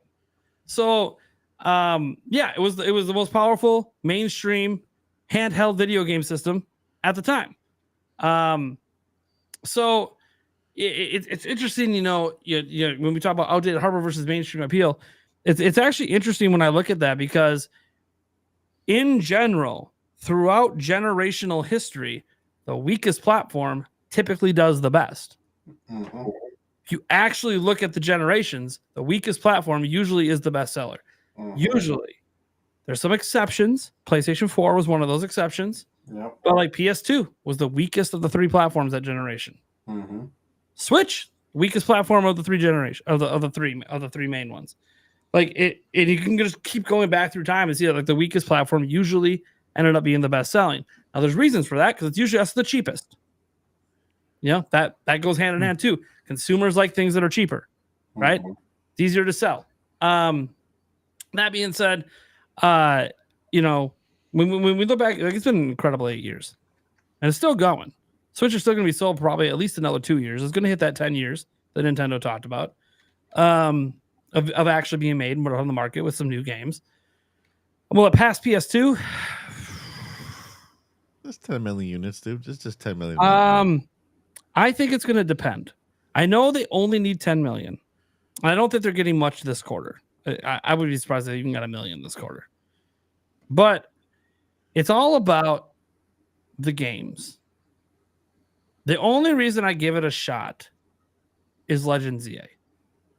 If there is not a Switch 2 version, and it's literally just a Switch game that happens to play on Switch 2, I could see that being something that could move an extra 5 to 6 mil. You do that, then you just got to trickle 4 million over the next 2 to 3 years. I think trickle sales will happen. There'll be price drops. stuff like that to try to get those sales. There's going to be more games coming, by the way. I just think like we already witnessed it this year. Nintendo had their sort of C team game lineup and sales declined. They didn't even meet their own projections. So the hope is obviously Metroid Prime 4, which has never been a system seller. And now people are hoping it's on Switch too. And then ZA can maybe push some stuff. So I think there's going to be some more ports, remakes, and remasters. Here's my problem. Here's why I don't know if it'll pass PS2. Aside of the fact that Sony, when we get to 159 million, Sony might just say they sold 170. I mean, they might just move the goalposts even further back, even though they didn't update it forever. All of a sudden, they're like, oh no, Switch is approaching 150. We gotta throw 160 out there. 160.27 to be clear, or whatever, 2.1 or some shit. Nintendo should do the same. They should just announce at the end of the year. We actually pushed 20 million units this year. Yeah. Switch. They should just do it. We were blown away. But no, so I think it has a chance. Of course it has a chance, right? PS2 took forever to get through those sales. I mean, we were almost to the PS4 by the time they stopped selling PS2. So yeah, it's got a chance. But the thing is, what's getting me is the analysts all projecting that Switch 2 is going to sell faster than any system in history. Yeah, that's wild. 6 million they're projecting in the first quarter. That was just recent. Honestly, that's believable, though. Yeah, I know it is. And they're projecting 19 to 24 million in the first 12 months. And now I've even heard some year 2 projections that are projecting close to 30 mil. And I'm sitting here like, so we're talking about a system that they think in 2 years is going to have 1/3 of the current install base of Switch in 2 years. And I'm to think that Switch is going to maintain some sort of momentum. I'm not so sure there's any momentum to maintain when look, to have that many out there, Nintendo's got to be making that many Switches. So like, if you want to Switch 2 the first 2 years, at least the projections are saying you probably can get one. So, and obviously Nintendo has this whole thing where they believe software sells systems. Yep. So I do firmly believe most of their games moving forward are going to be Switch 2 exclusive, not Switch 1. I don't think they're Sony. I don't think they're going with that cross-platform strategy. Because they don't need to, because their games are evergreen. So like that's a huge thing for Nintendo. They don't have to worry about the sales today. Mario Kart's going to sell for the next decade. They don't got to worry if it only sells 1 million at launch. That being said, I do think it probably will eventually trickle past PS2. Because again, they're doing all these sales right now without price cuts.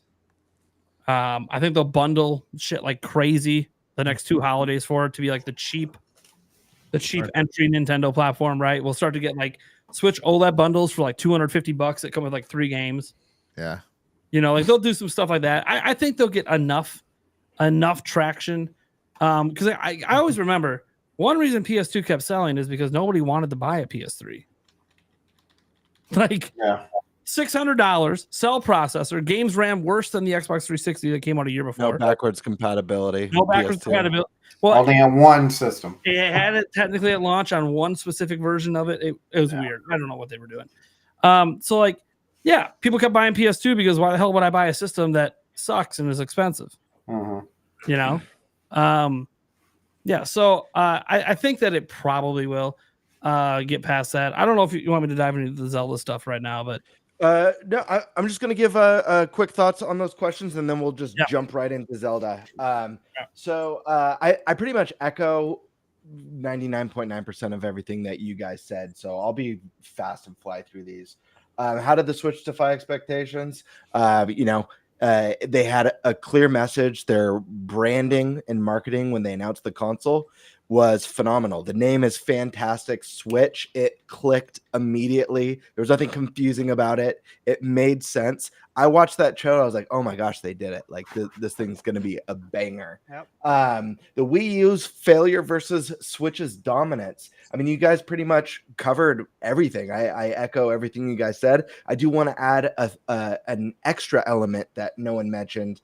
And maybe you guys disagree with me on this one, but I do think it was part of why Wii U failed. In that I think the Wii U, the concept was actually ahead of its time and the tech was not there for what they wanted to do. I love the Wii U. I have very fond memories of playing games on the console, but it did feel like a toy. There was performance issues. The screen was terrible on it. You know, that there's enough to complain about it. The tech wasn't there. In fact, if I was to say there's a gen Nintendo was ready to take that concept and put it into fruition, I'd probably say is this gen, the Switch 2 gen. But they decided to do it as the follow-up to the Wii, and I think they shot their load too soon. Switch's outdated hardware versus massive mainstream appeal. Nate hit the nail on the head. It wasn't outdated hardware. It was at the time the most powerful handheld ever. Yes, when you compare it to some of the new handheld experiences on the market or the current gen competition, it doesn't have necessarily the tech or the power. But Switch 2 is going to be a new beast. And will Switch officially surpass PS2 in lifetime sales? I think there's a strong chance. I don't think it's 100%, but I'm going to say I think it's a 75 to 80% chance that it's going to pass. Way more likely than not likely. I think price drop. I think continued support. And like Nate mentioned, we got ZA coming to Switch. If they do a bundle, if they do a special ZA green and black Switch, that would look sick. I could definitely see them moving some big numbers on that. But with that being said, we're gonna. Oh yeah, go ahead, man. So I got one little caveat because I don't think a lot of people actually know this. And we've talked about it on the channel. Of course, Shadow loves to talk about this kind of stuff. But one of the things that really actually hurt Nintendo during the Wii U stages, and I don't think people realize this, is that during the time they were actually, like you said, they were ahead of their time. This was like one of the first times where they were like proactive into what they were doing and where the industry was going. And the industry kind of pretended like they didn't know what they were talking about. And that is the setup of the Wii U, right? So that marked them. They talked about the GPU setup, which was that the GPU would run all of the tasks and functions and then allow the CPU to help with those tasks. And this came during a time where the PS3 and the 360 were CPU heavy. You know, all the games that they were making at those times were for the PlayStation 3 and for the 360. And that's why you got a lot of games that didn't run as well on the Wii U, because the Wii U was a GPU built system, right? And that's when you heard a lot of the developers talking about how the CPU was anemic and it was weak. Only for a year later, when the PS4 and the Xbox One come out, run the exact same way with the GPU being the one doing all the tasks and the CPU backing up all that. And only until then were developers like, oh, we get it now. That's how it works. So it's ironic because they pretended like they didn't know. They didn't know how to run that function. They didn't know how to make games that way. And so they just quickly ported stuff over. That 1 gig of RAM, I think, is probably the biggest Achilles heel, actually, of the Wii U. But I dare say there would have still been a lot of games that would have actually ran on the Wii U that we didn't get, that developers pretended like couldn't happen at all.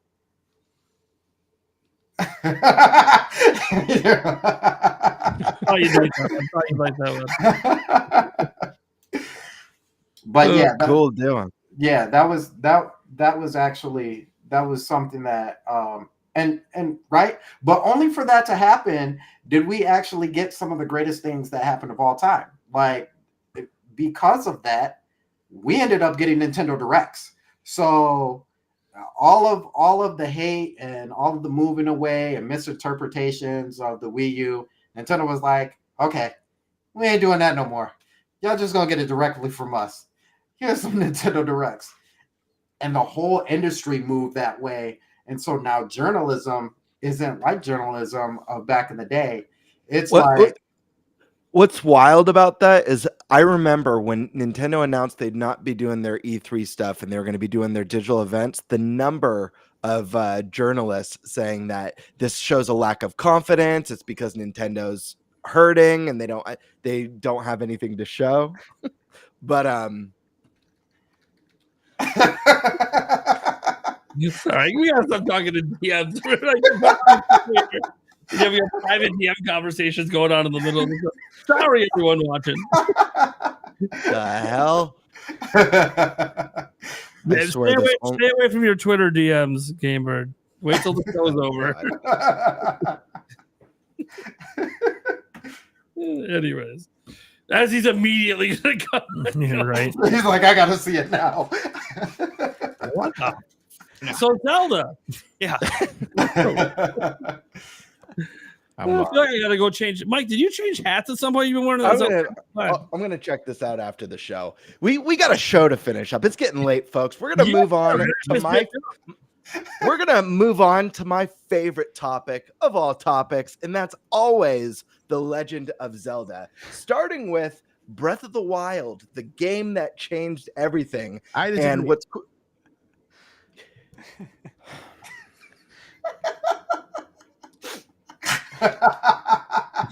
all right. The audio listeners have no idea what the Listen, audio listeners. shameless plug. I'm excited for the next two questions. I'm actually working on a video called "Is The Legend of Zelda: Breath of the Wild overrated?" It's going to be a collab video featuring Stash as well as a few other people, but this is very much related. Breath of the Wild, it redefined open world games and Zelda itself. Breath of the Wild and Tears of the Kingdom both made Zelda this big mainstream juggernaut, unlike anything we had seen from the series before. And looking at the series charts, let me see if I can pull this up. The Breath of the Wild catapulted the series into major success, selling way more, not even close, than any other game in the series. Let me see if I can get this one. One sec. Oh yeah, those sales numbers are nuts, right? It is wild. Can you see it on screen? No, You want, did you share? Do this. Let's see. I got you, buddy. Perf. Thank you. So we can see here right at the number one spot, 33.55 million units sold. Insane numbers. Absolutely insane. Especially when you think of competitors and their top sellers where their numbers tend to land usually in the 7-8 million units is a huge deal. Obviously, there's competitor third-party games that sell incredibly well, like Grand Theft Auto, but still, these numbers are no joke. Following that is Tears of the Kingdom, which again is over 20 million, headed into 21 million. I would not be surprised to see this one land at the 25 million spot, possibly go farther as people pick up Switch 2. There are people who don't have Switch 1. There are people who will pick up these games on Switch 2, especially if these games run and perform better. But I think the big thing right here is if you look at the next runner-up, and that's Twilight Princess. And look at that. That's a $12 million unit, or sorry, 12 million unit difference. 12 million unit difference. It is wild. This range is kind of the 4 to 8 million was the range for the series. So you just see this insane catapult. You're going what is that? 25 million more than the previous selling title. Absolute insanity. I'm going to stop sharing this. Crazy cupcakes. So let's talk about this. Let's talk about these numbers. How do you guys feel that Breath of the Wild redefined Zelda and turned it into a mainstream juggernaut? And what do you think about these sales numbers? Well, look, what I find interesting is even though those two Switch games are 50 mil, right? Incredible. What's interesting is Breath of the Wild is the only evergreen Zelda game ever to release. It didn't get the 33 mil overnight. That was over the lifetime of Switch, selling millions and staying in the top 10. Even today, it outsells Tears of the Kingdom every quarter. Tears of the Kingdom, it's at 21 million officially on Nintendo's website. 2 years. 2 years. It sold 1 million since launch month. It sold 20 million in launch month, meaning it's not really doing evergreen numbers for Nintendo. It's not Breath of the Wild. So what's incredible is that somehow Breath of the Wild, this 8-year-old game, did something no Zelda game's ever done before. And I'm actually curious if any Zelda game will ever do it again. Now, I do think the next Zelda game will outsell Twilight Princess. I think it's going to have a banger out the gate sales because, again, the next big 3D Zelda game is probably not coming until 2029-ish, somewhere in there. And by then they'll be, well, according to projections, we might have like 75, 80 million Switch 2s at that point. I mean, these analysts are going nuts. They're even going crazier than I'm going on the initial sales for the system. But yeah, so it'll have a huge install base to sell to. And I could see it selling another like 15, 20 mil out the gate. But will it be evergreen? Will it continue to sell consistently for years? I think maybe. But only because it'll be a new Zelda in a new world. But we'll see. That's what Tears of the Kingdom didn't have going for it. It was a new Zelda, but it wasn't in a new world. Breath of the Wild was a new world. So when I look at the sales of Breath of the Wild, you know, it might not be repeatable. I hope it's repeatable because I hope they continue to make games that satisfy tens of millions of gamers worldwide. And it's funny too. I look at this first bullet point that Stash put in here, saying Breath of the Wild redefined open world games and Zelda itself. You know, I've looked around. Like there are some games that try to copy some of the stuff that like Breath of the Wild did. But then if you look at the other ones that got as big or bigger than Breath of the Wild since it came out, they didn't really take much inspiration from Breath of the Wild. They kind of just did their own thing. Which is interesting because all the things that Breath of the Wild did, like just collectively, other games have done before. It just was never put together in this way. And it didn't have a big IP like Zelda behind it. But the crazy thing is, forget its inspiration on other games. It's permanently changed the future of Zelda. Because it just showed Nintendo Zelda doesn't have to be that series that's, you know, aspiring to crack 10 million. It should be expected. The expectations have changed for 3D Zelda because of Breath of the Wild. So even though Tears of the Kingdom didn't quite live up to the same sales numbers, are you kidding me? 20 million in a month? The best-selling game on PlayStation 5 is Spider-Man 2 at 11 mil total lifetime. Tears of the Kingdom destroyed that in a month. You know how many companies would love to sell 20 million copies in a month? Monster Hunter Wilds right now is attempting to try to do it. Don't know if it'll get there, but it's probably going to cross 10. So it's real close to already crossing 10 right now if it hasn't already. So, like, yeah, Zelda, it's changed everything. And I think the big thing about it is it created this. See, long-running franchises sometimes have this problem of it's really hard to appeal to new. It's easy to keep the old, the people who grew up. But how do you get new people to try a franchise that's been going on for 35 years, 40 years next year, right? How do you get them to try it? And it's by creating an experience that word of mouth says is unmissable. And that's what Breath of the Wild did. Not only Game of the Year that year. If you bought a Switch, the first recommended purchase by everyone for years was you got to play Breath of the Wild. It's a can't miss experience. It's actually what happened with GTA 5. If you look at the sales of the Grand Theft Auto series, it's always been good. GTA 5 is at another level. It's at an insanely... It's so far ahead of GTA 4, it's not even funny. But why? Word of mouth. Yeah, it had its initial sales, and then everyone kept saying, God, you got to play this game. It's a can't miss game. You got to play it. Got to play it. Got to play it. Kept growing bigger and bigger. That's what happened with Minecraft. Got to play it. Got to play it. Happened with Fortnite. Got to play it. Got to play all these games. It's all word of mouth. And even my own kids who had never played Zelda before played it. Why? Because they knew that Dad loved the fuck out of that game.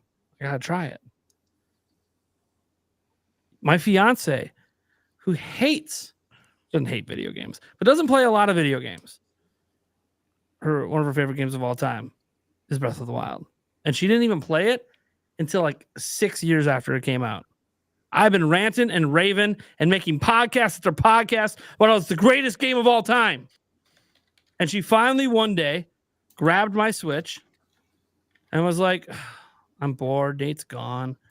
Let me see what this Zelda thing's about. 3,000 hours later, she didn't put it down until Tears of the Kingdom came out. And then she went and racked up a couple thousand hours in that game. Like, it's insane to me. Like, having this appeal, I'm not really quite sure what it is that made it so appealing. Because, like, I think the game's so amazing and perfect, but I'm not new to the series. Like, how did this appeal to new gamers, get new people in? And the only thing I could think of is Western-style RPG games are really popular. They just are. They're really popular. And if you can do one really, really well with an established IP or an established developer, in the case like From Software doing Elden Ring, you have a chance that if the word of mouth of it's great, that it could just naturally blow up because of it.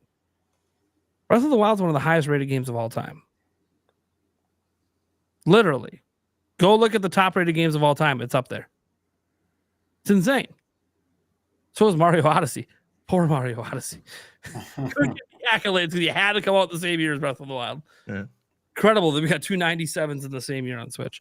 But yeah, I can't exactly pinpoint what it is. One thing I will say is, and this might have helped people stick with the game, I think the tutorial area in Breath of the Wild is one of the best in gaming history.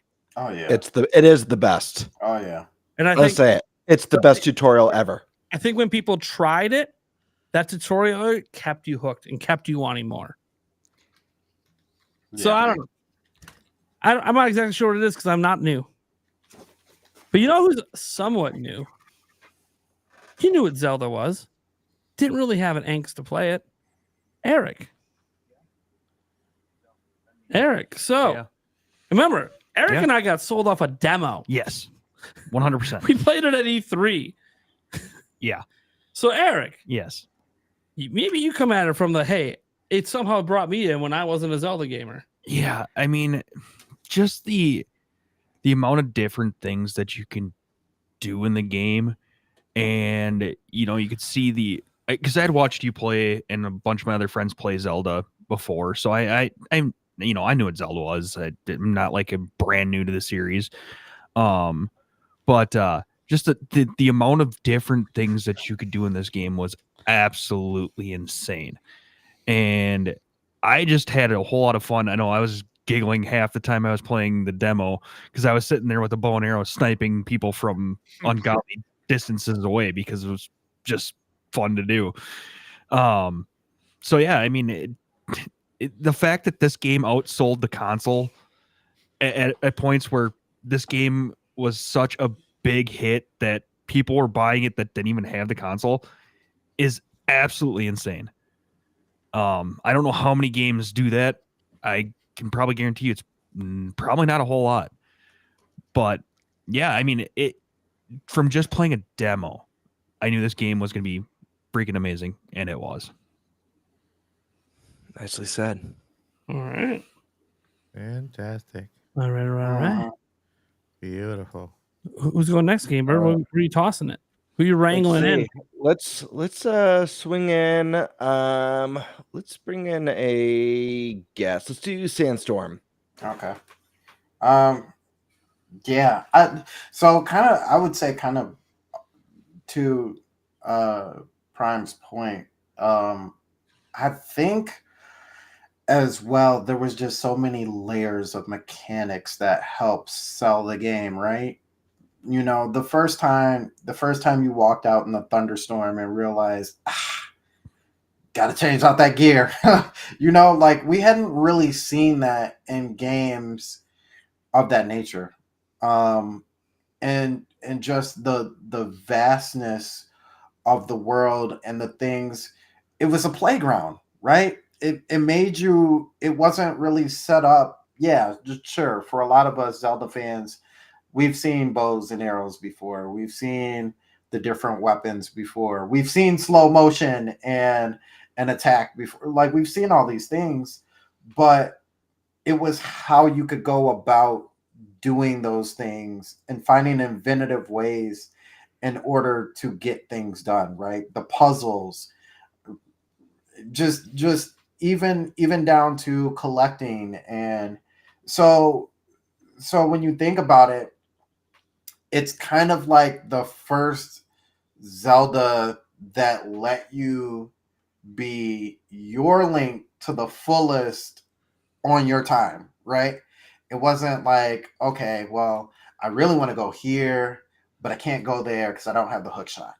I really want to do this, but I can't do that because I don't have this item, right? So to be able to traverse and do it at your pace, how you wanted to do it. What do you want to do today? You don't have to go in and deal with any of the guardians or anything like that. You can go sit in Hateno Village and knock out a couple quests. We really hadn't seen anything to that nature, and I think that's what really helped sell the game, especially for us. And like you said, the tutorial area, I think a lot of us were like, holy crap, this is on a plateau, but this plateau is like enormous.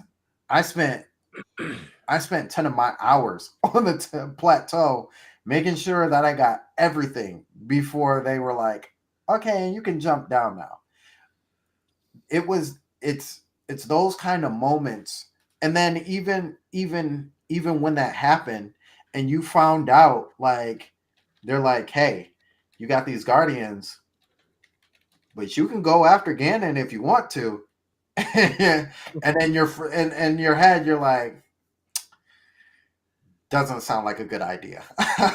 So just the open options to be able to do stuff and go different places. And yeah, Tears of the Kingdom does that too.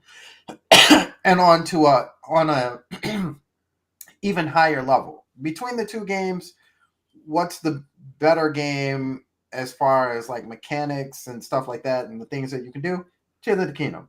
But like what game really like hooked you on that in the first place? Breath of the Wild, you know. So I think, and like you said, an evergreen title, I think even to this day, people ask me, you know, like, what game should I pick up if I have the Switch? And I will say Tears of the Kingdom, and they'll be like, oh, Breath of the Wild is here too. And I'm like, how is that game? And I'm like, greatest game of all time. It's the GOAT, easily. And Majora's Mask is my favorite in the franchise. Breath of the Wild is the Great GOAT. pick. All right, Stash Man.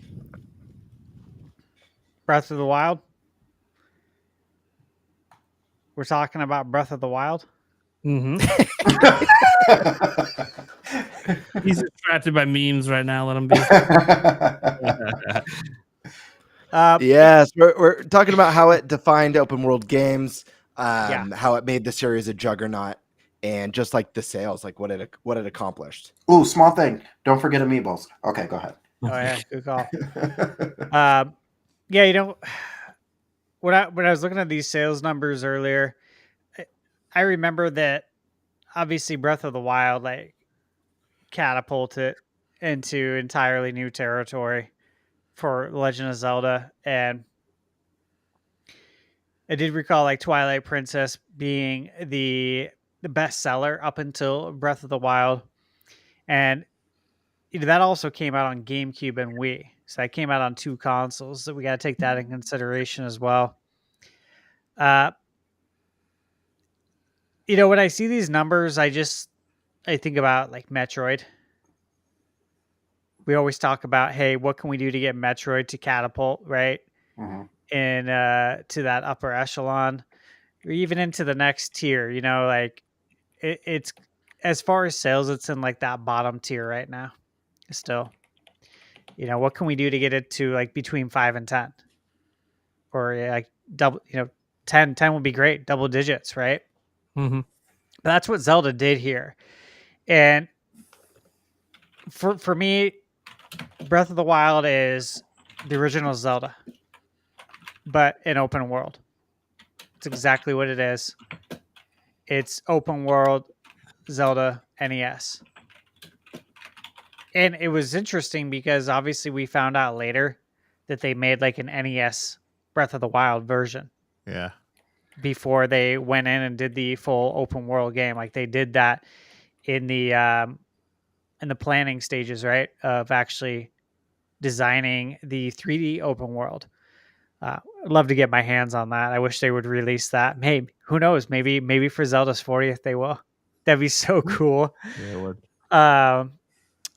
But yeah, and for me, that's my first Zelda. I absolutely love the original Zelda. So that's what it felt like. And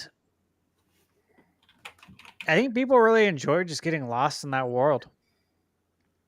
You know, it helped that it was the launch title Mm-hmm. for the best-selling console, Mm-hmm. right? And yeah, it did get to take advantage of true evergreen success. And I gotta say, like, I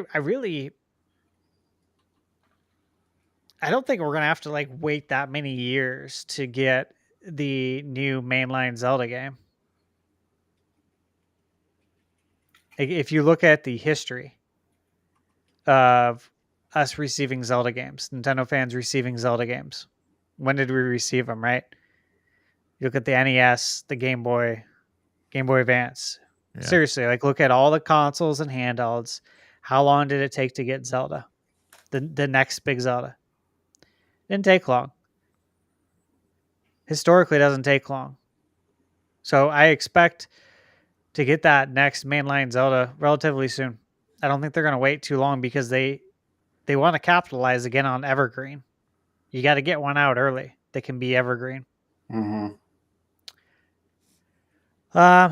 Yeah, that's where I'm at with Breath of the Wild. It was very special. I had a great time with it. You know, I printed out a whole map, and I brought it with me and used it. I used a Sharpie to mark the shrines on my map. Made me feel like a kid again. That's cool. It was really fun. Yeah, I still have the map. I think it's in my box for Breath of the Wild. I found an image, a really good high quality image Uh-huh. on Google, and then sent it over to FedEx Kinko's and had it blown up on like, I think maybe a 16 by 20. Mhm. It was a little blurry, but it kind of added to like the effect. Sure. Kind of made it more fun that it wasn't crystal clear. Yeah. It's like I'm actually looking at an old map. It's a good idea. Yeah, it was a good time actually. It made it a little bit more interactive. So, I think that's kind of my thoughts on Zelda as far as Breath of the Wild, man. Cool. Mike, over to you. I Any loved it. thoughts on how it redefined the series, kind of its sales, what it accomplished? It did good things. It sold a lot of copies, and it All right. it changed. That's how we do it. It changed my whole view on the entire Legend of Zelda series. That's it. I love Oh it. yeah. So Short I and got sweet. I like that. I'm in love with Zelda. so I got two things. I feel like someone needs to dump some ice down Mike's pants. Especially once I said Oh, bring no, a it's- change oh, of you pants. You need this. I'm telling you, drop some ice He down. did. You'll wake up in a moment. I've pissed 6 times on this podcast in Have my you? chair since it started. my No. butt is asleep. Well, I mean, you were complaining about being uncomfortable, so maybe you're trying to wet it down. Adding it. Maybe you need a new chair. Maybe it's time. Guys, it's I tomorrow. think it's time for a new chair. Tomorrow on my side of the world, and no direct. So sorry. No Nintendo direct. I yet. might have one for you. It's called Autofull. Anyways, they're not a sponsor anymore, so it's not. I do like the chair. I like it a lot. All right. Well, let's. So go ahead. Two last final things. One, the game Breath of the Wild and Tears of the Kingdom are both nearly perfect. The one big caveat, huge caveat, biggest thing that they're missing, fishing. No fishing. No pole. I need that. Bring that back, please. The other thing is, and kind of interesting, and the only one who breaks this mold is GameCube, actually. But there is 2 Zelda games for every revolutionary system, but only 1 Zelda game for every evolutionary besides GameCube. So if you look at Nintendo, the NES as a revolution, there's Zelda 1 and Zelda 2. For the Super Nintendo, there's only 1.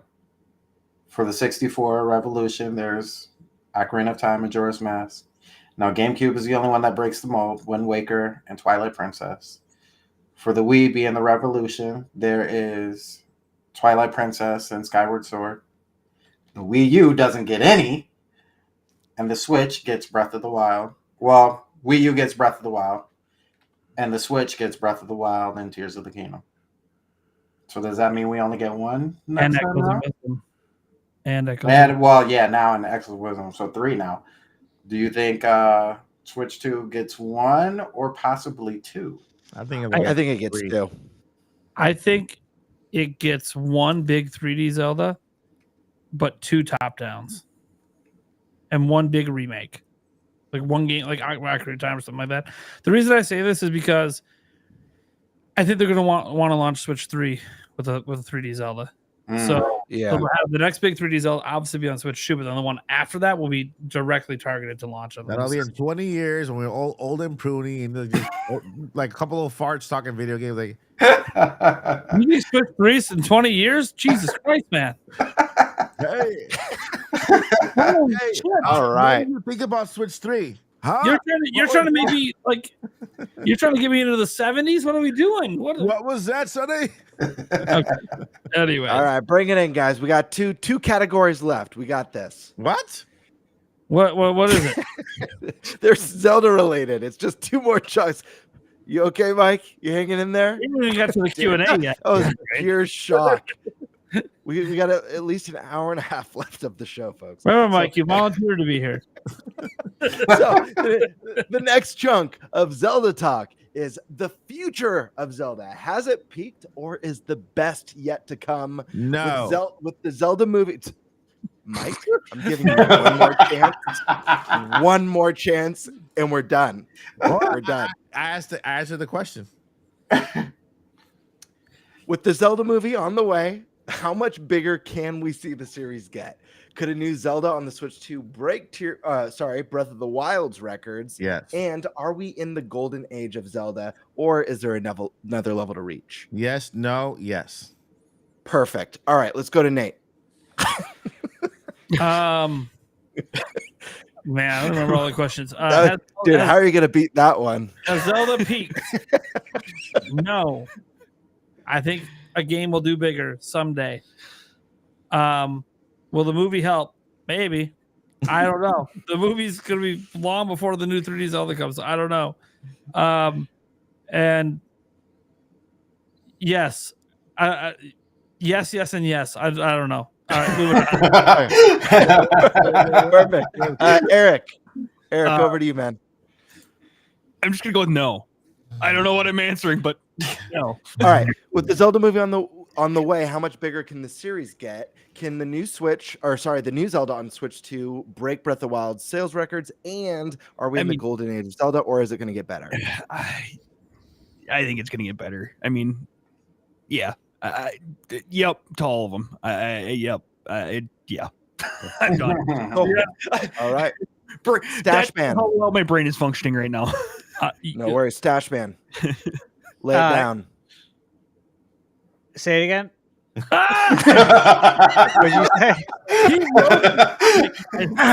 time's the charm. I didn't hear you. Yes, let me speak directly into the microphone. With the Zelda movie on the way, how much bigger can it get? Okay, that's this. And Disturbing. could a new Zelda on Switch 2 break Breath of the Wild sales records? And lastly, are we in the golden age of Zelda, or is the next level yet to come? Your thoughts? Yes.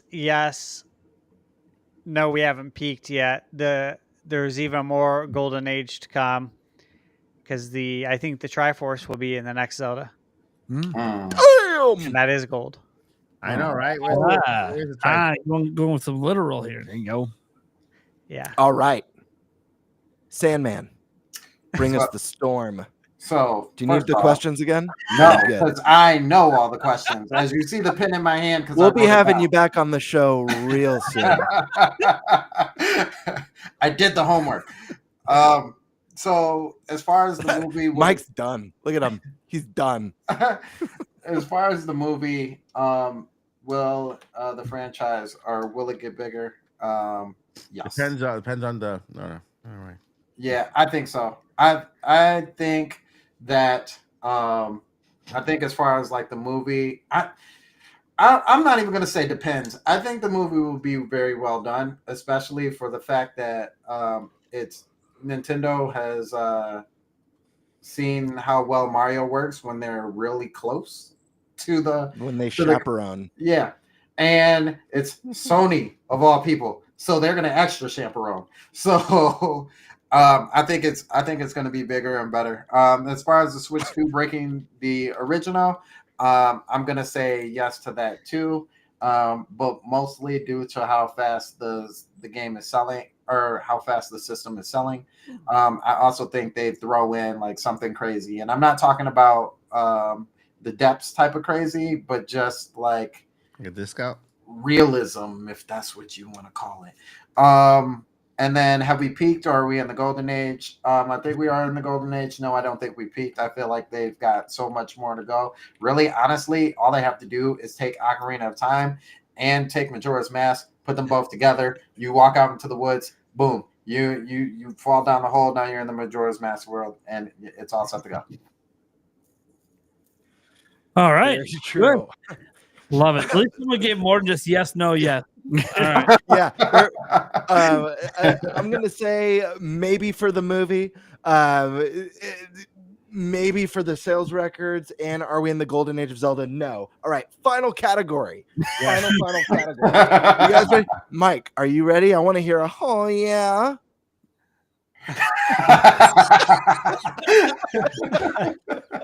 That woke him up.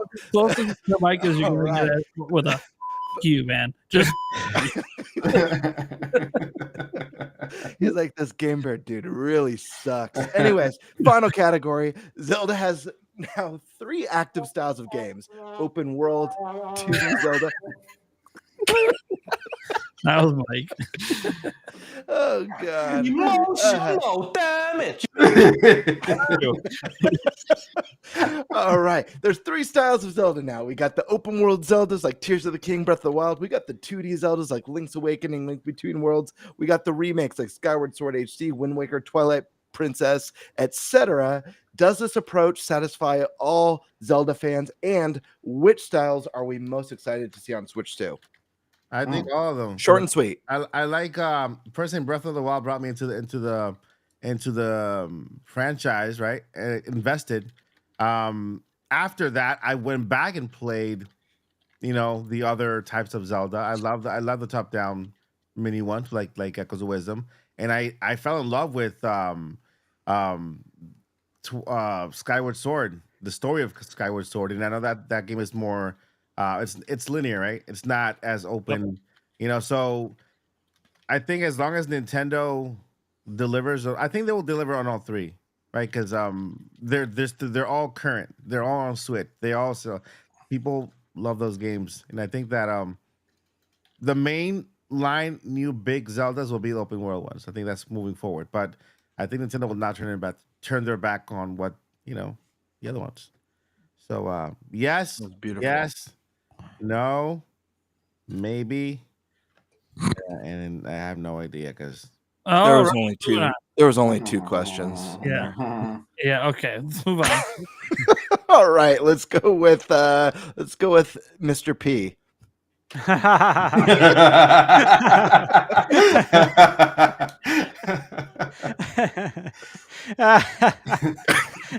Not too late to change my YouTube channel name. No. So, look, I think that all fans will be satisfied. What? OnlyFans? No, I think all fans will be satisfied on Switch 2.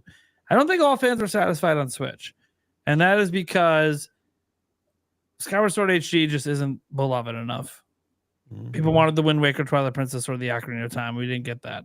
So as long as one of those, or actually, if one of Twilight Princess or Ocarina of Time get remade on Switch 2, which I think will happen, then I think they'll hit on everyone, and everyone will be really happy on Switch 2. Yeah. I think we're going to get another top-down Zelda, maybe multiple of them.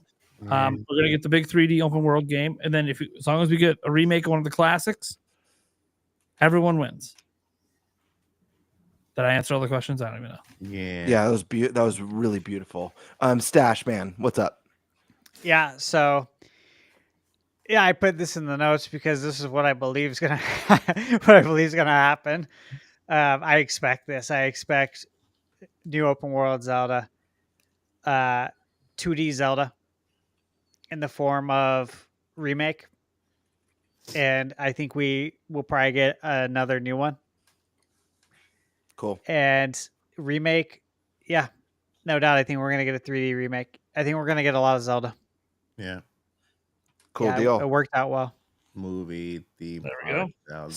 Sandman. What do we got? So, I think that Ian Sandman, get it right? yeah, it's the Sandman. You know, like Candy. in Super Punch Out. Good day. Yeah. I was thinking, Mr. Sandman, give me a drink. That's so far back. Yeah, so I think that we'll get both of them. Yes, I think everybody or all of them. Yes, I think Zelda fans as a whole will be satisfied. I do actually think that we will get a new 3D big title. I think that we will get a new 2D title, and I think that the remakes will actually come and start off with the Ocarina of Time, whatever. And I also think that they're gonna start doing the other 2Ds like Oracle of Ages and Spirit Tracks and all those other ones, doing HD remakes of those. All right, Eric. Yeah. I'm thinking, they're probably going to keep a rotation going, whether it's, open world, 2D. I think they're going to keep, that rotation going. And because, you don't want to alienate all of your, your audience. Jesus, I can't talk today. And spit on that thing. That too. Wake up a little bit over there. Yeah. Thank you. But yeah, I think whether it's That wasn't an offer between by the way. all right, between the remakes and new games, I think they're going to try to find a balance between open world and kind of more linear 2D type of thing. Oh Lord, this is going off the rails quickly. I love this. Yes, it is. I love when people get overtired. Yes. Dude, I could just I love it. partying with Steve over there would be so much fun. Oh yeah. Especially when he hits the overtired stage. All right. Yes, I think it'll satisfy all Zelda fans on Switch 2 in the style I'm most excited about. For everyone, I don't think you guys mentioned that. What's the style you're most excited about? Last thing. For me, obviously mainline Zelda. I love everything else, but mainline, it's the newest, the latest and the greatest. So I quit. I don't like Zelda anymore. For me, whoa, Eric, that was gnarly. That was the loudest I've ever heard you on the podcast. That was rad. For me, I want the greatest Zelda graphics. I want 8K, 2,400 frames per second, and nothing less, with ray tracing and ambient inclusion and all of that. And then All right, let's stick to the question, guys. It was which style, 3D, 2D, or remakes? yes, Real quick. that's the answer. Yes. I mean, yeah. All right, and I actually have a bonus category that we're gonna go. I want a remake. I want a remake in a 2D style, but open world. All right. He's just trying to cross all the categories at the same time. VR. completely immersed.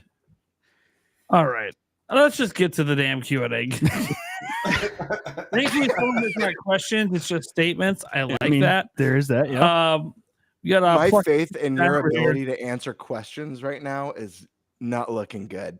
Yeah. Well, bring back Wave Race and Pilot Wings. Hell yeah. Pretty simple. No, That's just a want from everyone, I think. just keep it. Yeah. Larry. Great question. Absolutely. Keep it Great Start the question. change.org and I'll And sign not, it. and not in the Pilot Wings resort, like real Pilot Wings. Yeah, like Yeah. Pilot Wing 64. Yeah. Yeah. Bring back the good shit. Andrew Brightwell saying, Thunder, heard anything more on the next Zelda for Switch 2? Apologies if already answered. Just joined. You know I'm all about the Ocarina of Time remake. No, I haven't heard anything, but my intuition tells me that we're going to be eating very good and that the Ocarina of Time remake is real. Yep, and That's my gut feeling. Thunder's intuition told my intuition to tell Nate's intuition to expect it. Expect it. All right, moving on.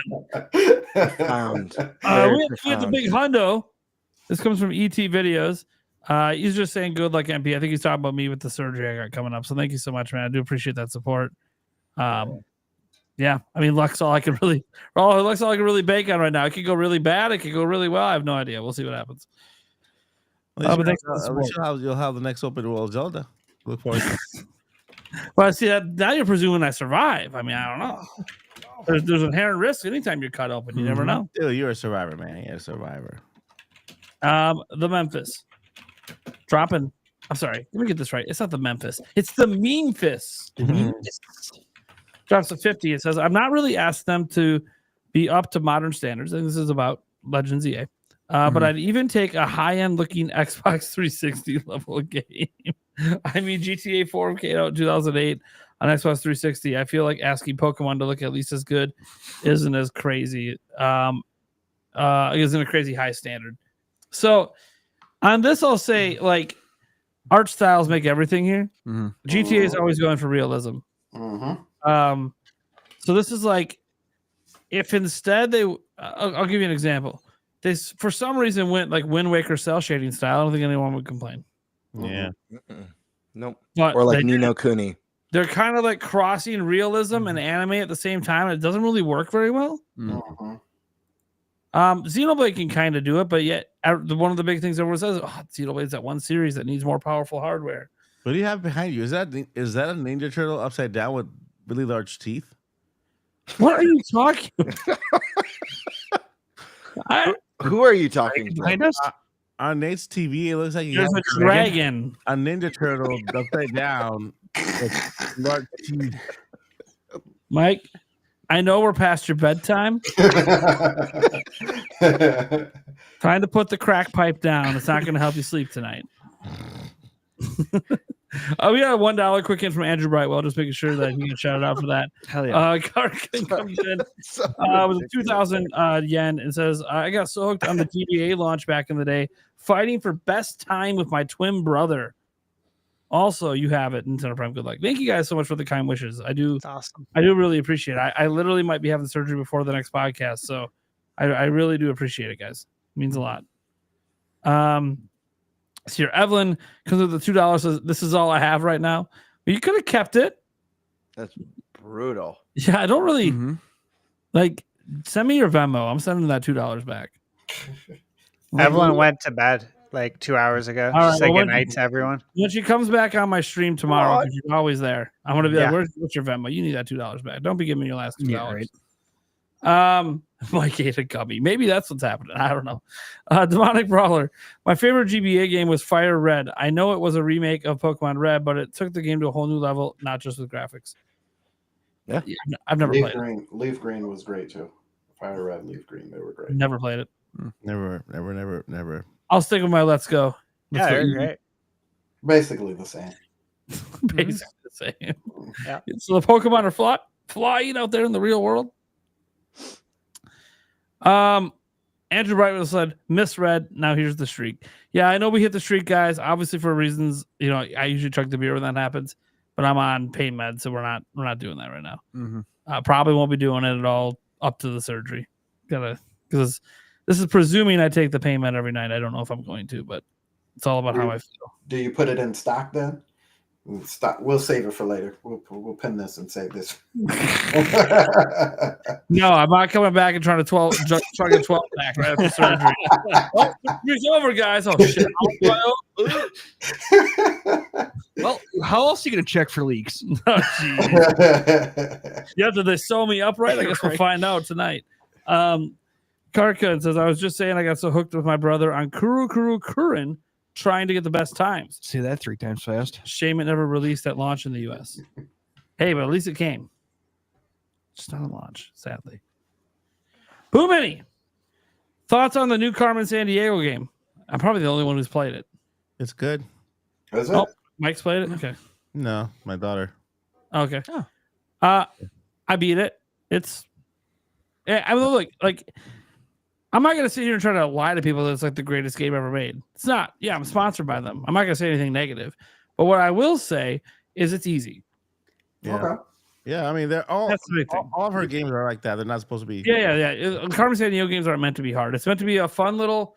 You solve little mysteries and catch criminals. You're catching thieves basically, and while doing that, you're learning actual history about the world. Nice. So it's really good for children to like get them into history and She needs a movie. Yes, that part. Nerdy said the $2 said Yo Prime feel better. Thank you so much, man. Appreciate it. Demonic Brawler did $5. So GBA had so many good 16-bit games. It was like having a SNES in the palm of your hands. Absolutely. Mm-hmm. With a more massive library, and NSO needs to add more of them. Mm-hmm. Yeah. I mean, look, all the games should be on NSO. But I mean, Nintendo's going to trickle them for decades. It is what it is. Demonic Brawler. Triple X BMX was unedited only on the GameCube version. Did you guys buy that game? Because I did. Oh yeah, BMX. Did you? Yeah. Nice. Yeah. Yeah. Yeah. There's a reason you want that game. Version. Yep. Force Fanatic was trying to encourage the chat to push us to 420 tonight to get me on an edible tomorrow, but we failed, guys. It's okay. It's all right. I have something better than an edible. It's called morphine. Morphine. I'm not taking it for pleasure. I'm only taking it if I'm in too much pain. But anyways, if I do take it, it will be towards nighttime so I can actually sleep. So I haven't had good sleep in years. I think people are upset about the graphics of Legends EA. This comes from Demonic Brawler because they are expecting it to come to Switch 2, but it's not going to. Sorry. Well, the Terra leak had something in it that suggested there may be a Switch 2 version. The thing is, I think the game's been primarily just made for Switch. So whatever the Switch 2 version is, kind of feel like it's one of those like, oh, they applied DLSS to it or something like that, you know? Or like it will run better and look better, but it's not going to, I don't think it's going to be like this drastic, leap that people might want it to be. Or it just doesn't happen at all. I don't know. Who really knows? Just because things are in a leak doesn't mean they ever finished it, Yeah. Facts. And they could have been messing around with it while they were working on Gen 10 just to get used to Switch 2, so who knows? Yeah. Jorge, see, I'm trying to fly through these. $10 says, which developer from Nintendo do you think could handle Game Freak's dev cycles for mainline Pokemon games? So a 2-year dev cycle? The only one I could think of, because they seem to be really good at churning shit out, is Monolith Soft. Yeah. But they don't got the manpower for it. They don't make that kind of game. No. So I don't know if there's any Nintendo dev, because Nintendo wouldn't do it. No. They just straight up wouldn't churn out a Pokemon game in 2 years. They just wouldn't even do it if they were making it themselves. Like Kirby can get churned out every 2 years, but like that, we're talking about games that are smaller in scale. Like the scale that Pokemon is, Nintendo would have like a Zelda-sized team on it. So, yeah, I think you get fired as a developer if you're like, hey, I got this game done, and they're like, how long did it take you? Yeah. And Nintendo won't even accept like the timetables that Game Freak does. If Nintendo had the final say, they would not accept that timetable. But there's the thing: they know the Pokemon franchise is this big, wide thing, and they keep making money hand over fist. So they have no real reason to do much other then maybe stepping in with their QA team, because Nintendo did have to publicly apologize for the first time ever. Mhm. So like they may get their QA teams involved towards the end of November, but we'll see. It's possible their QA teams got involved with ZA because Terra Leak said ZA was supposed to come out last year. Oh. Maybe it got slightly delayed because Nintendo's QA teams got involved and said, no. Now we ain't publicly apologizing twice.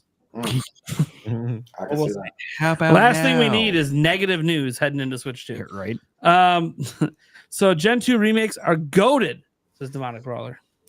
All right. Fair enough. Demonic Brawler's loving those Gen 2 remakes. See, I love the statement ones.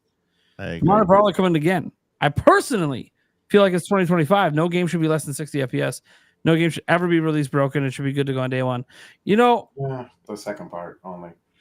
yeah. So games being broken day one, like that's happened even way back in the day. I mean, there's literally broken games still to this day. Mhm. But like I do think that there was a point that like every game was 60 FPS, like way back in the early gaming days, or 50, depending on what country you were in. And it's a choice. It's been a choice this whole time. Mhm. They just choose to use that processing power because for a lot of games, especially single player games, they're slower paced. 30 FPS feels acceptable to many people. 60 FPS is factually better, but it's hard to sell a frame rate. Mhm. Now, it's not hard to desell a frame rate. If you do 30 FPS and you dip below it, people know. Like if you're doing 30, it better be locked all the time. That's my problem. My problem isn't the 30, it's that it's not locked. Yeah. So that means like you're still you can push the visuals, but maybe cut it back to make sure you actually have a consistent 30. That's my problem. And that was my problem with Scarlet and Violet. Like my number one problem with it was frame rate. Like there's all these other issues. I fell through the world once. That was stupid. But it's the frame rate, man. Dude, at the beginning of the game, it's still like this. Beginning of the game, you go into the school. It's like a stop motion. Who let that like get by? This is a very beginning of the game section. And there's stop motion out of nowhere. And it's not because it's an artistic choice. Your character is also moving in stop motion. I got lots of issues with that game. The stupid thing is there's still some fun parts in it too. Pokemon. Gotta catch them all. No, Not anymore. a Super Mario Land 2, the 6 golden coins, fellas. Yes. Yeah.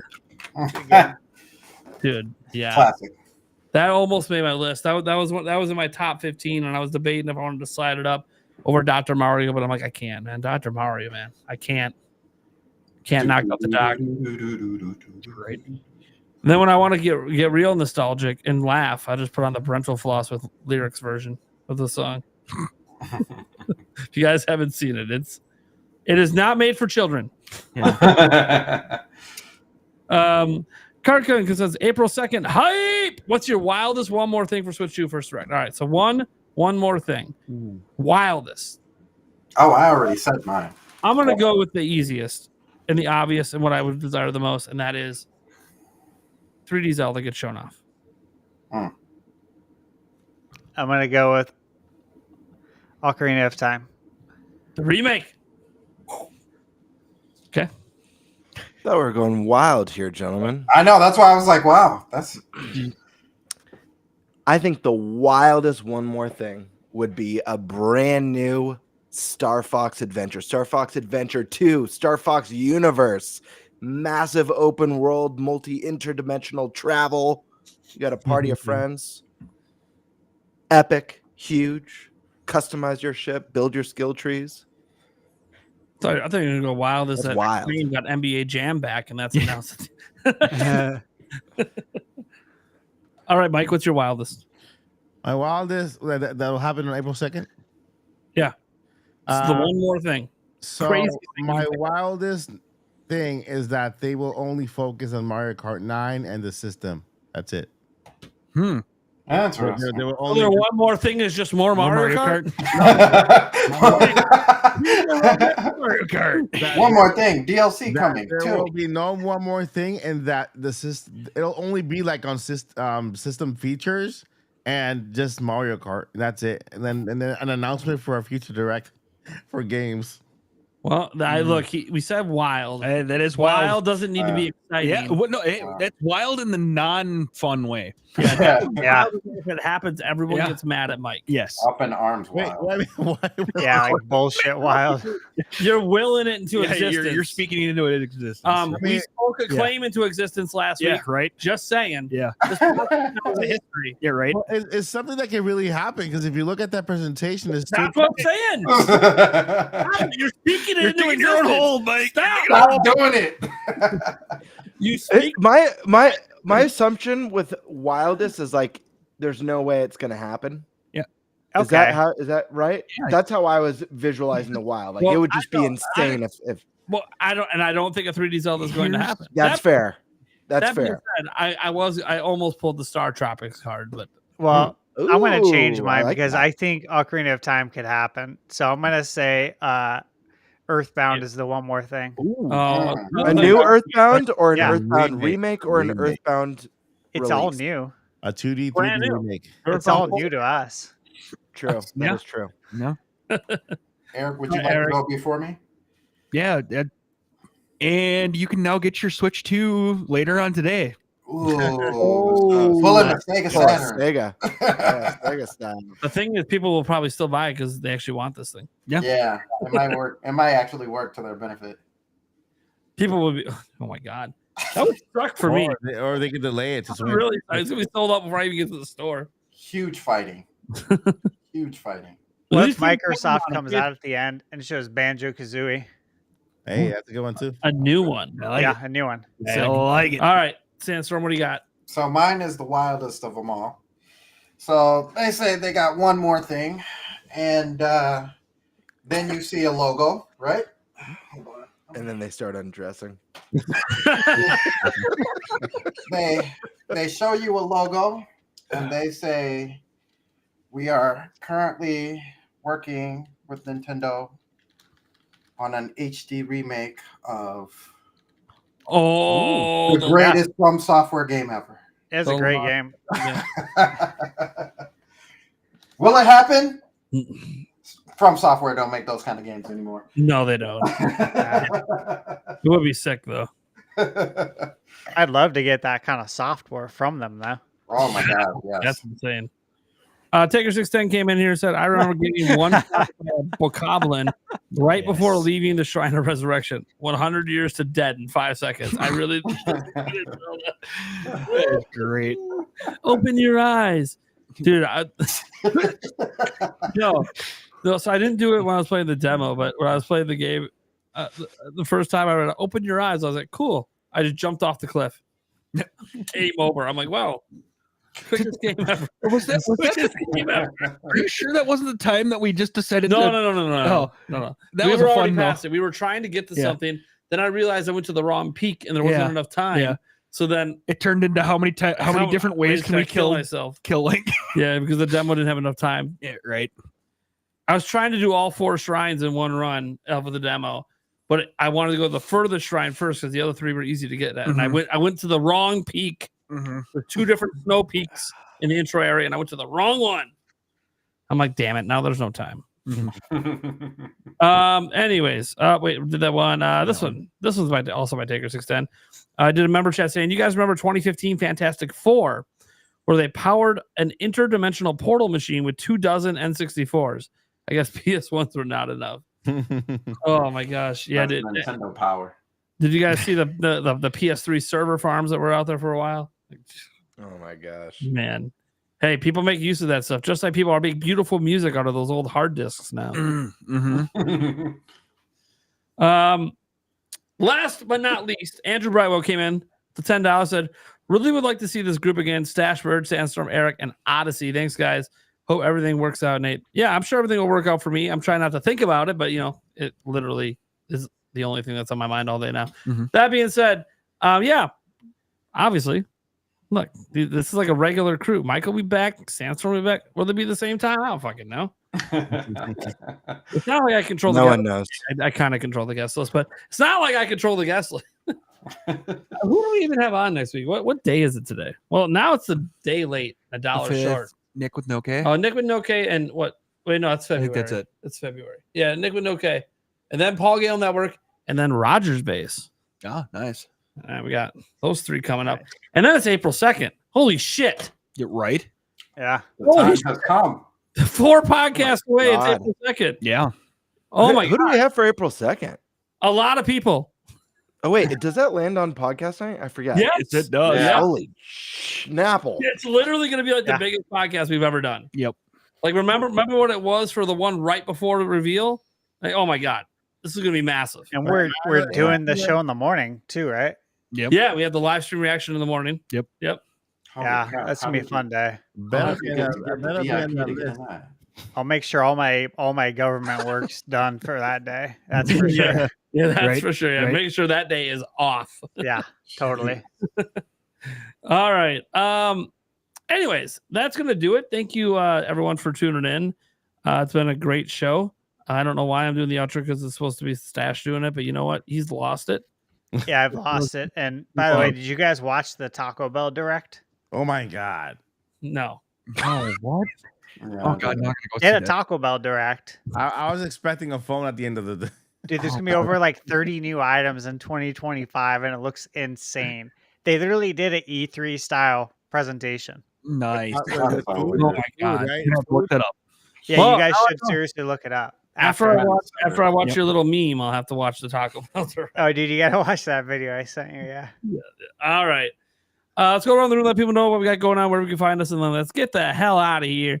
Mike Odyssey, Mr. Trying to get to 100K this year. How's it going? Hey. Hi. Mike Odyssey. There you go. That's all I need. Mike Odyssey. All right. I'm here. So you can find me here at the Odyssey. Well, not here at the Odyssey over there, the other channel. Every Monday, every day, almost every day. Every day. One day, every day. 100%. Almost every day. Almost every day. Monday to Friday. We got the Nintenbyte Podcast every Friday night at 8:30 p.m. Eastern Time. And we got some stuff going on. Yeah, I am trying to get to 100K to by the end of the year. I feel like this is because of my disability. This is a crucial year for me. I'm pushing to get to 100K. And so if I don't, I will have to make some other choices, in life to kind of here. I'll stay in content creation, but maybe Indie Mania this summer. yeah, Indie Mania is once a year, so that I could stick with that. Indie Mania is here. Indie Mania is coming in June. I'll be there with IGN. I have Thunderstash on the show as well. Paul Gale is also there. And we'll be in Los Angeles. If you guys are in the area, say hi. And Yeah, then, what May 19th to the 21st? Yeah, May 19th to the 21st will be in LA. I'll be outside the event, Mike, begging them to let me in. That's what I'll be doing. So if you guys can sneak me, I'll be there. My disability is that he is what? Is that he is too sexy for his everything. Uh, Noodles may have had a few drinks tonight. So that's, Very well possible. I very well possible. thought going to bed. Dudes that can never go to bed till I Yeah, actually hit yeah, end stream. It is what it is. yeah. All right. Mr. Deacon Sandstorm McDowell. So, guys, you can find me on the Sandstorm Show Rebirth, where this Saturday, actually, we have a podcast on Friday. So, our podcast on Friday is anime related. So, if you guys love anime, come on through. We just talk everything anime. Saturday is the Sandstorm Show, which is our main show, where we're going to talk more about gaming. Actually, ironically, we're on Generation 9. So we're talking how did we get here, the state of gaming, and talking about Generation 9 and our experiences with the Switch, PlayStation 5, and Xbox Series S/X. So make sure you guys come over there. have fun conversation. And if you know your boy Risky, he will definitely show up that day. So definitely show up for that. Yeah. As well. I'm also on the Winging It podcast with Shadow Fox and Jay, and on Monday on the Juice is Loose podcast with Terminator Juice and Mr. T. Yeah, Juice is Loose. Yeah, that's creative. But you can also find me on Twitter. And let me make sure my handle is right, because I thought it was Deacon Sandstorm McDowell.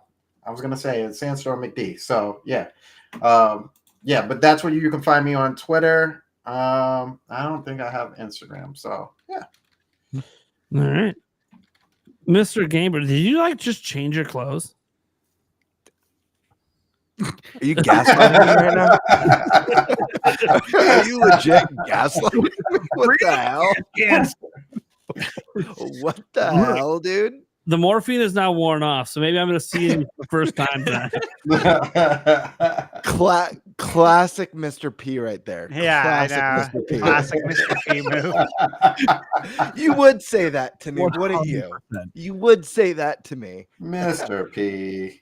What is up, guys? Gamebird Classic, your third favorite, fourth favorite. I don't know what favorite co-host, but you guys can find me at Gamebird Classic here on YouTube making Nintendo content. My most recent video is traditional Zelda versus modern Zelda, pros and cons of both, what I think is better and where I think the future's going. I also have 2 videos in the works right now. One of them is a collab talking about Breath of the Wild. Is it overrated? I've got a few YouTubers joining in, some who think it is, some who think it isn't. I was supposed to be those. and I've got an NSO video that I'm working on that should be coming out pretty soon. So definitely check it out. Support the guests. Definitely subscribe to their channels. Let's get Mike to 100K. Let's get any K. I'll take any K. And that's it. How's everyone? I'm doing well. Doing all right. Stash. Doing all right. So I'm gonna be working on editing some videos. I got all the footage last weekend. I got all the footage of the doc. I put it through its paces. Got a ton of test footage. Yeah, so I'm excited to show you guys that, because I found some, I think, unconventional uses for it as well. So that'll be fun. The one for BenQ. BenQ. Oh yeah, I have the same one in shipping. Oh, good. Yeah. BenQ. Hello. Why aren't you talking to me? They must not have liked They sponsored me one time with a projector, and now they don't want to do it again. Yeah, I remember that. How was the projector? It's awesome. I use it every day. There you go. I have a BenQ projector too. I want it. Hey, BenQ projector. Outside of that, I have that coming.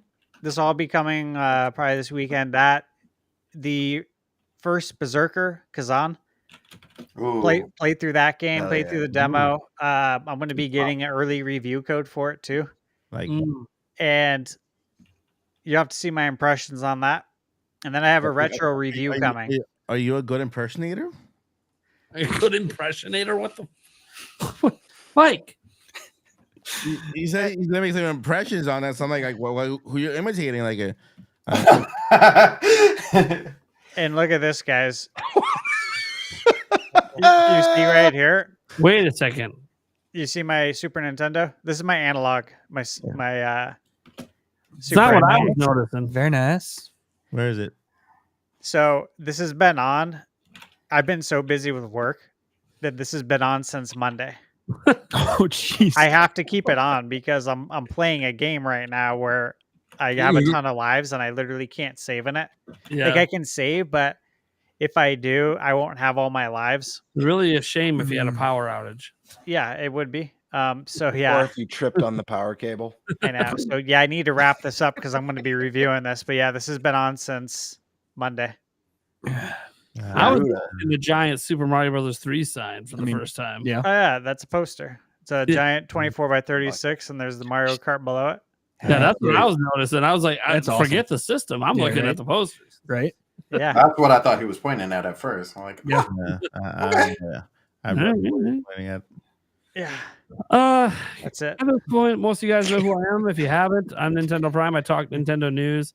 My last video was actually about Mario Day because Nintendo made a bunch of announcements. So if you don't know what they're planning for Mario Day, you can go check that out.